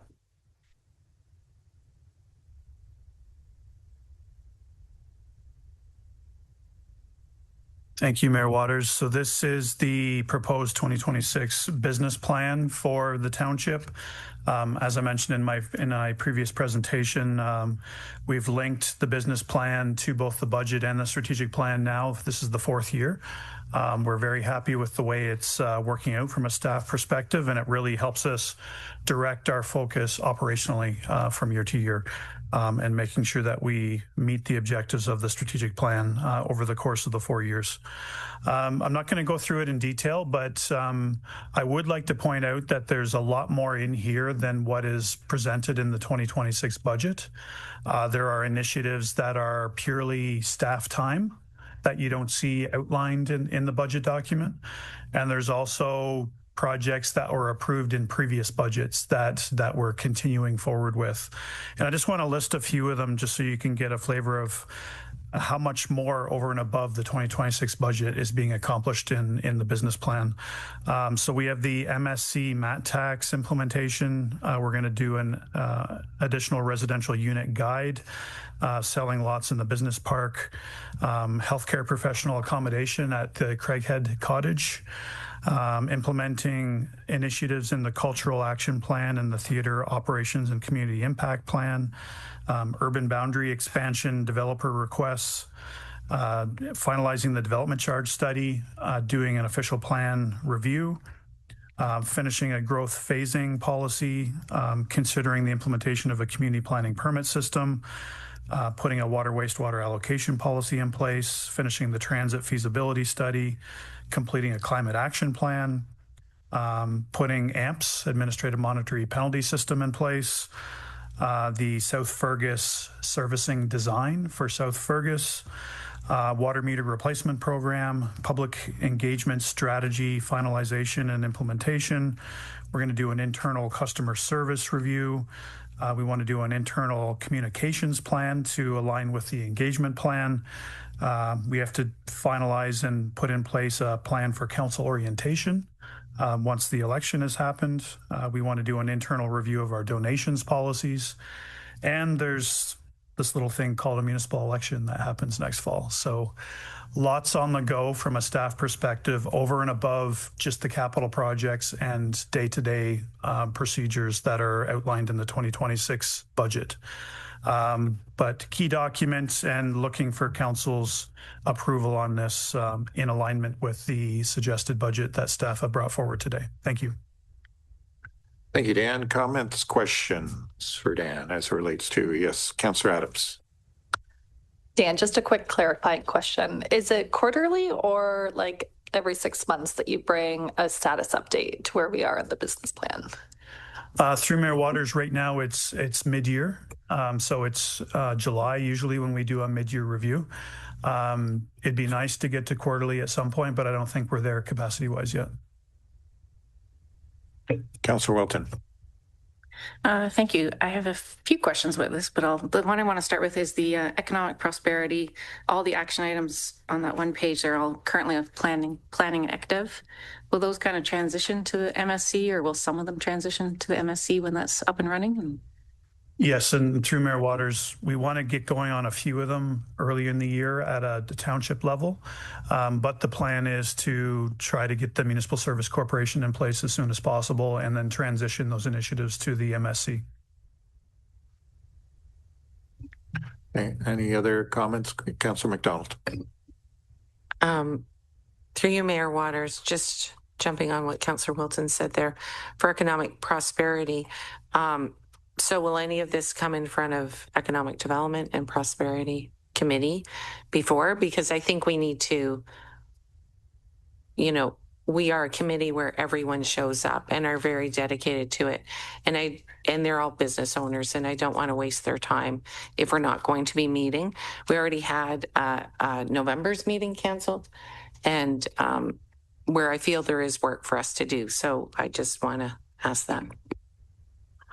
Through Mayor Waters, what's being proposed in the business plan is right out of the Economic Development and Tourism strategy that was approved both by Economic Prosperity and Growth and Council.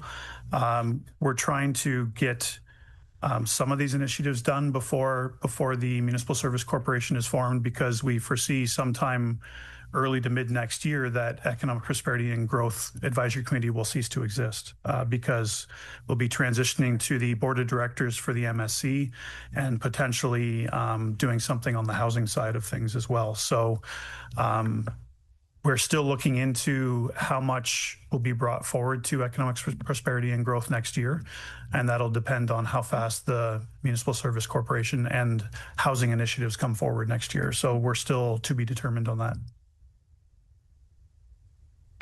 Any other comments, questions? Councillor Adams.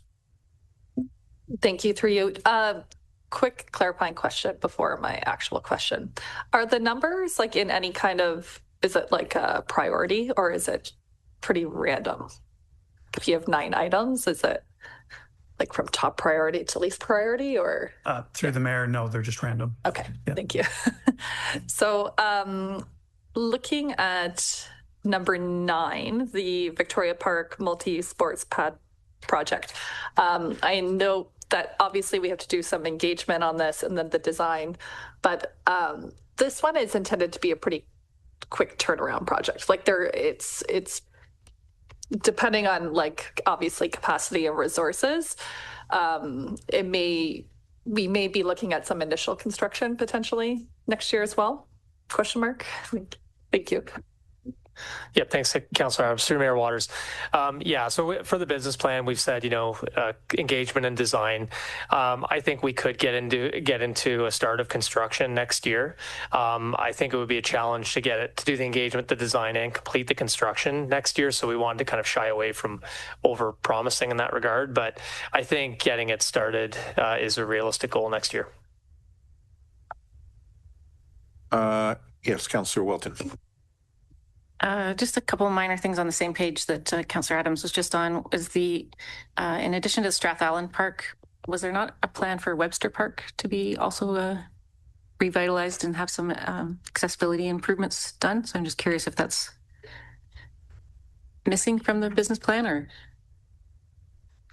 Yeah, thanks, Councillor Wilton. Through Mayor Waters, Webster Park is one of the list of parks projects that we have budget for next year to complete. It does include improvements to the park, yes. Okay, great, thank you. And just on that kind of theme, I just find the wording for the Confederation Park a little strong with initiate construction, because I think the feedback from the communities, they don't want a lot of construction. So I'm just wondering if it's like, I know it's my picky little wording thing, but it's like initiate enhancements or implement enhancements or something to that effect, just so we don't alarm people. Yeah, thanks, Councillor Wilton. That's noted through the mayor, and maybe that's a hangover from my engineering days in terms of construction. So I'll use softer language now. Improvements, enhancements, yes. Okay. Any other questions, comments? Yes, Councillor Wilton. Just with the managing growth, since we've been talking about kind of housing throughout the day today, looking at adding an additional action item, so it might need a motion, I suppose. Might be a little bit more than just a friendly amendment.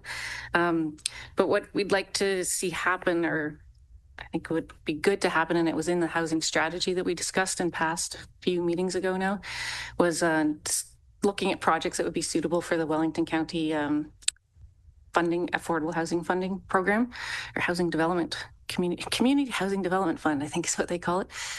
So in the housing strategy, we talked about finding like what could we do as a township to apply for that funding. And so the motion I'd like to suggest would be to that staff bring back 2 to 3 high-level affordable housing initiatives for council to consider for an application to be submitted to the Wellington County Community Housing Development Fund.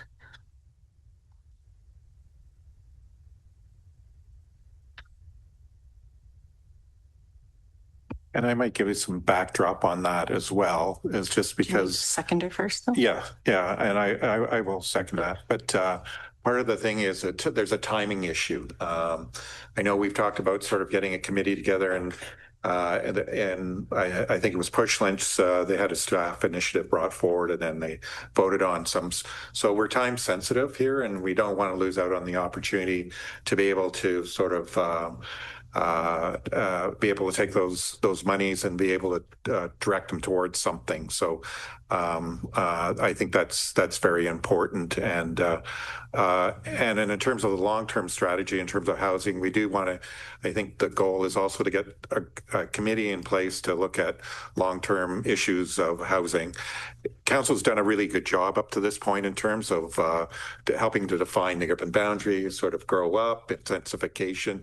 This is all part of the initiatives of housing. So it's not, and I think for the public in general, a lot of these things are timing issues because of where we are in terms of growth within the urban boundary. As we all know, development hasn't been moving forward just where we are, but that's to come. But we also want to demonstrate to the municipality that we take the housing initiatives very seriously, and whatever we can do at our level to work collegially with the county in terms of trying to provide some tangible opportunities that way in housing, I think is a good thing. Okay, Councillor McDonald. Oh. It's on this. So I'll second the motion. Oh.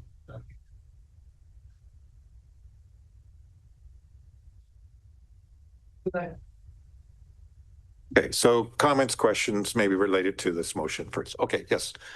Do we know of any applications now? Have any of us had any discussions with that? Sorry, do you mean from two other lower tier municipalities have already applied for the county funding? So Guelph, Hermosa, and Puss Lynch have already submitted applications. So I know what theirs are, but I don't. Yeah.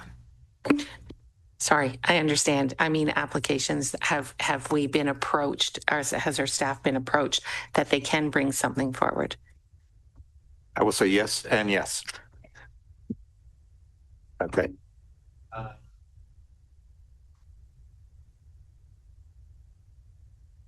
It's not my best. Okay, it's not your. Did you?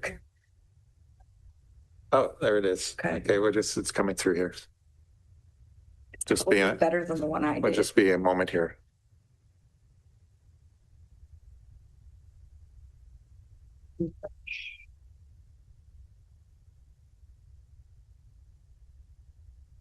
I'll just read this first so I get it. Oh, you dump that one into mine. Okay. Hang on. I'll let it. Give me a minute.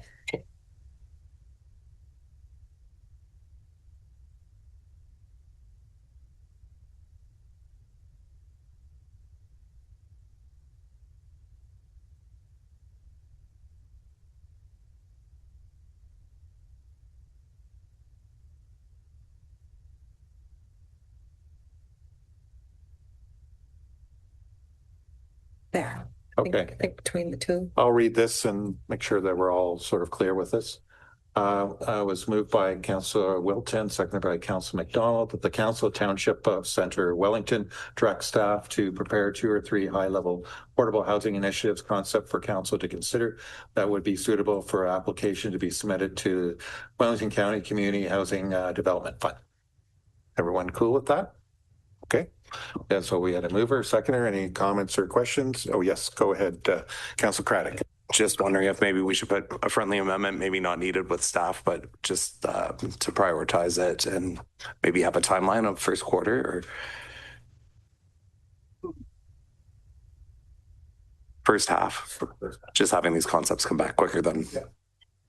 Are you cool with that? No, with that? Yeah. Yeah. Okay. I'll read this before we're done. Yeah. I'll read this again. I'm going to stick it in here.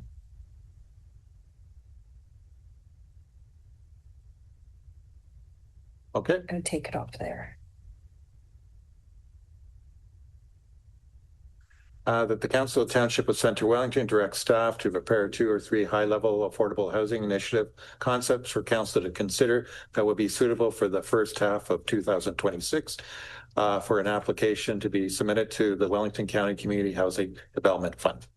So we had a mover, we had a seconder. Any further comments or questions? A question? Sorry, we said first half of the year. Is there any implications with it being an election year? And if there's anything that's brought forward that council cannot approve as a larger project? I'm just curious. Thank you. I could speak to it, or you could speak to it. I was just going to suggest that the clerk maybe outline lame duck requirements and how that works.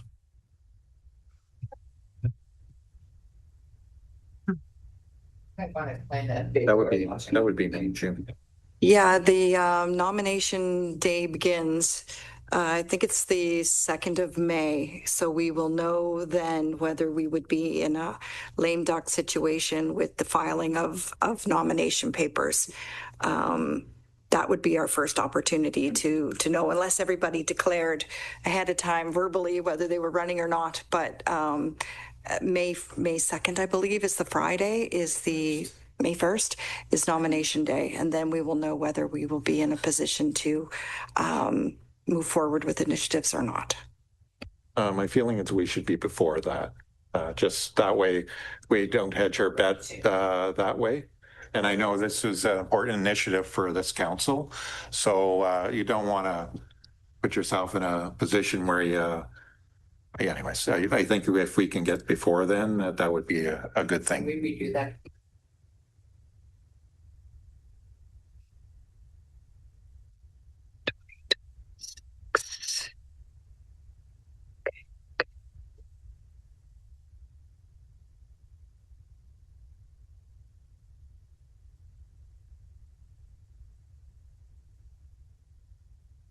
Okay. Okay. We'll try this again. The Council of Township of Centre Wellington directs staff to prepare 2 or 3 high-level affordable housing initiatives for council. Oh, sorry, that's supposed to be council's consideration. Council's consideration in the first quarter of 2026 for the application to be submitted to the Wellington County Community Housing Development Fund. Okay, we're all good. Everyone's cool with that? Okay. Opportunity for final questions, whatever. Okay. All those in favor? Oh, very cool. Okay. Right on. What? Did we miss something? No, it's all good. Okay. Okay. And we still got your recommendation here, Dan. Sorry, which is very important too. Okay, so if there's nothing more related to sort of what Dan had chatted about, I'm going to read the recommendation that the Council of Township of Centre Wellington approve the 2026 draft business plan. Do we have a mover for that? Councillor Jefferson, seconder, Councillor Evoy. Any further comments or questions? Seeing none, all those in favor? So moved. Thank you, Dan. Now we're going to move down to 9.13 Ontario Regulations 28409 2026 budget.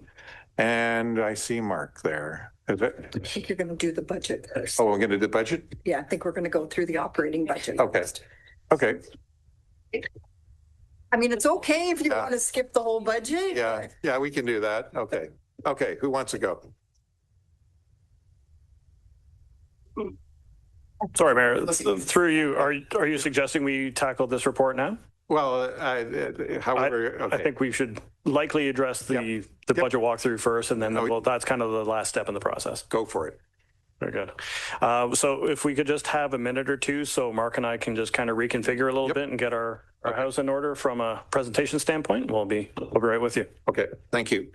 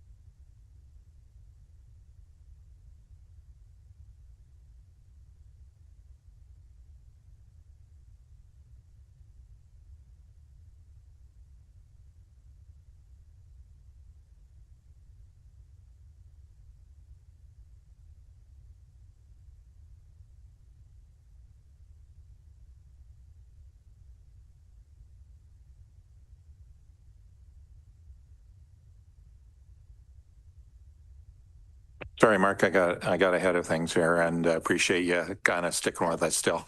I can appreciate you still like us. Okay. All right, thank you very much. So we've basically touched on everything up until about page 47 in the budget book, I think, at this point through the presentations this morning and this afternoon. So I'm not going to dwell very long on this. It's more just identifying the purpose of this document. So this page here, it's a summary of all the tax-supported operating budget cost centers that we'll get to in a minute. One thing I will caution you, though, focus on the dollar changes, which are at the far right. The percentage changes sometimes can be very misleading. If it's a small cost center, you know, $100 change on a $3,000 cost center it may look like a very big percentage when we're not talking big dollars. Right? Yep, sorry. Mark, sorry, just which page are you on or where? 47. Of the... And I'm going from the budget book and I'm going from the page numbers at the bottom, not the PDF page number. Okay.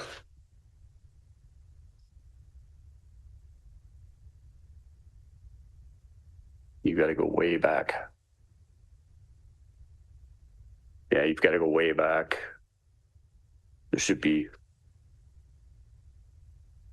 page 47. It'll be just after that page you're on there.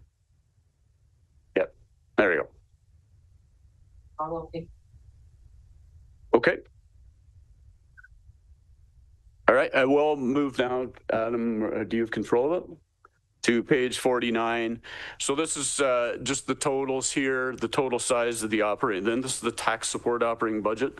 It's increased just over $3 million from the year before. And I'm just getting that total from the big numbers at the very bottom of the page there.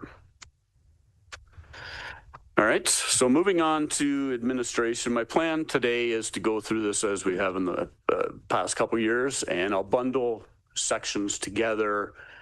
So the first section will be administration, then we'll move on to corporate services, and I'll highlight. I'll give you the Coles Note version of the major changes within each division within the department. All right, but I will start off here just with some general comments on the 2026 draft operating budget. So a 1% change in the tax rate requires an adjustment to the tax-supported operating budget of $230,629. So just remember, 230,000 is a good number to remember. On an average assessed property of $387,226, a 1% change in the township's portion of the tax levy is $15.22. So to change the township's portion of the tax levy by $15.22, you need to have a change of about $230,000 plus or minus. Okay. One thing I'll caution you with, 2026 actuals are obviously not completed yet. They're as of mid-November. So they may exclude they will exclude numerous year-end adjustments and in most cases a couple months of activity. Just a couple points here about administrative costs are items such as telephone, office supplies, and training. When you see an operations and maintenance line, that's usually expenditures that are typically unique to the departments, such as the audit fee and financial services or election costs and legislative services. Wages and benefits percentage increases can vary between divisions due to existing staff movement through the salary grid, new staff requests, turnover, or in some case, we've already alluded to, there's been some minor restructurings in a department or two. Major items that impact the wages and benefits line, as I mentioned earlier, wages and benefits make up a large portion of the operating budget.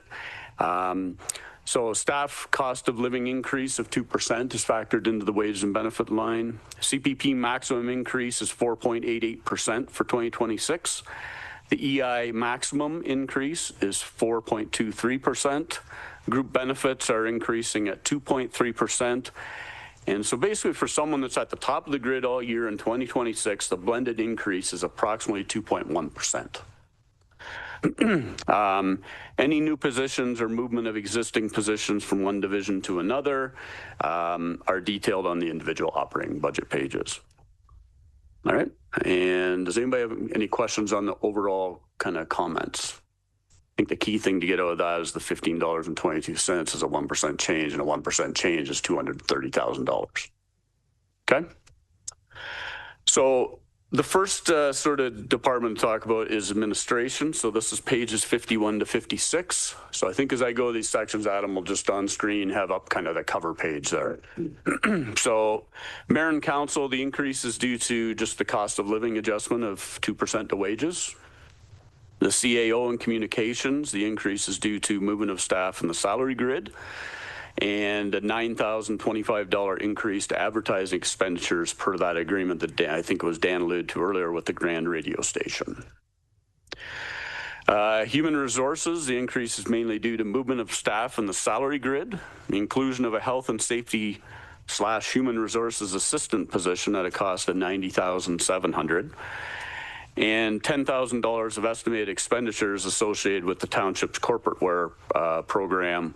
So essentially what we did there is in the past years, every division had their own corporate wear expense account.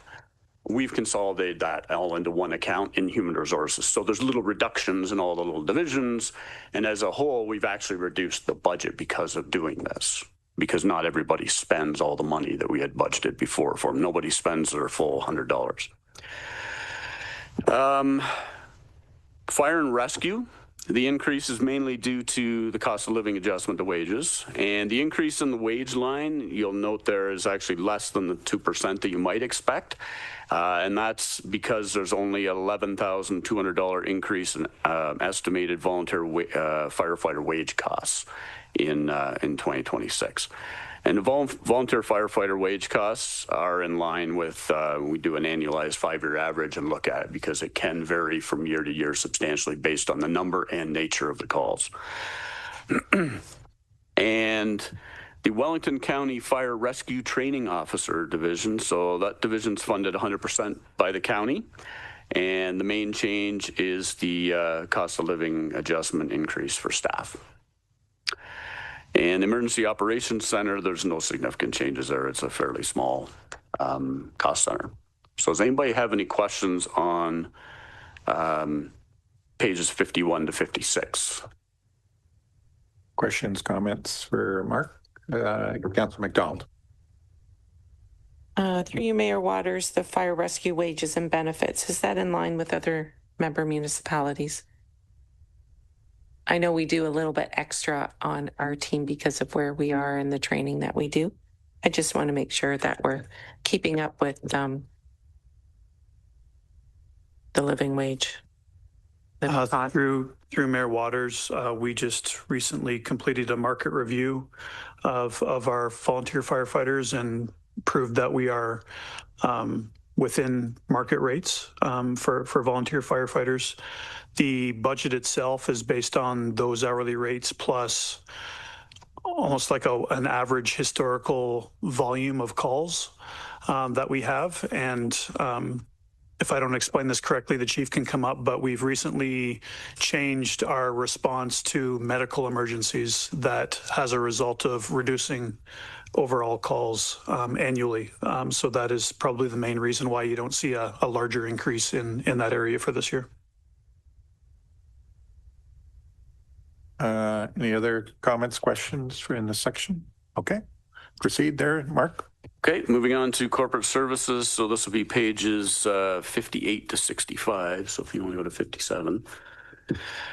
Okay, legislative services is the first division here, and the reduction in that division is actually due to an increase in revenue, mainly due to the sale of marriage licenses.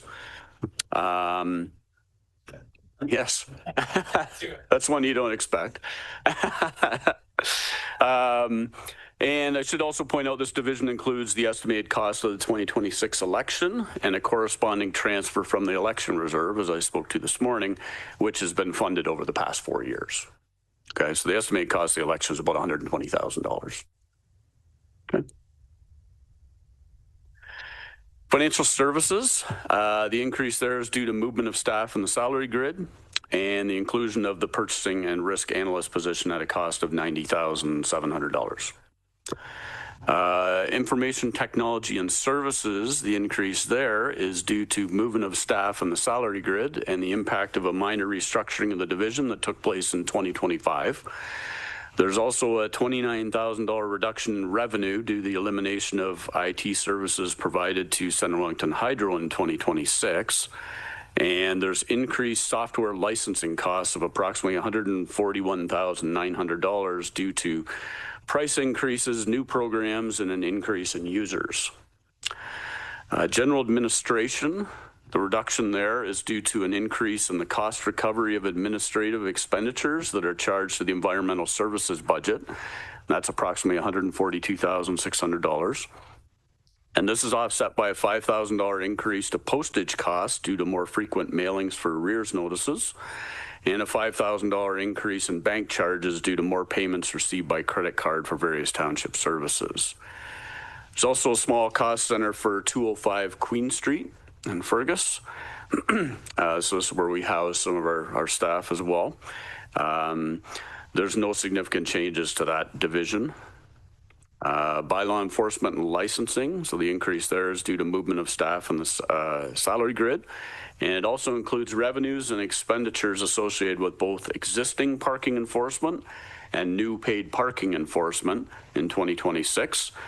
There's an estimated surplus from these sources of revenue of about $184,000, and that is transferred into a parking matters reserve. Stray animal control, the increase there is mainly due to the contract for stray animal control services with the Guelph Humane Society. And then there's a very, very small cost center for Livestock Act, and there's no changes at all in that division. So any questions on the corporate services department? Council, opportunity for comments, questions on this section? Okay. I don't see any hands here. Okay, please proceed. All right, infrastructure services. So pages 67 to 72. So the first area here is transportation, which is pages 67 to 69. So there's an overall budget increase for transportation services of $370,541, or a 5.27% increase. And that increase is mainly due to movement of staff in the salary grid and changes resulting from a restructuring in 2025. And then I've got a big list here of some changes which may sound like substantial dollars, but as Dan alluded this morning to the fact that we're playing catch up in some of these areas. Okay. And one that we are playing catch up in is fleet repair and maintenance. There's a $65,000 increase there in the budget for that line item, and a $5,000 increase for fuel. There's a $15,000 increase in expenditures for asphalt crack sealing, a $15,000 increase in material expenditures for gravel resurfacing, a $33,000 increase in material expenditures for sand and salt, $15,000 increase in materials and contracted services for safety devices, a $28,000 increase in material costs for line painting, a $28,000 increase to hydro costs for street lighting, and the snowplow line includes 1/3 of the cost of the new labor position that was mentioned when we went over the staffing strategy, and that's about $22,000. Centre Wellington downtown maintenance. So no significant changes in that cost center. Crossing guards, I believe this was mentioned earlier as well. The increase there is due to an increase in the number of crossing guard locations from 8 to 12 from January to the end of June, and then 11 locations beginning in September.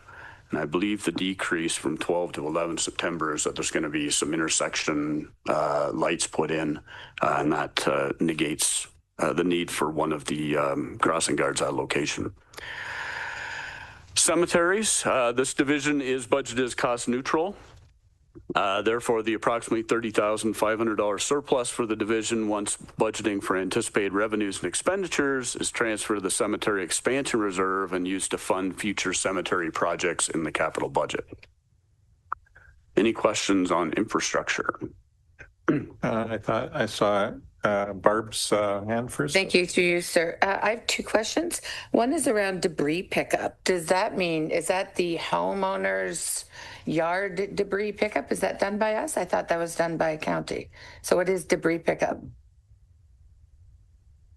Thanks, Colin. I saw you answering back there. Yeah, through the mayor. So yeah, debris pickup is essentially it's like kind of like garbage, like rural dumping, you know. So if somebody has dropped a couch or, you know, mattress in the rural area somewhere, like on our roads, we go pick it up. So it's covering labor. Loud. Yeah. So it's a labor. There's the tipping fee at the transfer stations as well to dispose of the waste. So, thank you. And the other half of the question is around municipal parking lots. So when I look at the grading and the crack filling and the line painting, and I assume that's for our roads, so we have a separate line clearly for our parking lots as opposed to our roads, but the same work needs to be done on both, obviously. Yes. So for our municipal parking lots, we have an inspection process. So annual inspections for each one of them. There's like a checklist that we go through. So we're looking at the asphalt condition. We're looking at the growth of the vegetation, if any, around the parking lot, the condition of the street lights, condition of the line painting. But then there's just kind of normal operational things. It could be sweeping in the spring with our street sweepers, could be line painting. We do that in the summer months. So that's the kind of annual operational costs associated with the parking lots. Yep. Councillor Adams. Thank you, through you. I apologize. I actually have a question related back to corporate services, if you don't mind. It's on page is it 60 under the information technology. It refers to a new artificial intelligence tool and software. Obviously, I just want to had a high overview what we might be looking at there. I know AI can mean many things today, and I know there's a lot of municipalities that may be looking for efficiencies through these type of tools. Some are converting all over their call centers to like artificial bots. When you call in, you're not speaking to a live person anymore, you're speaking to which also kind of I think adds to the culture of an organization. So I'm just kind of curious at a very high level if we could speak to that. Yeah, I can take a stab at it. We've also got our manager of IT, Jeff, in the audience. So if I fall short, perhaps he can backfill. What we're looking at for the purposes of this particular expense is the implementation of GovAI. And really that's general use AI tool used, but what it does is kind of fence in our data so it's not consumed more broadly in an open space. So really just safeguard us and helps us build kind of our own search and kind of routine use AI tools within that. So hopefully that answers your question. Okay, this is related to AI or related to the section that we're on? Okay, Councillor Jefferson. Thank you, Mayor Waters. So as you mentioned earlier that the 2025 actual totals are not our totals for 2025. So I'm assuming that the snow removal and plowing and that is definitely not the totals. So when I'm looking at the numbers of our current 2025 actuals compared to what our 2026 anticipated budget is, are we allotting enough in there, or is there going to be a shortfall for 2026 after the actual 2025s come into play? I can take an initial stab at that. And again, going back to Dan and Mark's comments, what we're trying to do is get incremental increases to those budgets over a period of time, so you're not getting sticker shock in this first year. Dan had commented earlier this morning about the utilization of our stabilization reserves should we have another anomalous winter where we're seeing a significant amount of cost for the purposes of any one particular segment within the infrastructure services team. So the hope is that over a number of kind of budget periods, we're able to right size those over time as opposed to taking all the the cost or incremental increase to the levy in one particular year, understanding that we do have the fallback for the utilization of those stabilization reserves to kind of bridge that gap over time. Through Mayor Waters, just to add to that, our intent is not to budget for a heavy snow year because we have that stabilization reserve. If we can budget for an average snow year, then in the heavy years, we'll utilize the stabilization reserve. So this 2025, the current year, is considered a heavy snow year. So we would never try to budget to that amount, or we'd have most of our years falling well short of that. And actually, I'll just add to Dan's point here because I got some information from the past few years. So 2023's actual was about like just over 700,000 in costs, and 2024 was about 800,000. So this is certainly one of those bad years that's happening. And as Dan mentioned, we don't budget to a bad year. We try to budget to kind of a 5-year average. Sorry, thank you. So then with the stabilization fund, is it healthy enough to compensate for the overutilization of the budget this year and then into next year as well? Like, is it a healthy enough fund to cover off multiple years that we're looking at? Yeah, thank you for the question, Councillor Jefferson, through you, Mayor Waters. We feel we do. We bring the reserve and reserve fund policy to council annually for review, where we set kind of those target balances. So the short answer to your question is yes, we feel that it is sufficient for now, and we will continue to review that on an annual basis to make sure that we're right-sizing those reserve stabilizations. Okay. Any other comments, questions for this section? Okay, please move on. All right, community services. So it's pages 74 to 89, and I've got a lot of notes here. So maybe I'll break it up kind of halfway through so we can open up for questions there.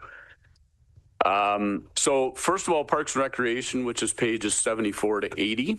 So the total increase in the Parks, Recreation, and Culture budget is $315,866, or 7.11%. And the increase is mainly due to movement of staff on the salary grid, and I think you're probably getting that's a constant theme. The inclusion of the urban forestry coordinator position and other urban forestry related costs that total $200,000. So we did mention this back when we brought forward the capital budget back in September, that we pulled out this item that's been in there for probably a decade. It's always been $200,000 in the capital budget for urban forestry costs. Well, within that are the urban forestry coordinators' wages and also other sort of mainly operating and nature costs. So they really should be in the operating budget. So this year, we've taken them out of the capital budget, taken that $200,000 project out of the 10-year capital forecast and put it in the operating budget. In order to do that, there's a couple levers need to change here. You pulled out of the capital budget. Well, you don't need the funding for it anymore. If you don't need the $200,000 in funding anymore, you reduce the contribution to capital. Okay. And by reducing the contribution to capital, and you have $2,000 or $200,000 of new costs in the operating budget, they offset each other, so there's no impact to taxation. Okay, does that make sense? So what happened is we've put the wages of the urban forestry coordinator into the Parks Rec administration cost center, which is where all the wages for the Parks Rec and Culture piece is. And then the other costs that are kind of forestry related costs, so the subcontracting of cutting down limbs and things like that, is in the forestry cost center. Okay, so we haven't really increased the budget here in any way. We just found a conduit to get it out of the capital budget and into the operating budget. Included in various parks and recreation cost centers are the hourly labor costs associated with the new facility attendant, totaling $94,500. 2 laborers and with a net wage increase of $60,300, and 2 new parks crew member positions with a total cost of $33,100. So those were all mentioned earlier in the staffing strategy. There's also a $9,200 increase in ActiveNet service charges. So ActiveNet is the program that's used to take care of all the bookings and so forth, and swim lessons and hockey and so forth that goes on at the facilities. With increase in revenue comes an increase in ActiveNet service charges. And there's a $21,100 increase in externally sourced repair and maintenance costs at the Sportsplex. So these expenditures are offset by a 2.5% increase in most fees and charges applied to Parks and Recreation revenues. An increase in revenues at both facilities is due to additional ice and floor rentals, hall rentals, aquatic programs and lessons, and expanded daycare services. And the Buildings and Properties Capital Project Manager position that last year was put in this cost center has been moved to the Buildings and Properties Management Division. And that, to confuse things even more, that position is funded 30% in the operating budget and 70% in the capital budget. So essentially, we're not moving the full amount of wages over from this cost center over to Buildings and Properties. We're moving 30% of the wage because 70% is already in capital. There's a $51,900 reduction in utility costs at the JCC and the Sportsplex, and that's mainly due to the elimination of the carbon tax in 2025.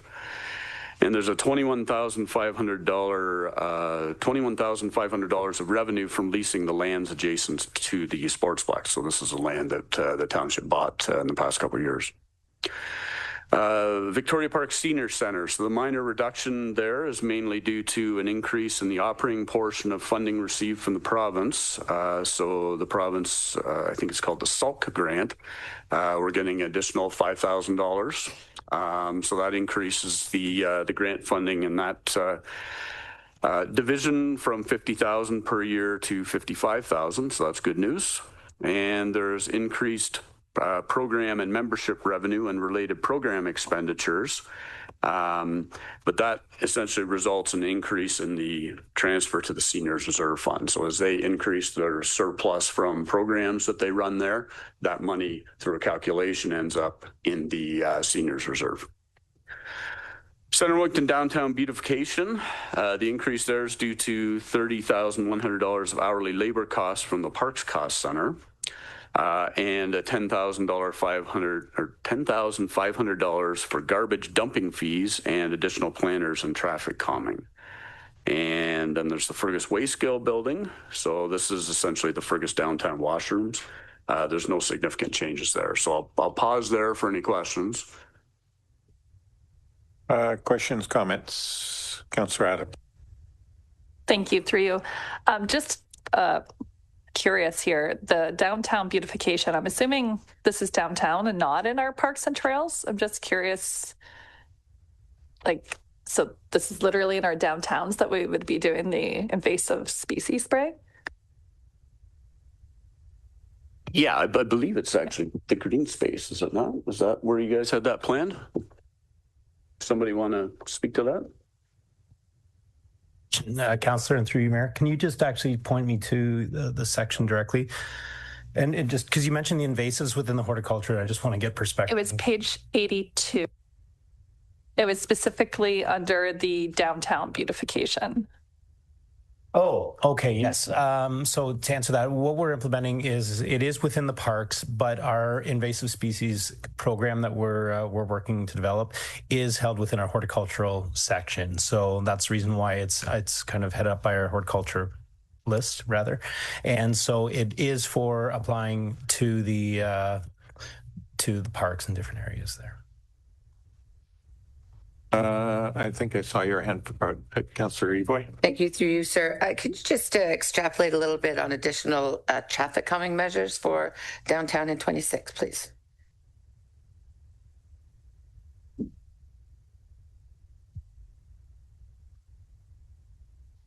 Yes, thanks, Councillor Evoy.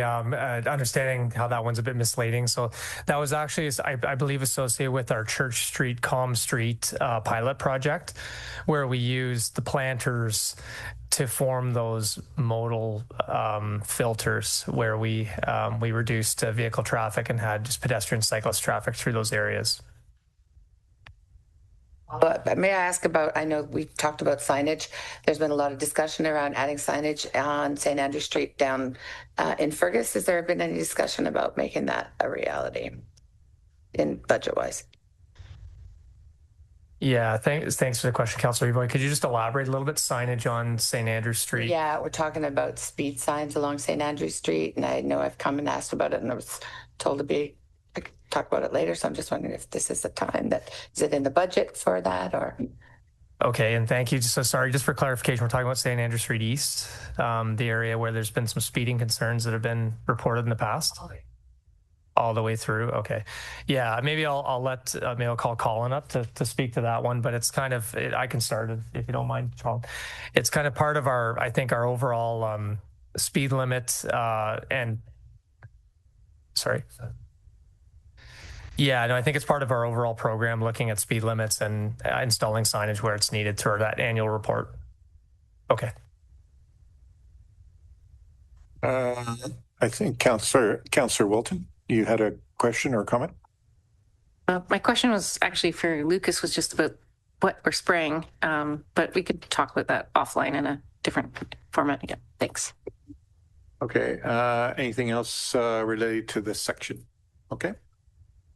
All right, so I'll carry on with community services. So Elora public washrooms, reduction is due to the removal of costs associated with the new washroom that was planned at the tourism office location. That's $10,000. The Fergus Grand Theatre, the reduction is due to a net increase in revenue of $30,800, and that's offset by movement of staff in the salary grid.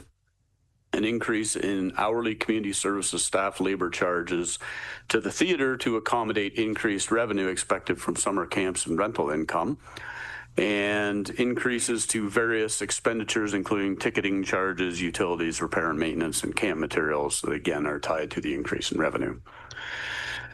Tourism, the increase is due to cost of living adjustment increase for staff and minor increases to various expense items, and it's offset by a $1,000 reduction in the net cost of operating the shuttle bus program in 2026 due to additional funding from advertising and sponsorship through the community partnership program. Grants to community groups, so we did move some costs off of there onto community development, so that'd be the Community Connect program expenditures and funding. And they're funded from the Neighborhood Wellness Reserve, have been moved to the Community Development Cost Center in 2026. So that results in a reduction of $5,000 in revenue and $5,000 expense.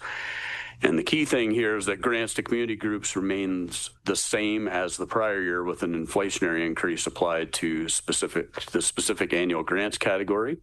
So grants to community groups will essentially remain similar to the year before at about $136,500. Community development, the increase there is due to movement of staff in the salary grid, the inclusion of $5,600 of Community Connect program expenditures that are funded 100% by a transfer from the Neighborhood Wellness Reserve. So that's what I just spoke to earlier. And the net surplus plan from the Community Partnership Program in 2026 of $190,200 is transferred to a reserve to fund future programs or capital projects. Some of the reserve amounts are transferred to the Sportsplex and JCC to fund sponsored skating and swimming programs in 2026, and the Tourism Division to partially fund the shuttle bus program. And one last cost center here under Community Services, Buildings and Properties Management. So the increase there is mainly due to movement of staff in the salary grid and the allocation of Buildings and Properties Capital Project Manager position from the Parks and Recreation Administration Cost Center that I spoke to earlier. So I'll open up for questions at that point again. Comments, questions? Councillor Adams. Thank you, through you. Could you elaborate? So the Jefferson Elora Corporation naming rights agreement that we had over the 10 years, how can you just which is a great partnership and a great investment to the community. Can you speak how those yearly funds are being put into the community services program? I can start with it and maybe somebody can add beyond that, but essentially we receive the funding and each year we bring in, I think it's a 10-year agreement. We bring in 1/10 of that into the budget each year. Okay, so in accounting terms, the big amount we receive sits on the balance sheet and we bring in 1/10 of it into this operating budget each year to fund various expenditures that take place under that funding. Just to build on Mark's comments, we also have a dedicated reserve for naming rights. So a portion of those funds also make their way into reserve funds for future use, should it be in a capital nature or otherwise as well. Councillor Jefferson. Thank you, Mayor Waters. I just want to make a comment in regards to the Fergus Grand Theatre with the revenue item. I'd like to give recognition to Kristen and her team, Paula, and everybody that's there. Considering that in 2022, when we were looking at this, the revenues for the theatre were $66,000. And then what we're looking at for actual so far of 144,000. So I think it's all due to their hard work with the cultural action plan and the work plan, and then the theater business plan as well. So I'd really like to just give recognition there. Thank you. Thank you for that. Any other comments or questions as it relates to this section? Okay, please proceed. All right, planning and development services. So this is pages 91 to 96. So starting off with the building department. So changes in this division are due to movement of staff in the salary grid, a $10,000 increase to professional fees for legal costs associated with enforcement, and a $10,500 increase in revenue, which may seem odd because it doesn't look like the revenue targets hit this year, but there is a calculation that has to be done under Bill 124. So the $10,500 increase in revenues due to the cost neutral calculation under Bill 124. And Bill 124 requires surpluses from building permitting activities to be transferred to a reserve fund and deficits to be funded from the reserve fund. So this all gets sorted out at the end of the year anyways. If they're low on revenue and don't meet the targets, usually what happens is money from the building reserve will get transferred in to cover off that deficit. And the opposite happens in years of surpluses where the revenue target is exceeded. Termite management. So the termite subsidy program approved in 2024 will have an impact on taxation of $100,000 in 2026.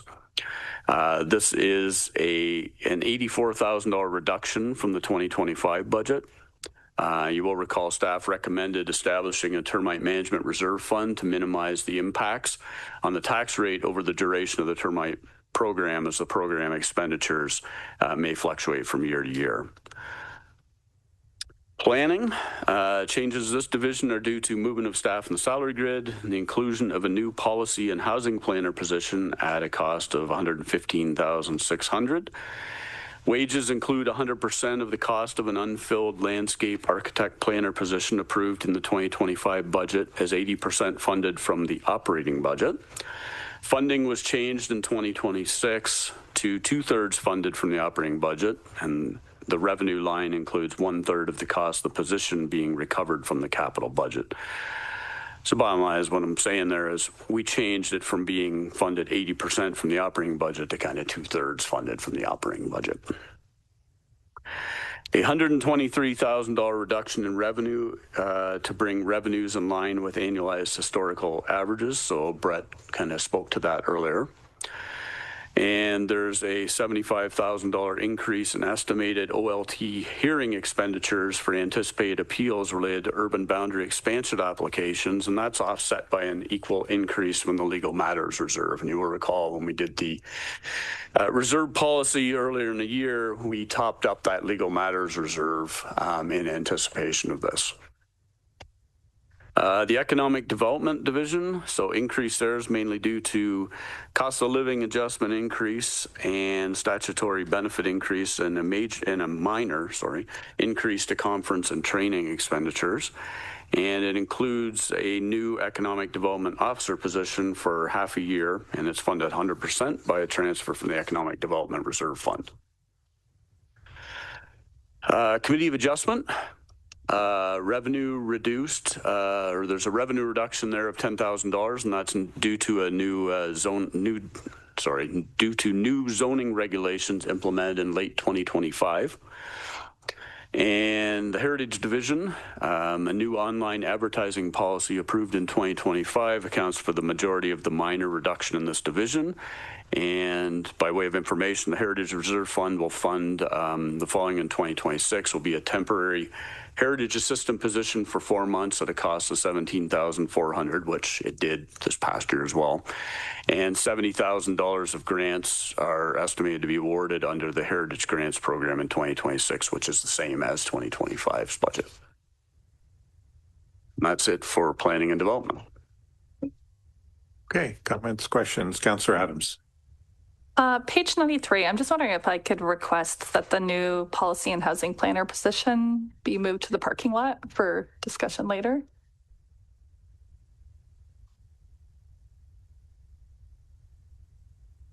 Any other comments, questions? Okay. Just looking for a little clarification on the new zoning regulations that brought down that revenue reduction.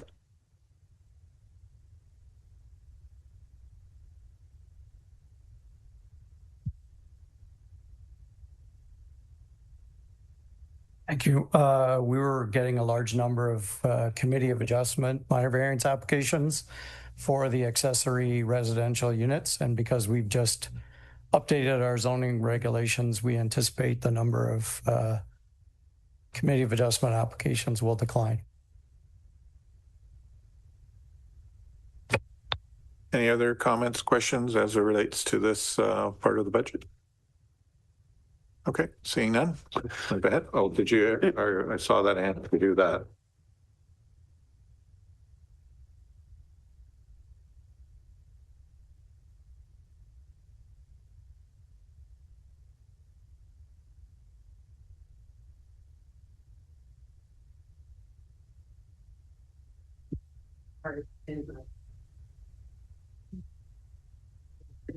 Services and infrastructure.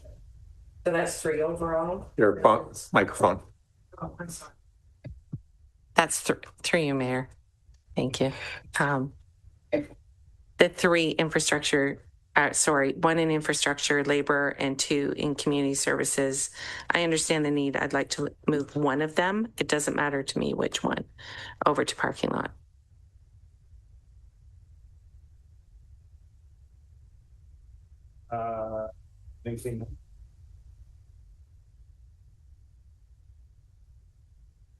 Sorry, just for clarification on Councillor McDonald's comment, just 2 are from community services and 1 is from the infrastructure. I think we should specify which one. If you're thinking that 2 is maybe too much for the 1, but the position itself should be moved over instead of just willy-nilly about which one. Well, these positions, as it was stated earlier, I believe you pull them for different things in different ways. But if I had to remove 1, it'll be infrastructure. Don't hate me. Okay. We do have a section on parking lot, so I think we're kind of getting a little ahead of ourselves that way. So why don't we continue with the program and just keep, you know, obviously you'll have it in your notes that, and then when we're there, then that'll be a good opportunity to talk about this further. Okay. So as it relates to this section, anything else? Okay. Seeing none, please move ahead. All right, in the last section, the tax support operating budget would be other services. So that's pages 98 to 107.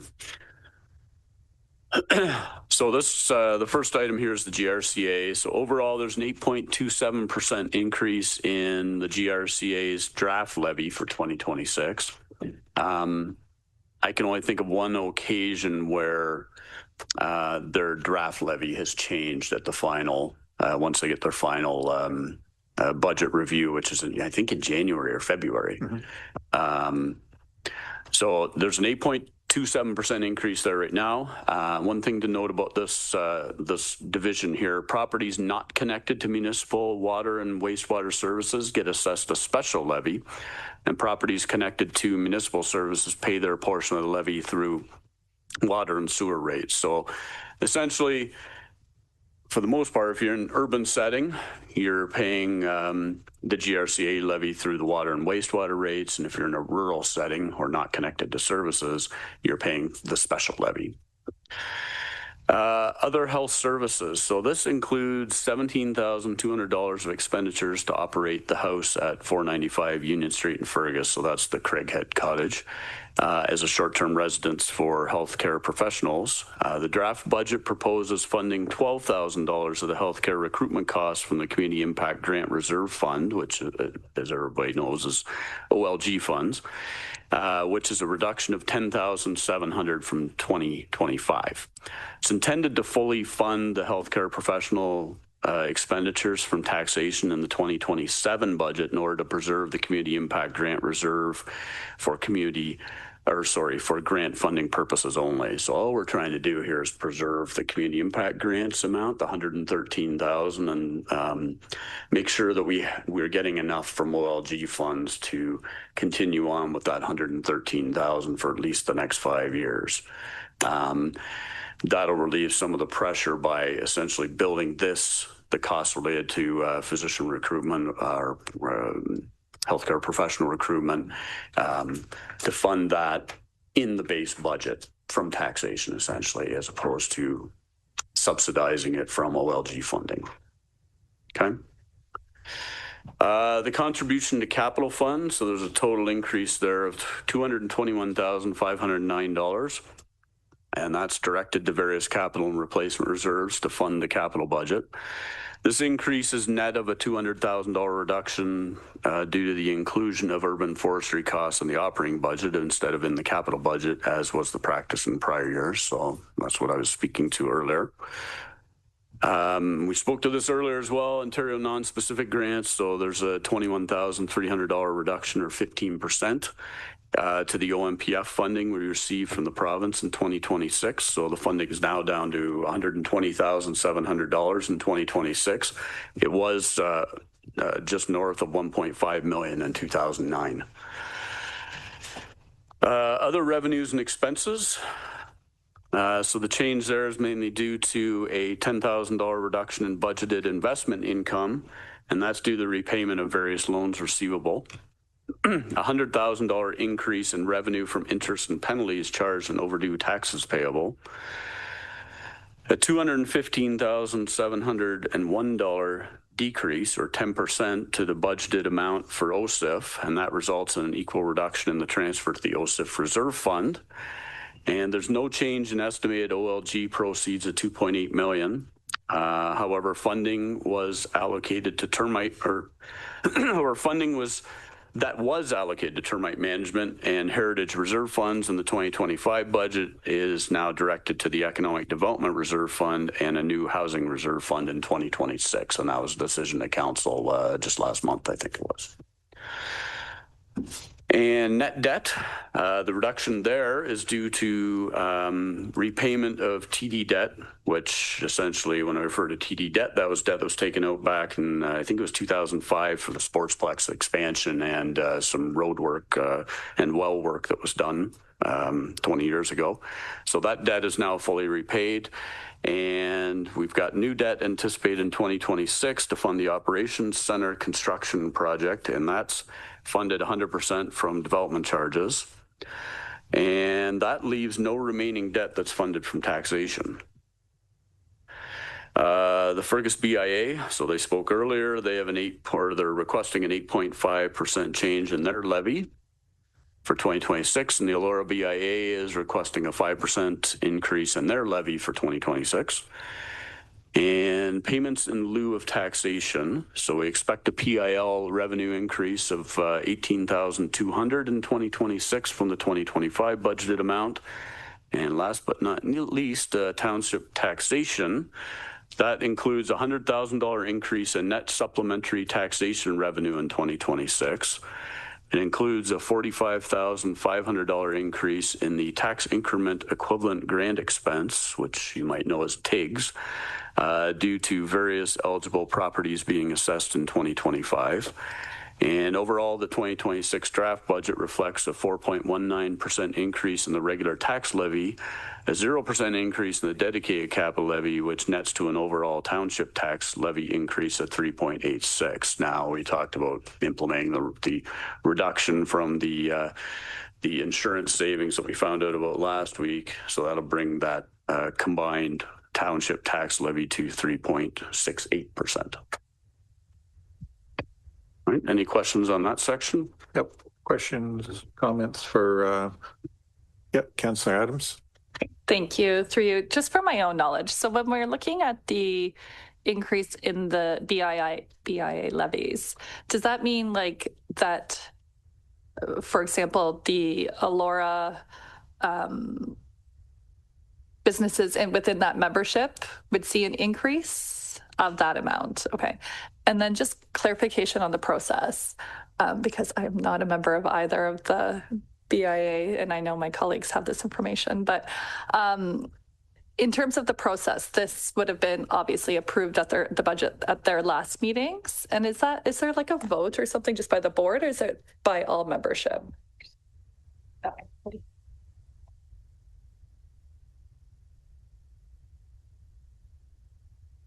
Yeah, it would be all by all membership. Yep. Yeah, because just in case people are listening here, there's a lot of sidebar people going, well, what are they talking about? Okay. Comments, questions, Councillor Thank you, Through. I have a couple of questions with your indulgence. The GRCA 8.27% hike. Can you just give us a little clarity on when the GRCA makes that decision? Is it unilaterally just put upon the community or communities therein? And just for some insight into that hike. It's a combination. There's dialogue that goes on with staff to staff, and then it obviously comes to the board, and the board represents the whole watershed, and then there's a vote that way. I am because of the changes that are happening at the GRCA. I'm going to have the board come, or not the board, but that'd be nice to have the whole board come, but have some staff come in and speak to how sort of the possible changes that are coming. That'd be great. Thank you. I appreciate that. Yep. My second question, with the no increase to streetlight reserves, with so many communities about to be assumed, and I would assume that with so much happening that we would need an increase in the streetlight reserve as well as upkeep. So I'm just looking for a little clarity on that, please. With the streetlight reserve, what we're typically calculating there is to replace the light. We did a full replacement of the lights to LED lights. I don't know, it's got to be 10 years ago now at least. So that's kind of what we're saving. So we started this reserve back then in anticipation of replacing them. I think it's 25 years down the road, just so we don't get hit with this massive capital project that could be, I don't know off the top of my head, but it could be like $1 million or more kind of thing. Yet again, I appreciate you guys' insight. My final question is on page 102. $100,000 increase is anticipated for interest and penalties charged on overdue taxes. Can you walk me through that, please? Yeah, so what this is when basically it's on taxpayers when they're late paying. Okay, there's penalties, right, and interest charged on late payments for overdue taxes. And so it's kind of a good news, bad news story. Good news in the sense it actually helps our budget out, but bad news and it's showing ability to pay. And what were we looking at last year?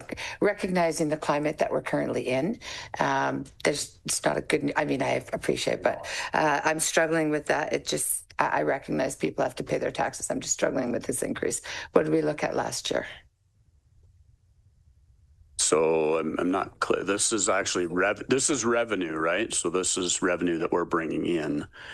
So you're looking for the actuals for 2024? Yeah, it is. It is. And last year was higher than the year before. Any further comments or questions for this section? Okay, I think we're good to go. Okay, so that's the end of the tax board capital budget. So now we're into the 3-year operating forecast. So I'm not going to spend much time on this other than I'll point out on page 109, Adam's got up on screen there. There's some assumptions that we built into the 3-year operating forecast. There's some others beyond this, but these are the main assumptions that we built into it. And the end result of this is on page 124, which bottom line is, I don't know if you can go to that there, Adam. So the combined, so for 2026, you can see it's the 3.86% that we talked about earlier this morning. 2027 is forecast to be a tax increase of 4.54%, and 2028 is forecast to be a 4.31%. Now, I'll caution you on this. If you went back to last year's and looked at what we thought 2026 was going to be, we're actually under that. Okay, and as far back, like we've been doing the 3-year operating forecast probably for a handful of years now. I think we've always come in lower than what was forecasted for the next year when we get to the next year. Okay, exactly. As accountants, we're conservative sort of on the revenue side, and we're a bit more aggressive on the expense side kind of thing, right? So, okay, next section, waterworks. Well, I guess, does anybody have any questions on the 3-year? Question, comments? Really more for information purposes.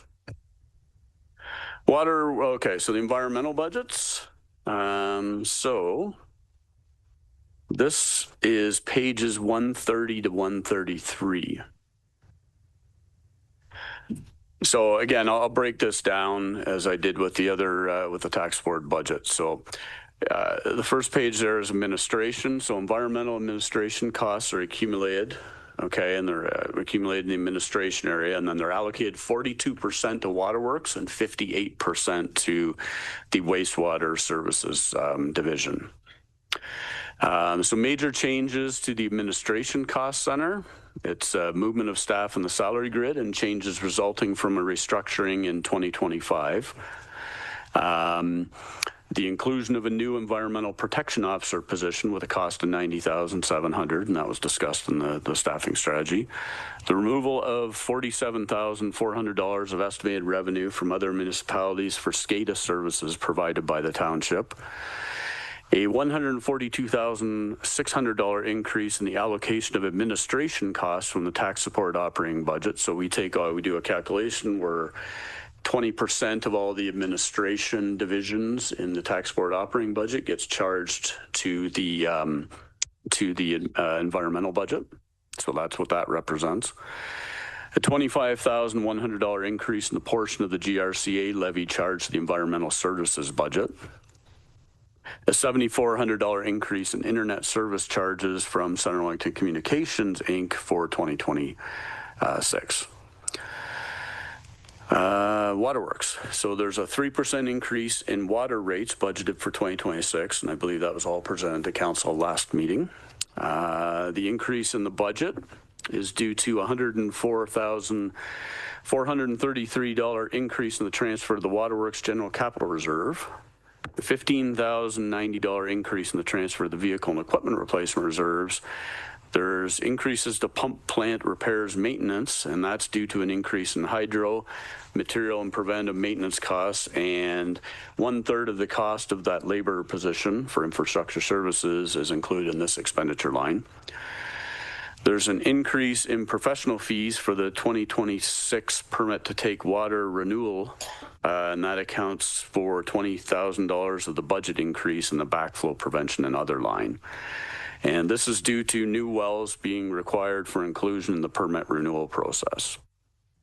And there's a $159,211 increase in environmental administration costs charged to the waterworks budget. So this would be the 42% that gets charged from the administration area. And there's new debt payments for well areas 3 and 7, long-term water supply strategy, and the Middlebrook well land that was purchased last year. And the increase is partially offset in net debt by the repayment of the remaining debt owed to the TD Bank in 2025. So this was that debt that was taken out back in 2005. So 100% of waterworks debt payments are now funded from development charges in 2026. So none of it's funded from user fees. Remaining changes are mainly the result of reallocations of hourly labor costs between various service lines in the waterworks division. For wastewater, there's a 2% increase in wastewater rates budgeted for 2026. The increase in the budget's due to a $34,545 increase in the transfer to wastewater general capital reserve, a $13,910 increase in the transfer to the vehicle and equipment replacement reserves, a $32,000 increase in utility costs at the 2 wastewater treatment plants, a $20,000 increase in chemical costs at the 2 wastewater treatment facilities, and 1/3 of the cost of the infrastructure services new labor position, and that's included in the Fergus wastewater treatment plant expenditure line. There's a $219,862 increase in the environmental administration costs charged to the wastewater budget, so that's 58% of those administration costs. And 100% of wastewater debt payments are funded from development charges in 2026. And the last cost center here is the Wellington Water Source Protection. So this division's funded 100% from the county. And the main changes are due to movement of staff in the salary grid, and there's a $10,000 increase in there for the development of a new website in 2026. So I'll open that up for questions for the environmental budget. Comments, questions as it relates to this section? Okay, seeing none. All right, next kind of section in the budget book will be the capital budget. So, Adam, if you're able to pull up that attachment B here in the report. So we've gone over the capital budget. We brought it forward back in September, and then we brought it back again with the 4-year capital budget in October. So the plan was not to go over this in great detail again, but I did want to point out there have been some changes, which Adam is bringing up here. It's very tiny, though. So these changes, as you're aware, behind the scenes, we had the DC background study going on. So the majority of these changes are really changing the funding for certain projects between either they were tax funded, now they're going to be DC funded, or they're DC funded and now they're going to be tax funded. So you can really break them into 3 categories. I wasn't intending on going through them one by one here, but there's really 3 categories here. You've got either an increase in prices. So you will see further down on this Appendix B that there's some price increase to some vehicles. Okay. And these were price increases that we became aware of since our last meeting we had on the capital budget in October. There's also changes to projects that are tied to that HUSIF grant that we've been approved for. So those are, I think they're near the top there. And then, as I mentioned before, a lot of the changes are due to DC funded projects due to the ongoing DC background study. Okay. So you can see there really aren't many changes there for 2026 anyways. I think there's 3 of them. Oh, sorry, there's 5 or 6 of them, I guess. Yep, go ahead. Sorry, I just don't understand the tractor for the MRF at this point. Can you explain that to me? Sorry. 26. That's 26. Oh, I didn't see that part. I apologize. Yep. But yeah, it just says 26. Yeah, what that one specifically is just a tractor is going to be required for the MRF, but not until 2028 would be when that would come into play. Okay, so what this shows here, this appendix, there should be 4 years showing there. Actually, it's just in order to blow it up big enough so people can read it, we're cutting it off. This is just reconciling from the document we provided, the 4-year capital budget back in October, to what it shows now. Okay, which we will get to the 10-year forecast. I just thought I'd bring this up now because there are some changes to 2026, which is the document that we're kind of talking about now. Okay.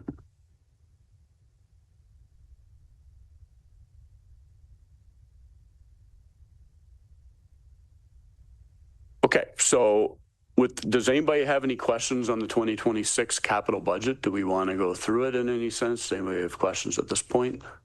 Councillor McDonald. Through you, Mayor Waters, I have several questions, and it's simply because some residents looked at it prior to budget meeting today. They didn't see it before, so okay. I think it's only fair that I could ask that. Yeah, as long as it's related to sort of where we're at right now, then kind of, yeah, please ask your questions. Where do you want me to start? Okay, so under studies. Yep. 141. The strategic plan update for 2026, 50. I would like to move that to after the election. I don't think we need to work on that now in 2026. I don't think we need a review. Through Mayor Waters, what typically happens is after the election, I have a chat with the mayor to decide what the strategic planning process is going to be, and that typically is initiated right after the election, which would be November, December of 2026, which is why we put it in the 2026 budget.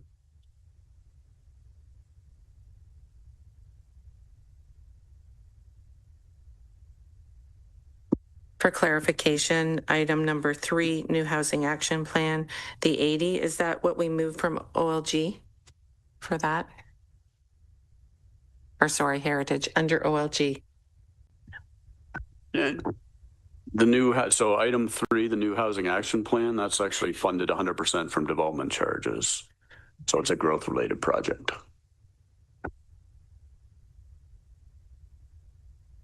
Okay, plus it's receiving the funds that we took from Heritage? No? Okay. Yeah, no, thank you for the question, Councilor McDonald, through the mayor. No, the allocation from OLG is going into a housing reserve for earmarked for seed money for action items stemming from the action plan, is my understanding.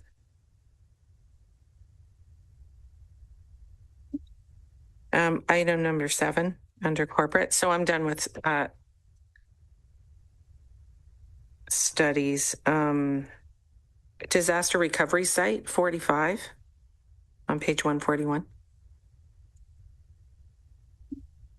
For the new operations center? Through the mayor, it's I'll perhaps let Jeff speak to this one.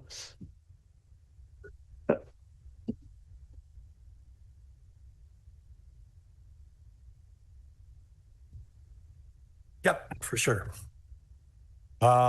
Something we don't have today, excuse me, is a DR site, and a DR site's disaster recovery. So our backup system is basically to the cloud and to here, but for going into a disaster recovery site, if anything happens to our fiber, or anything happens to our systems from ransomware, going with, excuse me, going with this site will allow us to come up quicker. We talked to our insurance policy last week, which gave us an average base of 28 days to recover. Going with this system will give us a few days, probably 7 days, to redo our systems, put them back online, and then start going through our systems to recover our laptops and desktops at that point. So this disaster recovery plan and disaster recovery equipment that we're purchasing will allow us to move forward a lot quicker in case something does happen. It's part of our cybersecurity plan. It's part of our cybersecurity that we put in for our playbook too as well. So these will all be combined together as one piece. So, great. Any other questions? We're good. Thank you.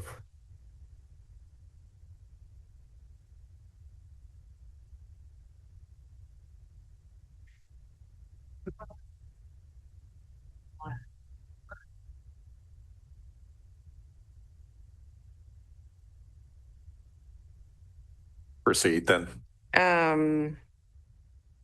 Okay, community information and wayfinding, number 11. We've got 100 there, but I'm also noticing it also on page 142. Is that just, it's different departments? And we're doing wayfinding all over the place. Through Mayor Waters, it's 2 separate initiatives that we want to combine into one. The first one is corporate wayfinding, which is entrances to the township, downtowns, that type of thing. And the second one is active transportation wayfinding, which is why it's down in a different area of the budget. But we want to combine them and do one comprehensive wayfinding signage project in 2026. And I don't think that will be enough funds if you add the 2 together, because especially the Welcome to Center Wellington signs are very expensive and very aged at this point, but it'll at least get us started and we can see if we need to top up in 2027.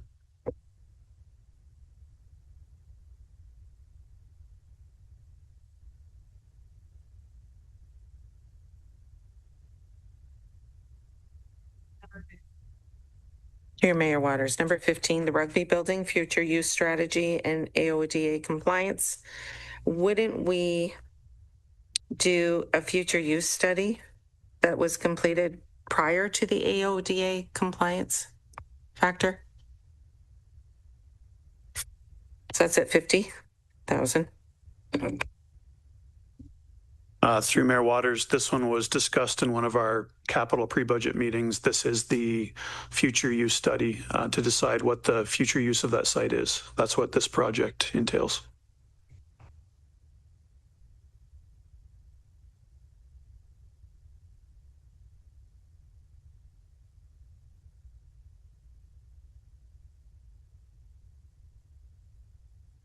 And I'm going to go to page 142, the Elora Cemetery. I did already speak with Colin a little bit about it. I have quite a group of residents that really want that fence. If we could look at bushes or something in the interim while we figure it out or something like that. Of course, we're not doing any landscaping right now, but I just want to make sure that's in there.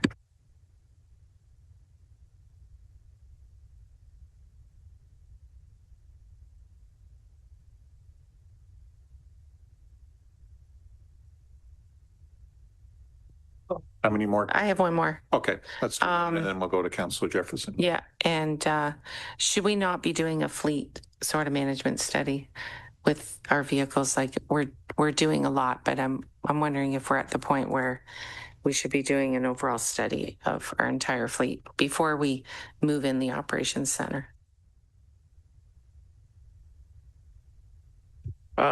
Thank you for the comment, Councillor McDonald.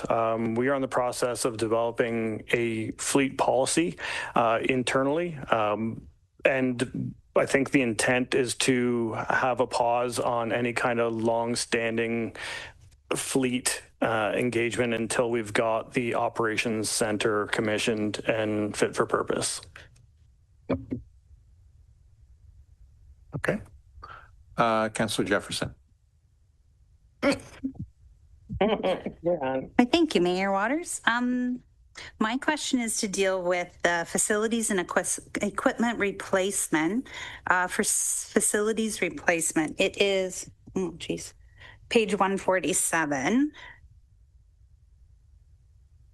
Guess reference number 123. There's just a few, like for the summary of it all, there's a few things that I was just wondering what those projects were. Just in regards, there's some things at the Wayscale building, the Elora Municipal Office, JECC, and then the theater.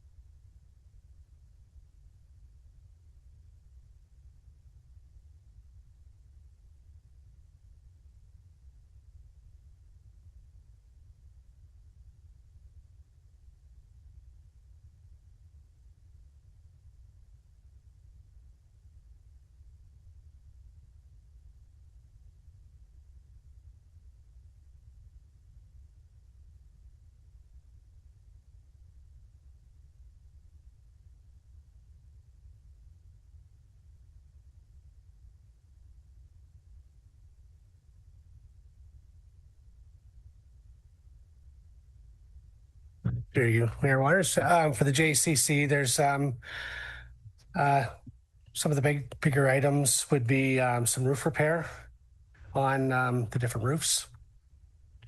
So looking at another bigger ticket item would be the replacement of the seat heaters. So going to gas from electric. Those are a couple of the bigger ones. Some other ones, just the acoustic tiles. It's a smaller one in the hall. Yeah, those are the main ones. Okay. Any other, Councillor Jefferson? Just the last one was the Wayscale building where it was a breakup. There's 11,000 in 2026 and then 10,000 in 2027.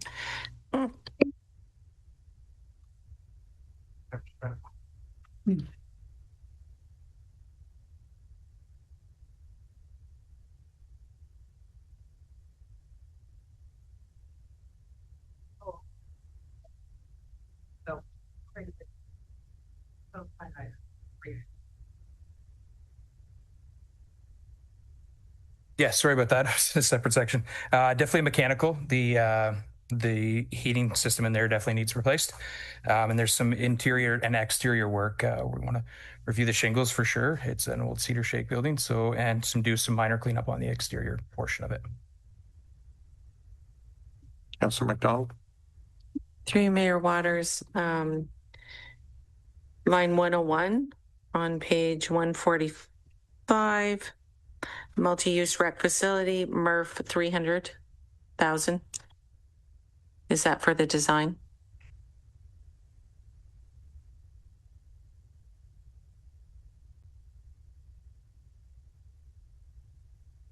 Yes, thanks, Councillor McDonald. Through the mayor, yes. So that's, we're going to do a concept design for the MRF, and that's to determine where on the Sportsplex grounds it's going to go. Is it going to be attached to the Sportsplex building or not attached to the Sportsplex building? And then starting to do a layout, conceptual layout of that facility so that we can then be prepared to move into detailed design later. Perfect. Thank you. Okay. Any other comments or questions in this section? Going once, twice, three times. Okay, move ahead, Mark. Okay, next section is the bridges and major culverts 10-year forecast. So we did go over this, or this was brought forward back in October, the full schedule that Adam has up there.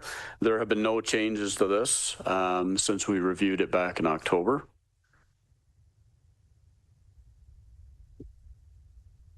Council, any input here? Okay, thank you for that. Okay, next section we did look at back in October as well. So this is all the replacement schedules. This basically goes to page 211 from about page 160. So no changes other than I believe a couple of costs were updated in here for some vehicles. Okay. Questions? Councillor McDonald. Sorry, I just remembered through Mayor Waters, the urban forestry landscape truck, 160,000. That's necessary for the team.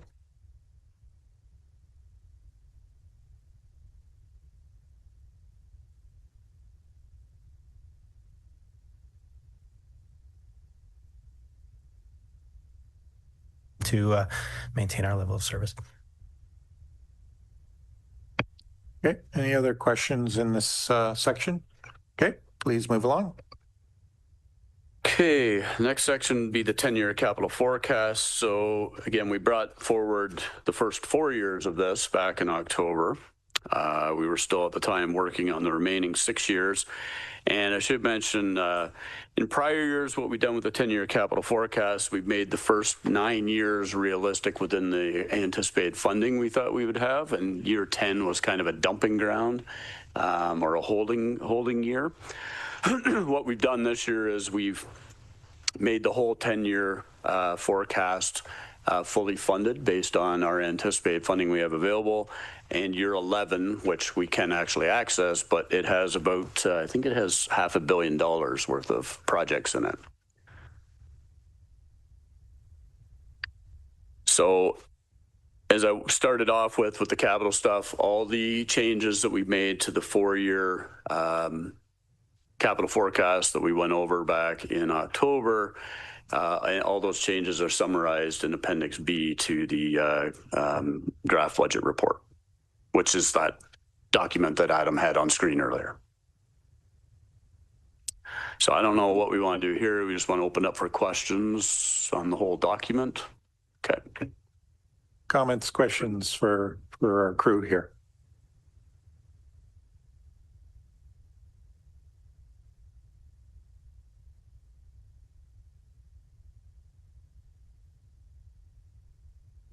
Mayor Waters. Yep. Thank you. I have a question. There's 2 culverts being replaced out Sandy Hills area.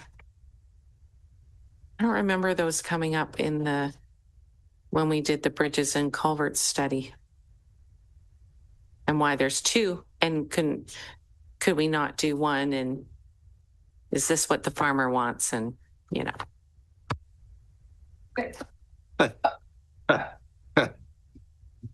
No, thanks for the question and through the mayor. So we're in detailed design for the Noah Road culverts. So two structures. We've went through. It's not an environmental assessment anymore. It's a transportation network study. Like we did a group of structures. I think it was 5 in Pilkington. Yeah. So we've actually recommended like these are high priority for the community. We had community consultation with the property owners in that quadrant of the township. This would have been, I think, the first year of the term, I believe. Yeah. So it's been a little bit, but we heard loud and clear that these are the high priority structures the community would like to see replaced. We're full on into detailed design. This project kind of ramping up to be tendered early in 26. Okay, I'm happy that we're getting to them. Yeah. I remembered one culvert, but not the 2, so that's why. Yeah, there was discussion, perhaps, like that there was a thought, could we combine them into one? We did look at that, and turns out that that's not an option for us. It's not feasible, so we're sticking with the two structures. Yeah. Okay, any other comments, questions for this section? Okay, please proceed.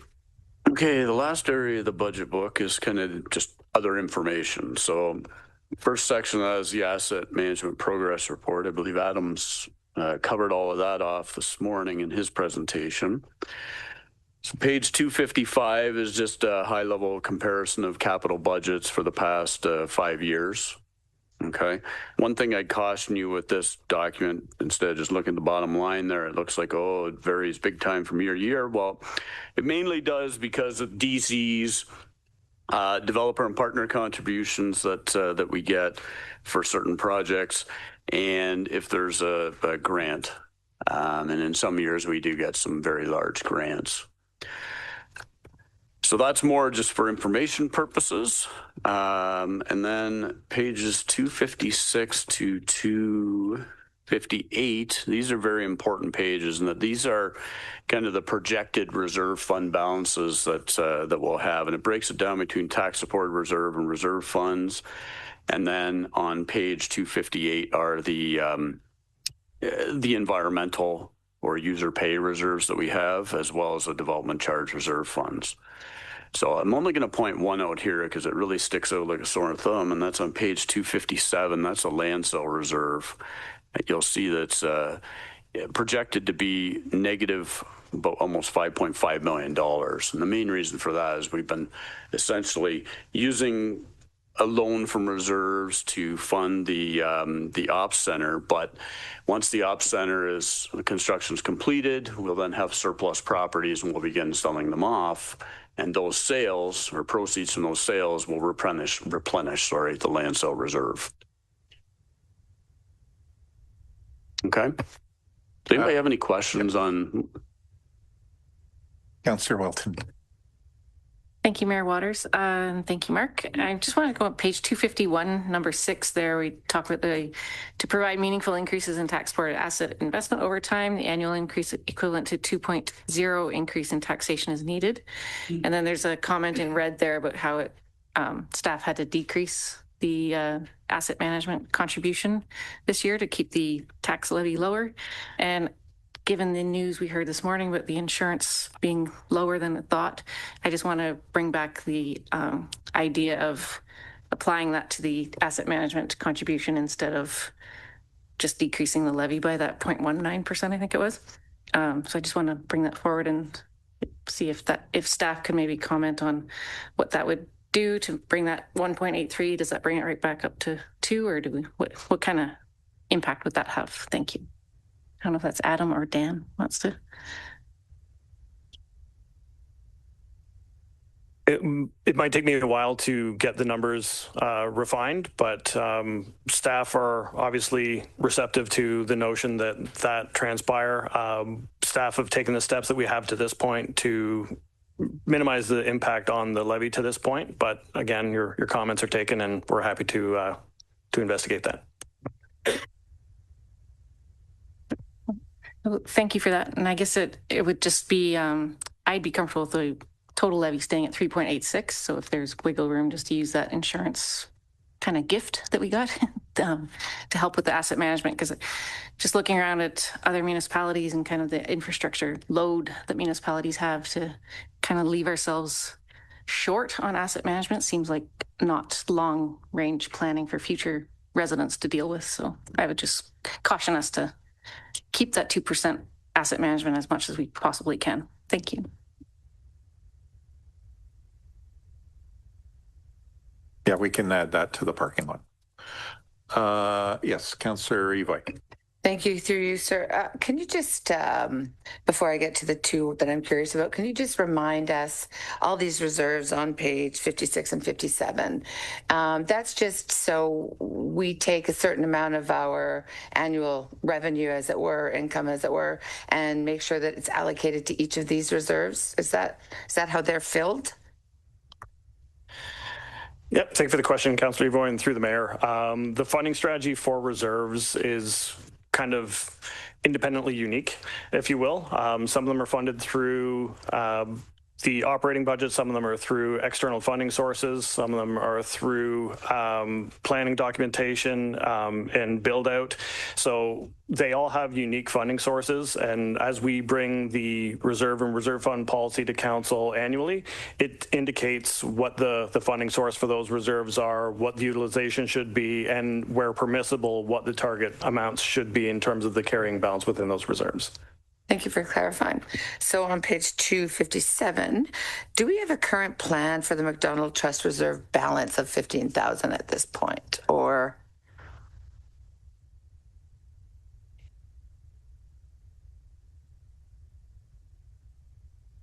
Sorry. I'll take a stab at the $15,270. That's just remaining funds that haven't been allocated to any project, I believe, at this point in time. So it's just kind of the remainder. We have been, I know there is a capital project we've been running since 2017, I think, when we received the McDonald funds. And that capital project, we've been absorbing legal costs associated with creating agreements and so forth related to the various projects that were put forth with the McDonald's funds. I believe part of that might still be unfunded. We probably really should use these funds, or potentially use these funds, to offset those legal costs because they were related to the McDonald projects, is one thing. Or it could go back to a committee to determine what can be done with $15,000. I will leave it at that and look forward to more information, I think. The second one is the parking matters reserve. Can you explain that a little bit, please? Yep, thank you for the question, Councillor Evoy. The Parking Matters Reserve is a holding spot for the utilization of parking enforcement revenues, and with the implementation of the new paid parking program, phase 1 for Elora, that would be the repository of those funds until we determine what the future use would be it ongoing program maintenance through the infrastructure costs, or potentially parking infrastructure downstream. So the intended purpose is not exactly known at this point, but again, through the reserve and reserve fund policy, the utilization and the contributions are detailed in there. Okay, any other further comments, questions for this part? Okay. All right, and the last piece here is all related to debt, which I believe Adam has touched on a few of these graphs in his presentation this morning as well. And that brings us to the end of the budget book. Okay. So that takes us now to parking lot. Is that right? Okay.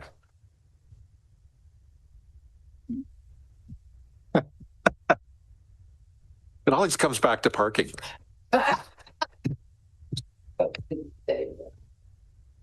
Well, here, okay, this is what,